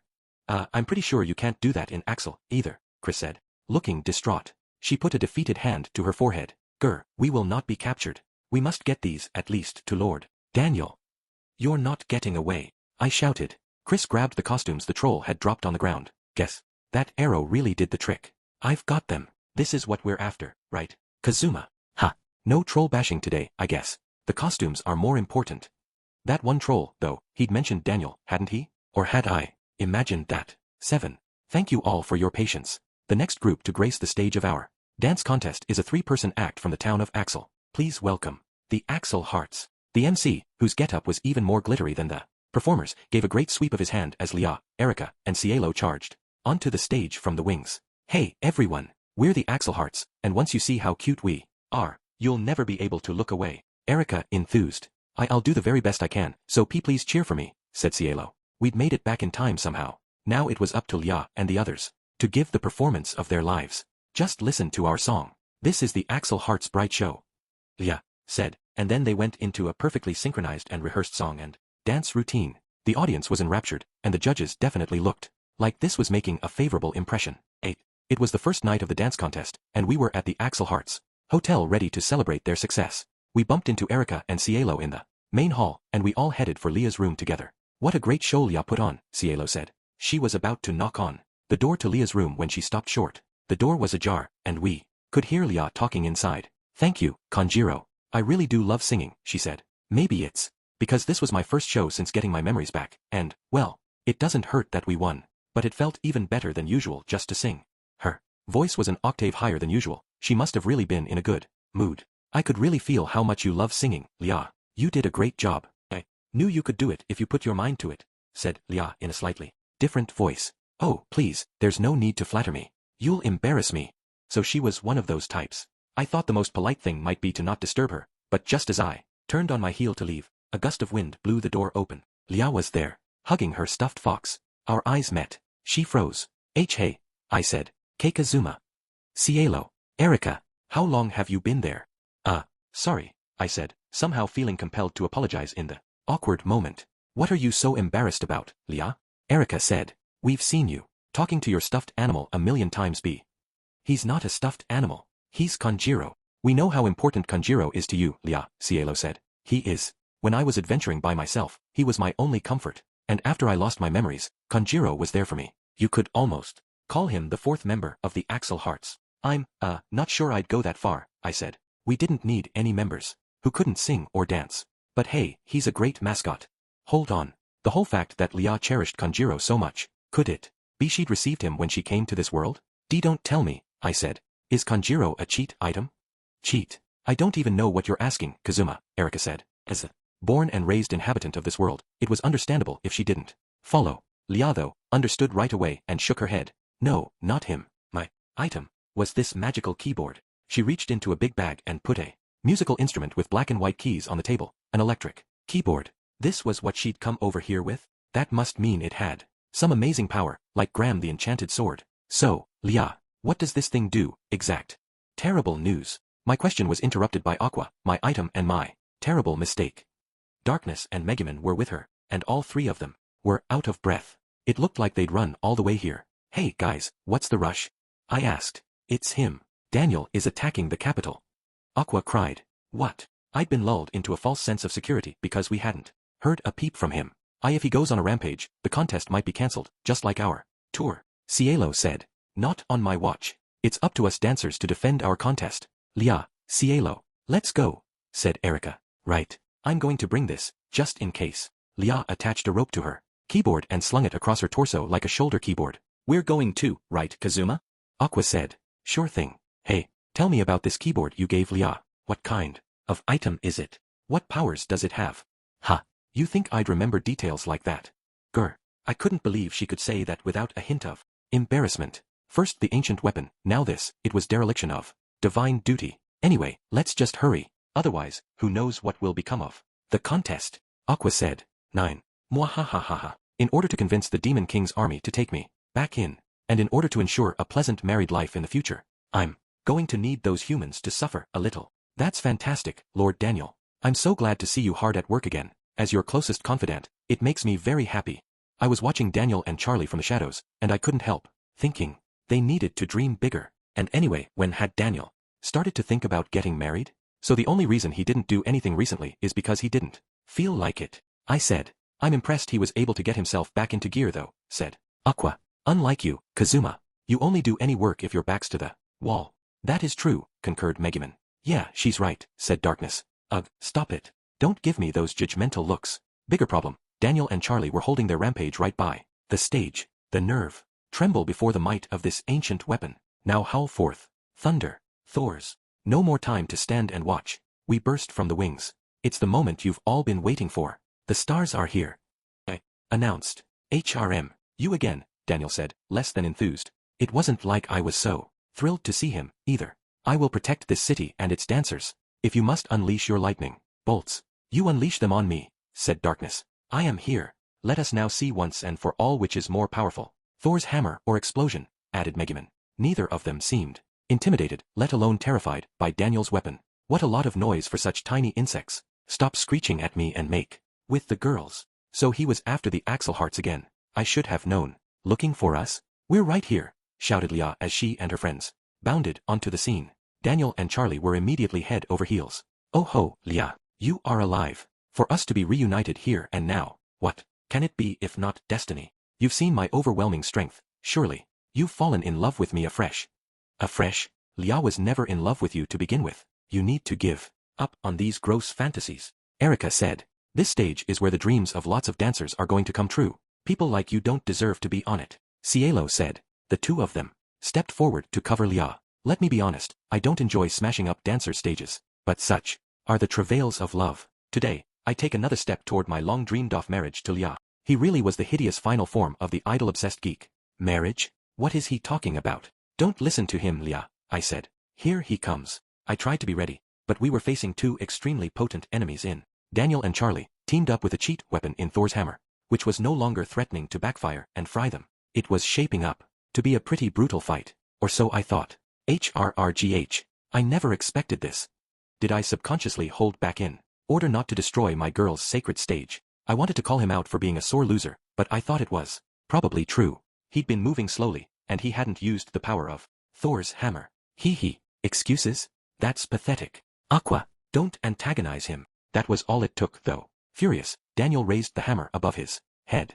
I'll show you excuses. Thor's hammer. I call on your true power. Rain lightning upon the capital city. The weapon began to glow. We could hear the crackle of electricity. Why you'd pull the whole surrounding area into this? Don't you dare, I said, but Daniel wasn't interested. He swung the hammer, and lightning bolts cascaded down all over the city. New. My house. Where'd this lightning storm come from? It's causing fires. I could hear citizens shouting with grief and rage. What were we supposed to do about an indiscriminate AoE attack? HRK. Even I can't defend against such a wide-ranging lightning. G-strike. Darkness said. I can't hold it in any longer. My explosion shall punish him. Stop, Megumin. You'll only make the damage way worse. Not to mention we would probably be blamed for it. Then what do we do, Kazuma? Aqua asked. First we have to evacuate outside the range of the lightning. I said. We would have to get the citizens somewhere safe. Don't make me laugh. You really intend to protect all these people? The absurdity. Hit him again, Lord Daniel. And so I shall. Rain down, oh lightning. Daniel, don't drag innocent bystanders into this. Darkness swung her great sword at him in an attempt to give him something to think about, but as usual, she didn't so much as graze him. You're not even buying us time. I'll do what I please, and I'll continue to devastate this town until the Demon King sees what I'm capable of, and Lia accepts my marriage proposal. Man, there's egotism and then there's egotism. What was he, a kid having a temper tantrum? Gore. I've got to save everyone. Lia said. No, don't go, Lia. I shouted, but she rushed straight at Daniel. It's no good, I'll never be in time at this distance. Darkness choked out. Prepare yourselves for the end. Rain down, oh lightning. Magic keyboard. Please, keep everyone safe. I squeezed my eyes shut, but the lightning never hit. Ever so slowly, I opened my eyes again and discovered myself protected by a blue light. Hey, what's this? It's a really powerful barrier. This is amazing. Did Lia do this? Erika said. She's been playing that thing like a normal keyboard all along. Who knew it had this sort of power? Added Cielo. I guess even Leah's party members hadn't known about it. Of course not. She'd only just remembered what that keyboard was really capable of. I touched the barrier experimentally. It was smooth like skin but weirdly hard. How could something like that repel the lightning of Thor's hammer? Daniel exclaimed. I said I would protect them. You're not going to hurt anyone else. This is incredible. The notes have turned into a barrier and blocked the hammer's lightning. Kazuma, do you think this would allow me to set off my explosion anywhere I liked? Megumin sounded like a kid who'd made some wild discovery. Leah, though, getting your memories back and then being a straight-up hero? It was like she was the star of some kind of story. Right. I'd say that's about what I expected from that keyboard. Aqua said. She'd either remembered what the item was capable of, or she was pretending to have remembered. I wished she would just shut up. To think, Darkness said, that keyboard had a power like this. Wait, what's that? Yeah. Leah shouted, and the barrier sent the lightning bolts flying back into the sky. Crag. Daniel burst out. I don't believe this. Thor's hammer isn't even working on that barrier. Charlie said. Charlie, it's time for a strategic retreat. We'll rethink things and come back. So they were going to be the first to blink in this stalemate. Hold it right there. You think you can just run away again? Aqua, let them go. Darkness said. Even with Leah blocking the lightning, it'd still be dangerous to have Daniel targeting bystanders and civilians. It's actually a win for us if they decide to get out of here, I said. And I meant it, but I was mostly worried about the stage being destroyed if we had our battle right there. It wouldn't matter if we beat Daniel if that stage ended up in splinters. The wise keep their distance from unknown quantities. But this doesn't mean you've won. I'll be back. I'll make Leah mine, no matter how many tries it takes. Lord Daniel, I feel like I hear you talk more and more about your marriage to Leah. This is all to get back to the Demon King's army, isn't it?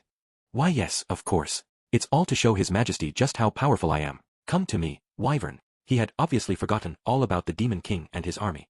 Daniel and Charlie hopped on the back of the Wyvern and beat an escape. It's over. We made it, somehow. We have to see to repairing the contest hall and evacuating the citizens, Leah said, but then she pitched forward like a puppet with its strings cut. Leah.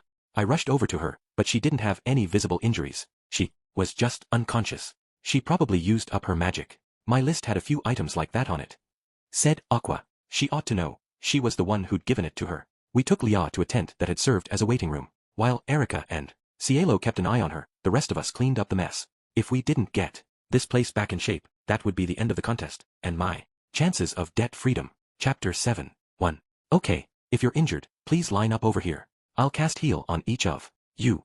There were enough injuries that a whole line of people was waiting to receive Aqua's healing magic. Daniel had really done a number on this city with his little outburst. This is terrible. The stage is in shambles, Darkness said. For someone who claims to be a fan of these dancers, Daniel isn't very careful around them, is he?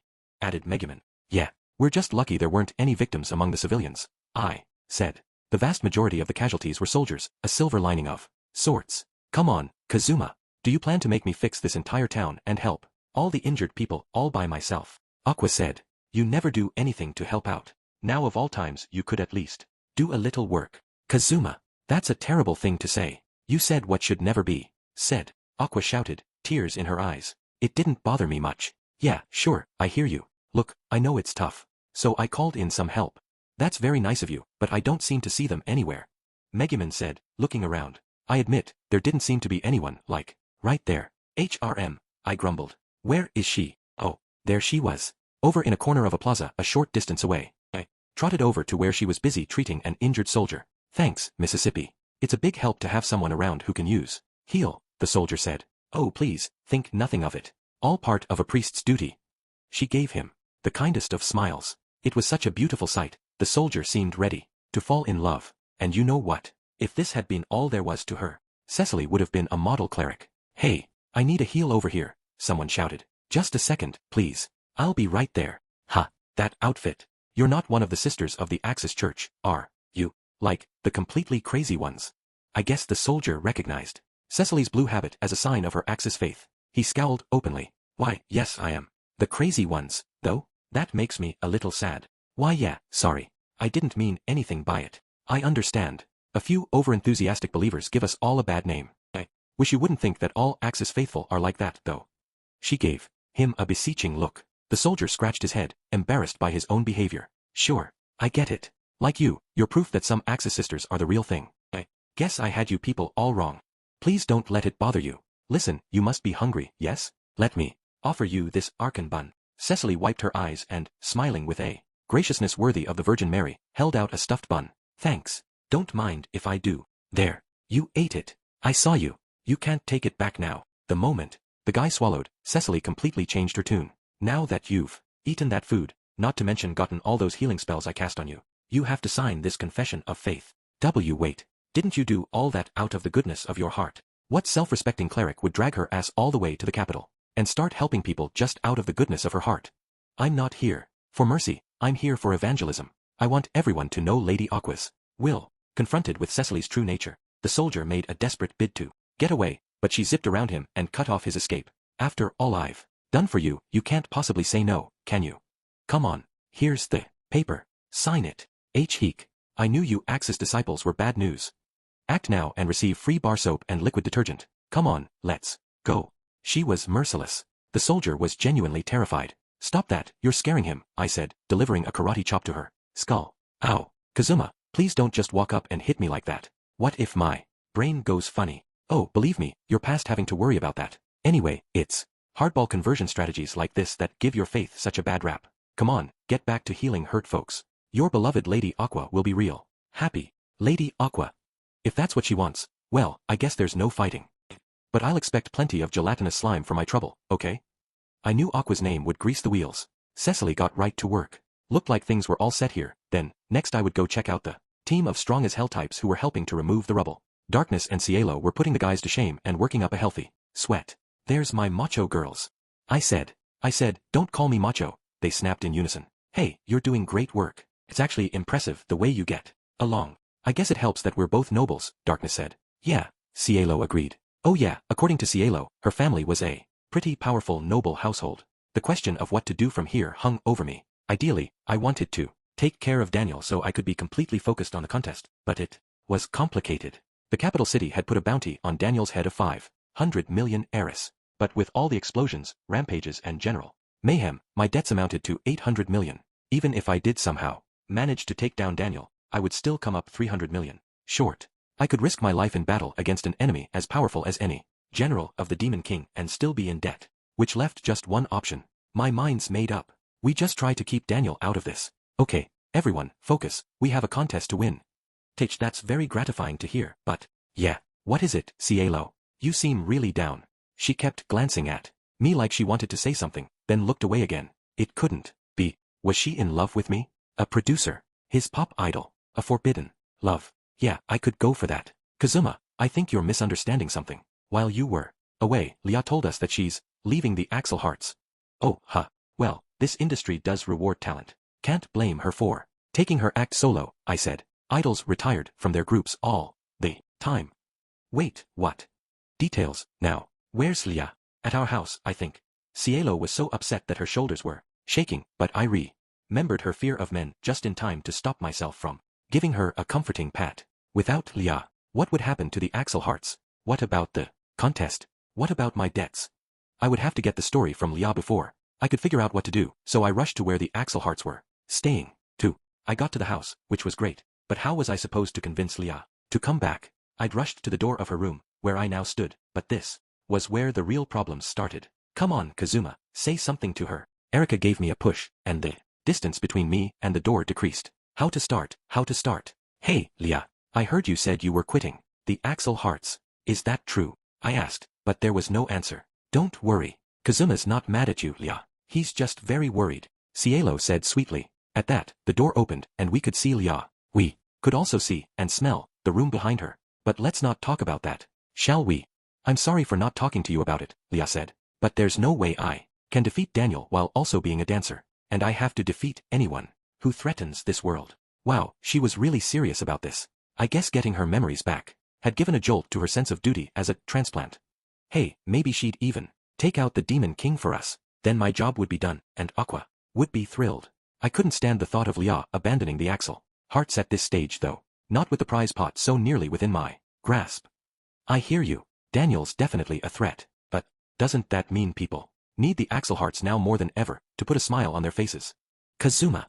The bounty on Daniel is 500 million heiress, but that contest pays $1 billion. Just look at the numbers. The world values a dancing contest higher than stopping Daniel. Oh, my real motives were threatening to make an appearance in my attempt at persuasion. About that, Kazuma, said Lia, considering the power of Thor's hammer, the bounty on Daniel was pushed up to 1.5 billion.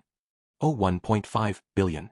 Everything I'd been thinking of saying to get Lia back in the contest deserted me. Anyway, the numbers don't matter. And Daniel came after me. Personally. That's why I have to do my duty, said Lia. Right, of course. Don't say another word, Lia. Much as it pains me as your producer, I have to respect your choices.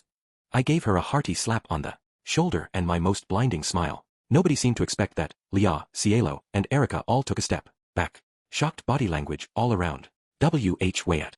Cielo gasped. I thought you were here to get Lia back, Kazuma, said Erica. The contest offered a billion heiress, but if I worked with Lia to beat Daniel, it'd be a cool 1.5 billion. It was obvious which one I would choose. Alright, Lia, I'm 100% in your corner on taking down Daniel. I'll tell every adventurer I know to get in on this. 3. I called a hurried meeting at the Adventurers Guild. What's this about, Kazuma Sato? Why the urgent summons? Asked Mitsurugi, who stood with his arms crossed, giving me a dour look. He was my #1 source of combat strength, so I would have to put up with the high and mighty attitude. This is Kazuma we're talking about. I'm sure he's cooking up some no-good scheme, said Chris. I didn't usually see a lot of her. She always seemed to be busy with other things, but when I told her to at least come hear what I had to say, she was willing. Do you think it's really okay for me to be a part of this? I'm not a third wheel, am I? You could stand to have just a little more confidence in yourself. Yun Yun. Ah, that would be the crimson magic pair of Yun Yun and Aru. I'd had Megumin send them a message, and now I was sure it had been the right choice. It must be the goddess's plan that finds us all here together today. Gather round, everyone, and sign this paper as a mark of our friendship. Sorry, Cecily, but save the proselytizing for later, I said. I still didn't think it was a mistake to have called her in. She might have her, quirks, but she was also legitimately capable. There were a number of other adventurers there, too, all people I had asked to come and hear what I was proposing. Thanks for coming, everyone. I have a favor to ask of you, I said. A favor? Those don't come cheap from me. Dust shouted. You can get on your high horse after you pay off your debts and repay the favors you owe, Rin said, jabbing him with her elbow. Dust's mouth and personality and, everything he did on a daily basis was pretty bad, sure, but even so, he was still one of the top adventurers in Axel. With Rin to keep a leash on him, he might even come in helpful. It's not like there's nothing in this for you, I said to the assembled crowd. You get a chance to leave your names to legend in a holy battle against a foe who wields an ancient weapon. Holy battle. That's got a nice ring to it. I might have to include that in my next novel, Aru said. I wasn't surprised. This sort of situation was right up a crimson magicker's alley. Megumin, standing behind her, was raring to go, too. Yun Yun was acting uninterested, but there was a slight flush in her cheeks. I guess blood was thicker than trying not to care. Is this about Mr. Daniel? I heard Thor's hammer had been brought back or something. Wiz, the former general of the Demon King, was here, at my request, in part because I thought she might be able to give us useful information. I invited Vanir too, but he said he was busy trying to sell off the junk Wiz had bought for the store. I thought in our last fight, it turned out that the user took lightning damage, too. Did he get that thing he needed? Asked Chris. Megumin nodded. Yes, after that, he obtained the Jarngraper gloves and is now able to control Thor's hammer. To be honest, I'm somewhat jealous. I was with them at the time, a swordmaster, and even I couldn't overpower him. I can only apologize, my goddess. Mitsurugi bowed his head reverently toward Aqua. Oh, you were there. Sure he was. Did you forget? Wow, I feel bad for that guy, I said. Goddess, Plios. Mitsurugi was devastated, but at least he went quiet. After that, I could just leave him alone. The point is, Daniel and Thor's hammer are a dangerous combination. In fact, we might be facing a threat to this very world. The favor I want to ask you is none other than this, that you, as adventurers, not stand by and watch this happen. You can't, can you? The room full of do-gooders listened to me closely, but I wasn't getting through to everybody. No way, nothing doing, Dust exclaimed. Dust, hear me out, I said. What if he attacks Axel? What about our place of rest and relaxation? Our succubus shop? Let's do this, Kazuma. This is a time when all of us need to band together. That was fast. What in the world did he say to you? Asked Rin, taken aback by her companion's abrupt change of heart. She gave him a probing look. Dust went down easy. As for the next person who didn't look quite convinced. Hey, Cecily, you get in on this. The Axis Church looks good, and you might just get some more followers. You hear what I'm saying? I asked with a significant look at Aqua. She noticed me looking at her, and for a second, she just seemed puzzled, but when I glared at her, the message got through. She grabbed Cecily's hand. I might have the smallest, tiniest bit of responsibility for what's going on, so it would mean a lot to me if you helped out, she said. Lady Aqua. He's an awful lot of trouble, but I'll help him. Good. With Aqua along, I should be able to keep even this unruly priest on task. Now all that was left were the 2 Crimson Magic clan members. Aru, Megumin might have told you, but this ancient weapon is frighteningly cool. Don't you want to see it with your own eyes? I certainly wouldn't mind. Maybe I could use it in my writing. Alright, I'm with you. Hey, Yun. I am going. As Megumin's rival, I have to. Well, that was easy. Nice. I'm going to need all the help I can get. I'm counting on all of you, and, of course, there'll be a reward. I said. Daniel's headed toward Axel, attacking nearby villages on the way. We're going to stop him right here. Yeah. Aqua, Megumin, Darkness, Dust, Rin, Mitsurugi, Cecily, Chris, Yun, Aru, Rin, and me. This was a pretty powerful party I'd assembled, but would it be enough? We got fresh news about Daniel just as we were holding our strategy meeting. I've been told Daniel attacked the next village over. The villagers were able to evacuate, just barely, but he smashed every building in town. Darkness said, pointing to the location on the map lying on the table. Curse you, Daniel. Robbing the innocent of their houses. I'm going to go hunt him down right this minute. Mitsurugi said. Slow down. I'm as upset as you are, but we need to keep a cool head. I said. We were dealing with a very powerful enemy. We weren't going to win this without a plan. In the capital, Daniel attacked indiscriminately. But this village, the fact that nobody died makes it sound like he's not out to hurt people, at least not yet. So what is he after? Lia said. That brought something back to me. Daniel had been talking about that very thing during one of our battles. That's it. He wants to destroy towns and cities to show off his power. Just to show off? What a jerk, Aqua said. Everybody, look at this map. You can see the route Daniel's taking, and Axel's the next stop, I said. This would be the obvious place to try to hold him. Say, where are Miss Erica and Miss Cielo? I'm surprised to see you here without them, Miss Lia, Yun said. I hadn't even noticed until she said it. But where were the other 2? Lia bit her lip and looked at the ground. They're still in the capital, practicing for the contest. Shouldn't we have asked them to help? We need every bit of firepower we can get right now. No, Megumin, we mustn't, Lia said. Cielo and Erica have their own dreams as dancers, and I won't put that at risk by asking them to be part of such a dangerous undertaking. And what about you, Lia? After you worked so hard to be in that contest, said Darkness. I can't just dance my life away while the world's in danger. I told Cielo and Erica to find a replacement for me. I want them to go win that contest. That's my dream. It was hard to believe her, though. The disappointment was written all over her face. So you're sure about this? I said. I am. If we don't stop Daniel, the contest might not even happen. In order to fulfill my mission, I have to fight. If she was that set on doing this, there wasn't much more I could say. Like Megumin said, we did need every fighter who would help us, and anyway, I did want to respect Leah's decision. Looks like your mind is made up. If we really have to go to the mat with Daniel, I guarantee we're gonna need that magic keyboard of yours. Glad to have you along, I said. That barrier could mean the difference between victory and defeat. 5. We formed up outside Axel and waited. I knew we were facing a really powerful enemy, but with this many people, we had to have a chance of winning, right? Almost time. Everybody ready, I said. But, of course, I am simply itching to make him eat one of my explosions, said Megumin, who had foregone her daily explosion for the sake of this battle. I knew it was driving her up the wall, and I hoped she would take it out on Daniel. I'll protect everyone here, whatever it takes. That's my very purpose in life. Mitsurugi was so fired up you probably could have fried an egg on him. Take his usual personality and add Aqua being there, and he was almost too ready to go. Leah looked at him and mumbled, purpose, huh? She didn't sound very happy with herself. Guess she was still having trouble letting go of her doubts. The tension was getting unbearable, until a couple of loud, cheerful voices blew it away like a friendly breeze. You can do it. We're here for you, Leah. Cielo? Erica, what are you doing here? What about the contest? Leah exclaimed, rushing over to them like she couldn't believe what she was seeing. The contest is exactly why we're here. Erica said, we just can't do it without you, Leah. Won't you come back to the Axel? Hearts. Pretty please. They took Leah's hands, and just for a second she smiled, really happy. But then her face fell again, and she shook her head. I became a dancer to help me get my memories back. Now that I remember everything, what's the point of going on stage? She sure looked sad about it for someone who claimed there was no point. I don't care about any point. Besides, who quits in the middle of a contest? I mean, how self-centered can you get? Erica said. What was self-centered was dragging you both into this. I'm really sorry, but what's most important for me right now is stopping Daniel. I have the power to resist Thor's hammer. How can I just go up there and dance instead of using it to help people? Leah, You told us you love singing and dancing. Was that a lie? Cielo asked. No, but my duty is more important, and I want the two of you to absolutely stay out of this fight. Lia. Things were getting heavy around here, and it wasn't just because of our impending battle. It didn't really seem like my place to say anything to the girls, but if I didn't do something, they'd drag down morale right when we were trying to get ready to fight. Just then though, a guild employee's voice blared from a speaker. Emergency alert. Emergency alert. Daniel and Charlie have appeared.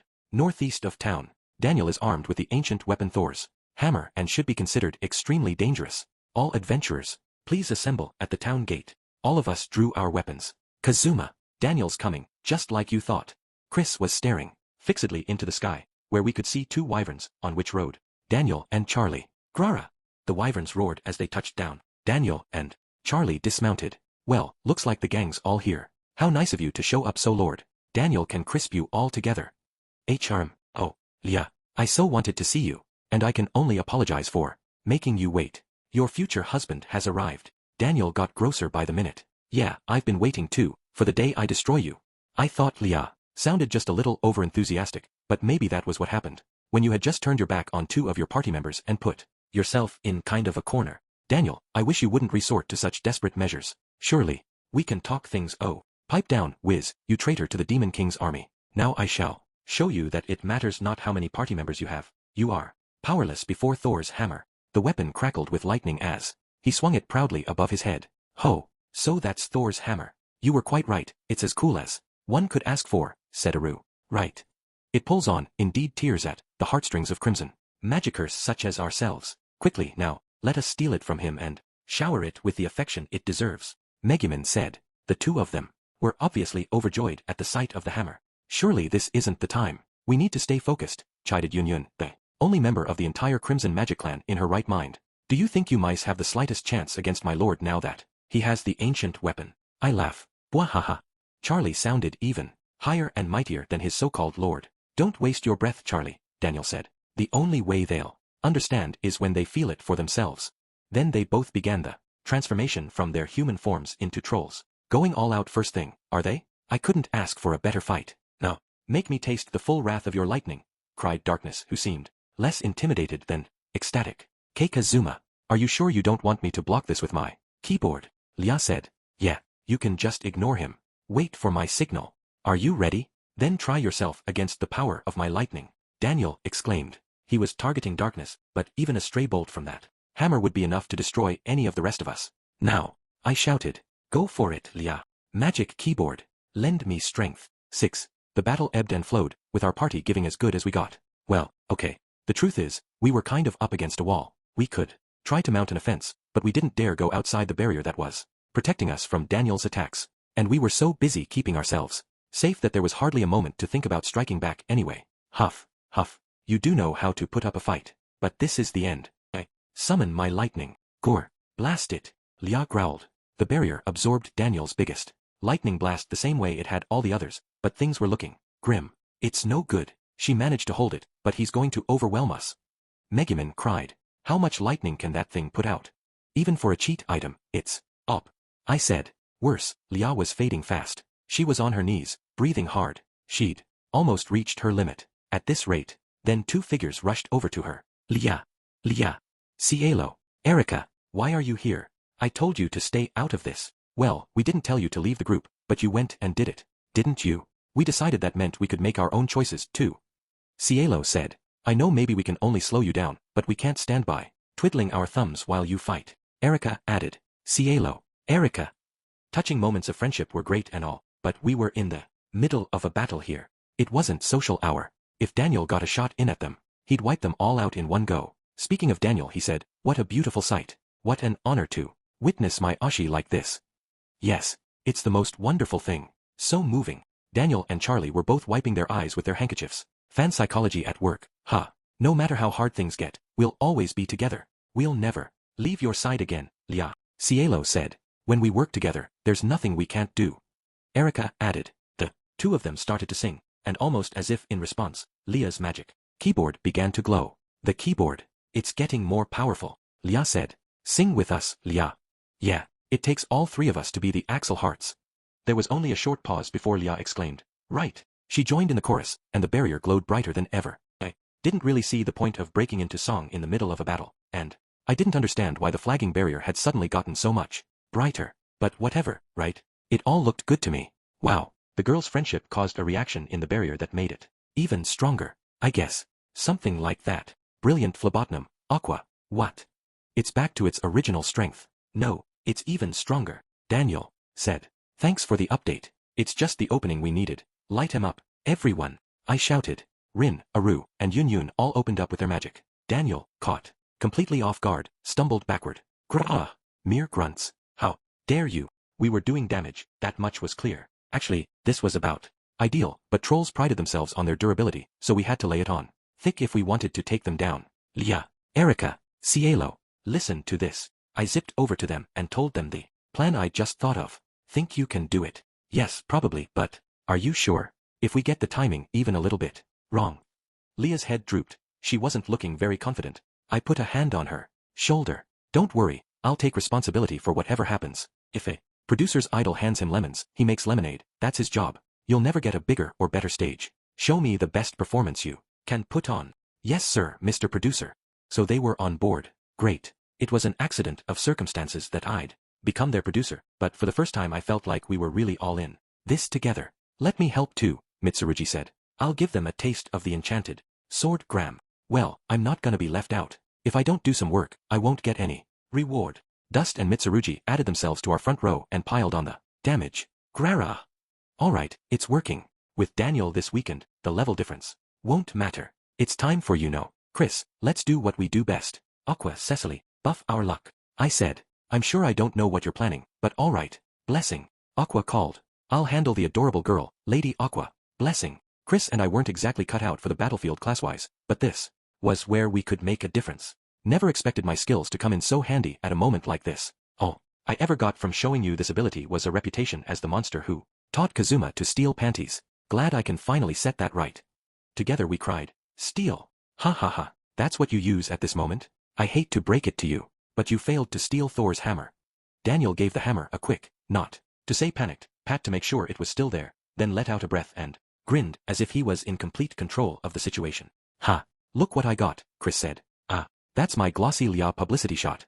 I got the last one. The last one. It looked like Chris had succeeded in dealing psychological damage to Daniel, but we needed better. Lord Daniel, that photo isn't the only thing they stole. Look, said Charlie. What are you blathering about? They were obviously after Thor's hammer, and I've ill got that. Now, it's time to finish this once and for. No, Lord Daniel, look at your hands. Charlie had seen the problem, but Daniel wasn't interested. Howl forth, my lightning. The bolts came flying from Thor's hammer, and landed, not on us, but right back on Daniel's head. Kahaea, he screamed. You're right, Daniel, I didn't steal Thor's hammer, but I got these. Sucks to be you, I said, holding up a pair of black gloves. This was what I'd been after all along. Jarn Graper? So that's why the electricity hit me. Give them back. Yeah, as if Megumin, whiz, hit it. This was the moment I'd been saving the explosions for. And these blasts came from the same women who'd brought Mobile Fortress Destroyer to its knees. How I have longed for this moment. Here I go. Explosion. Just as the two glowing balls of explosive magical energy were about to land on Daniel, I yelled, Nuo! A glowing blue barrier sprang up, right around Daniel and Charlie. The explosions went off inside it, bouncing back and forth off the barrier without ever escaping it, multiplying the spell's power until there was nothing but a massive crater left in the ground. Ha ha ha. All this was possible thanks to my astonishing power. Make sure you show your gratitude, peons. Dust said. You hardly did anything. Rin snapped back. Ah, things were back to normal. I ignored them. Point is, it's over, I mumbled. Now we just had one more little matter to take care of. I stole a glance at the Axel Hearts to find them sharing a serious look. Lia, do you know how sad it made us when you said you were leaving? Cielo asked. And how worried we were, because we knew you were going off to fight alone, without us. Cielo, Lia said. It takes all three of us to make the Axel Hearts. Whether we're dancing or adventuring, we're not complete without you. Erica. But I've put both of you through so much. I don't have any right to call myself a dancer anymore. Gosh, this was really serious. I guess it's not the sort of thing you put behind you with a, hey, sorry. You do not need a reason to devote yourself to something. Indeed, the way of explosions and the way of the dancing girl are exactly the same. Yeah, I don't think they are. Just do what you want, and do it to the maximum. You want to keep dancing, right, Lia? I do. Cielo, Erica, I'm so sorry for worrying you. Do you think we could be a dancing group again? Of course. But no more quitting, said Cielo. The Axel Hearts are reborn. We're here to seize victory and protect our town, said Erica. The three of them clasped hands. I guess things had worked out. This was great. I would be able to wipe out my debts with the bounty on Daniel, but things were going so well, we might as well try to bag the grand prize at that contest, too. What could possibly go wrong? Epilogue. The Axel Hearts threw themselves into the contest, and between their awesome performance and the whole thing about them saving our city, they won it. With that, I had the bounty and the prize money both in hand. I should have been able to pay off my debts, give everyone a handsome reward, and still have money burning a hole in my pocket. Should have. I was at the tavern in the guild drinking some bubbly when Aqua sat down beside me. It's so great that the show turned out to be a huge success, huh, miss? Some chicken nuggets and bubbly, please. Yes, that was amazing, agreed Megumin, who was sitting across from us. A person could fall in love with the energy in their performance. I guess that's what experience does for you. They were like, completely different people from the girls we first met, said Darkness. She was next to Megumin. So our usual gang was all here. Indeed, indeed. Why the long face, Kazuma? Everything turned out great, right? Our debts are gone, and the show is safely over. Crack a smile. Why don't you? Said Aqua. She was right, everything had gone great, right up until the end of the performance. Until that moment, there had been no problems. Yeah, I said. Yeah, it'd be fantastic. If someone overwhelmed with emotion hadn't shouted out, I'm going to donate the bounty and all my profits from this show. Right at the end, in the corner of my vision, a dark-haired head jolted. Tich, the excitement just ran away with me, and with all the damage to the city, I continued to ignore her. And if somebody else hadn't added, just count on cute Lilas. It just, it felt really good to have everyone's eyes on us. This time a pair of pink pigtails located beside the dark head shook side to side. I thought at least one of them had a decent head on her shoulders, but she just stood there smiling and didn't even stop them. Well, after all, as a noble, helping people survive is golden hair. The mark of nobility hid itself behind the black and pink hair. I wanted to be able to see more than their heads, so I went around the tavern table. Kneeling contritely in front of it were the Axel Hearts. That's right, at the very end of the show, they burst out with the most outrageous things, without even asking my permission. With that many witnesses, there was no way of backpedaling, so after paying my debts, the massive mountain of money left over was all donated. Arg. I should be swimming in cash right now, living a life of ease and dissolution. All three of them shrank down even further at my agonized complaint. Just look at this miserable excuse for a celebration. I was gonna rent out a high-class restaurant and paint the town red, and instead I end up in this dump. I let out a snort of laughter and gave an exaggerated shrug. When I let my head droop theatrically, though, my eyes happened to meet those of a guild employee, and I looked away again. It was a little, awkward. Now, Kazuma, that's enough. You're such a capable spitter of abuse that any girl would cry if you really turned your gripes on her, Megumin said. She's right. If you have any complaints, level them at me. Pour out your invective upon me, said Darkness in fine form. I let them convince me to let up. The Axel Hearts were obviously really sorry for what they had done. Maybe I could let it go at this. After all, it only looked like I'd donated the entire sum. I'd held a nice little nest egg back. Now I'd whined and moaned enough that everyone would believe I'd really given it all away. Even Aqua and the others didn't know about my new secret stash. It wouldn't be enough to fund my intended entire lifetime of taking it easy, but I wouldn't have to do much of anything for a while. See, fine. At least I was able to pay off my debts. I'll have to be happy with. Hey, aren't you forgetting something? Came Chris's voice from behind me. Kazuma, you gotta tell us if you changed the venue, said Dust, who was with her. I told the waitress that she could apologize by letting me touch her.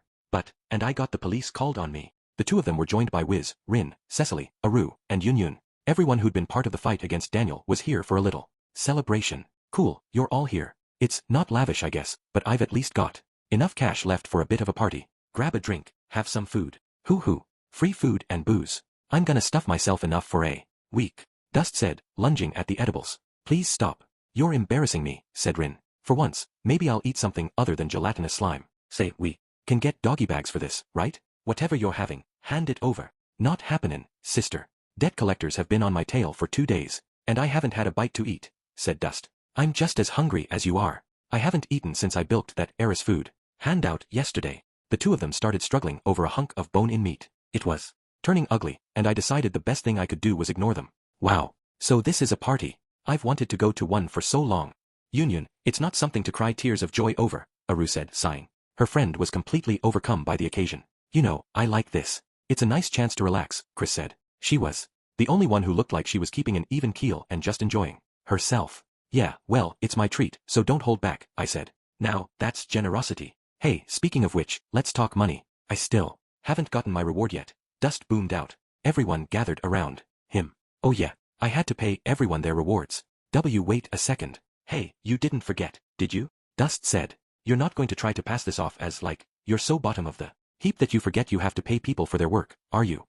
Rin said. That's right, Kazuma. Vonnier said something about still not having gotten the money for that merchandise. He said some very scary things to me about knowing what happens when you renege on a contract with a devil. Dust and was closed in on me, was puffing out her cheeks angrily. Shit.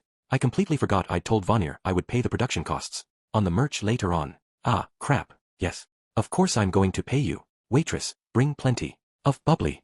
I'd finally paid off my debts, and now I wasn't going to have anything left for myself at all. In that case, let me do my most special party trick, and I will light up the night sky with my explosion. And no, wait, Megumin, my dad will be really upset with you if you cause any more trouble inside Axel city limits. Around me, my party members were celebrating and drinking, just like they always did. Everyone else was adding to the commotion, and subtracting from my income. The Axel Hearts were doing a song and dance, Aqua was performing her tricks, and Megumin was being forcibly restrained, as she started chanting, much to Darkness's jealousy. Sigh. Another wonderful evening in Axel. Damn it. Afterward. Hey, everyone, it's been a while. Or maybe, it's nice to meet you. I'm not sure which it is for you, so let me briefly introduce myself.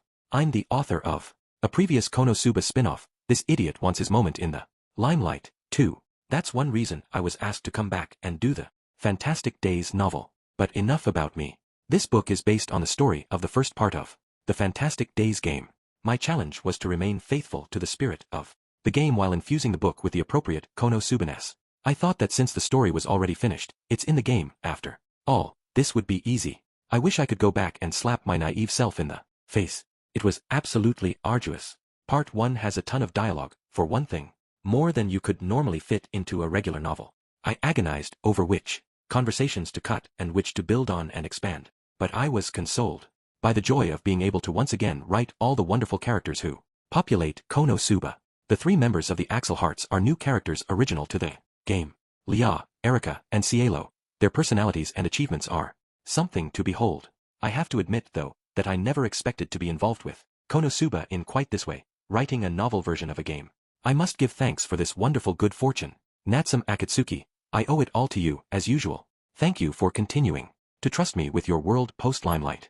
And please look after your health in these trying times. Kuron Mishima, what an honor to have you handling the illustrations. It's a joy not just as an author, but as a Konosuba fan. To everyone at Sumzap who created the game, thank you for producing such an enjoyable experience. I was surprised Dust gets such a large role. It had me grinning like an idiot. Finally, to the Sneaker editorial division, my editor and everyone else who was involved in getting this novel to print, thank you all very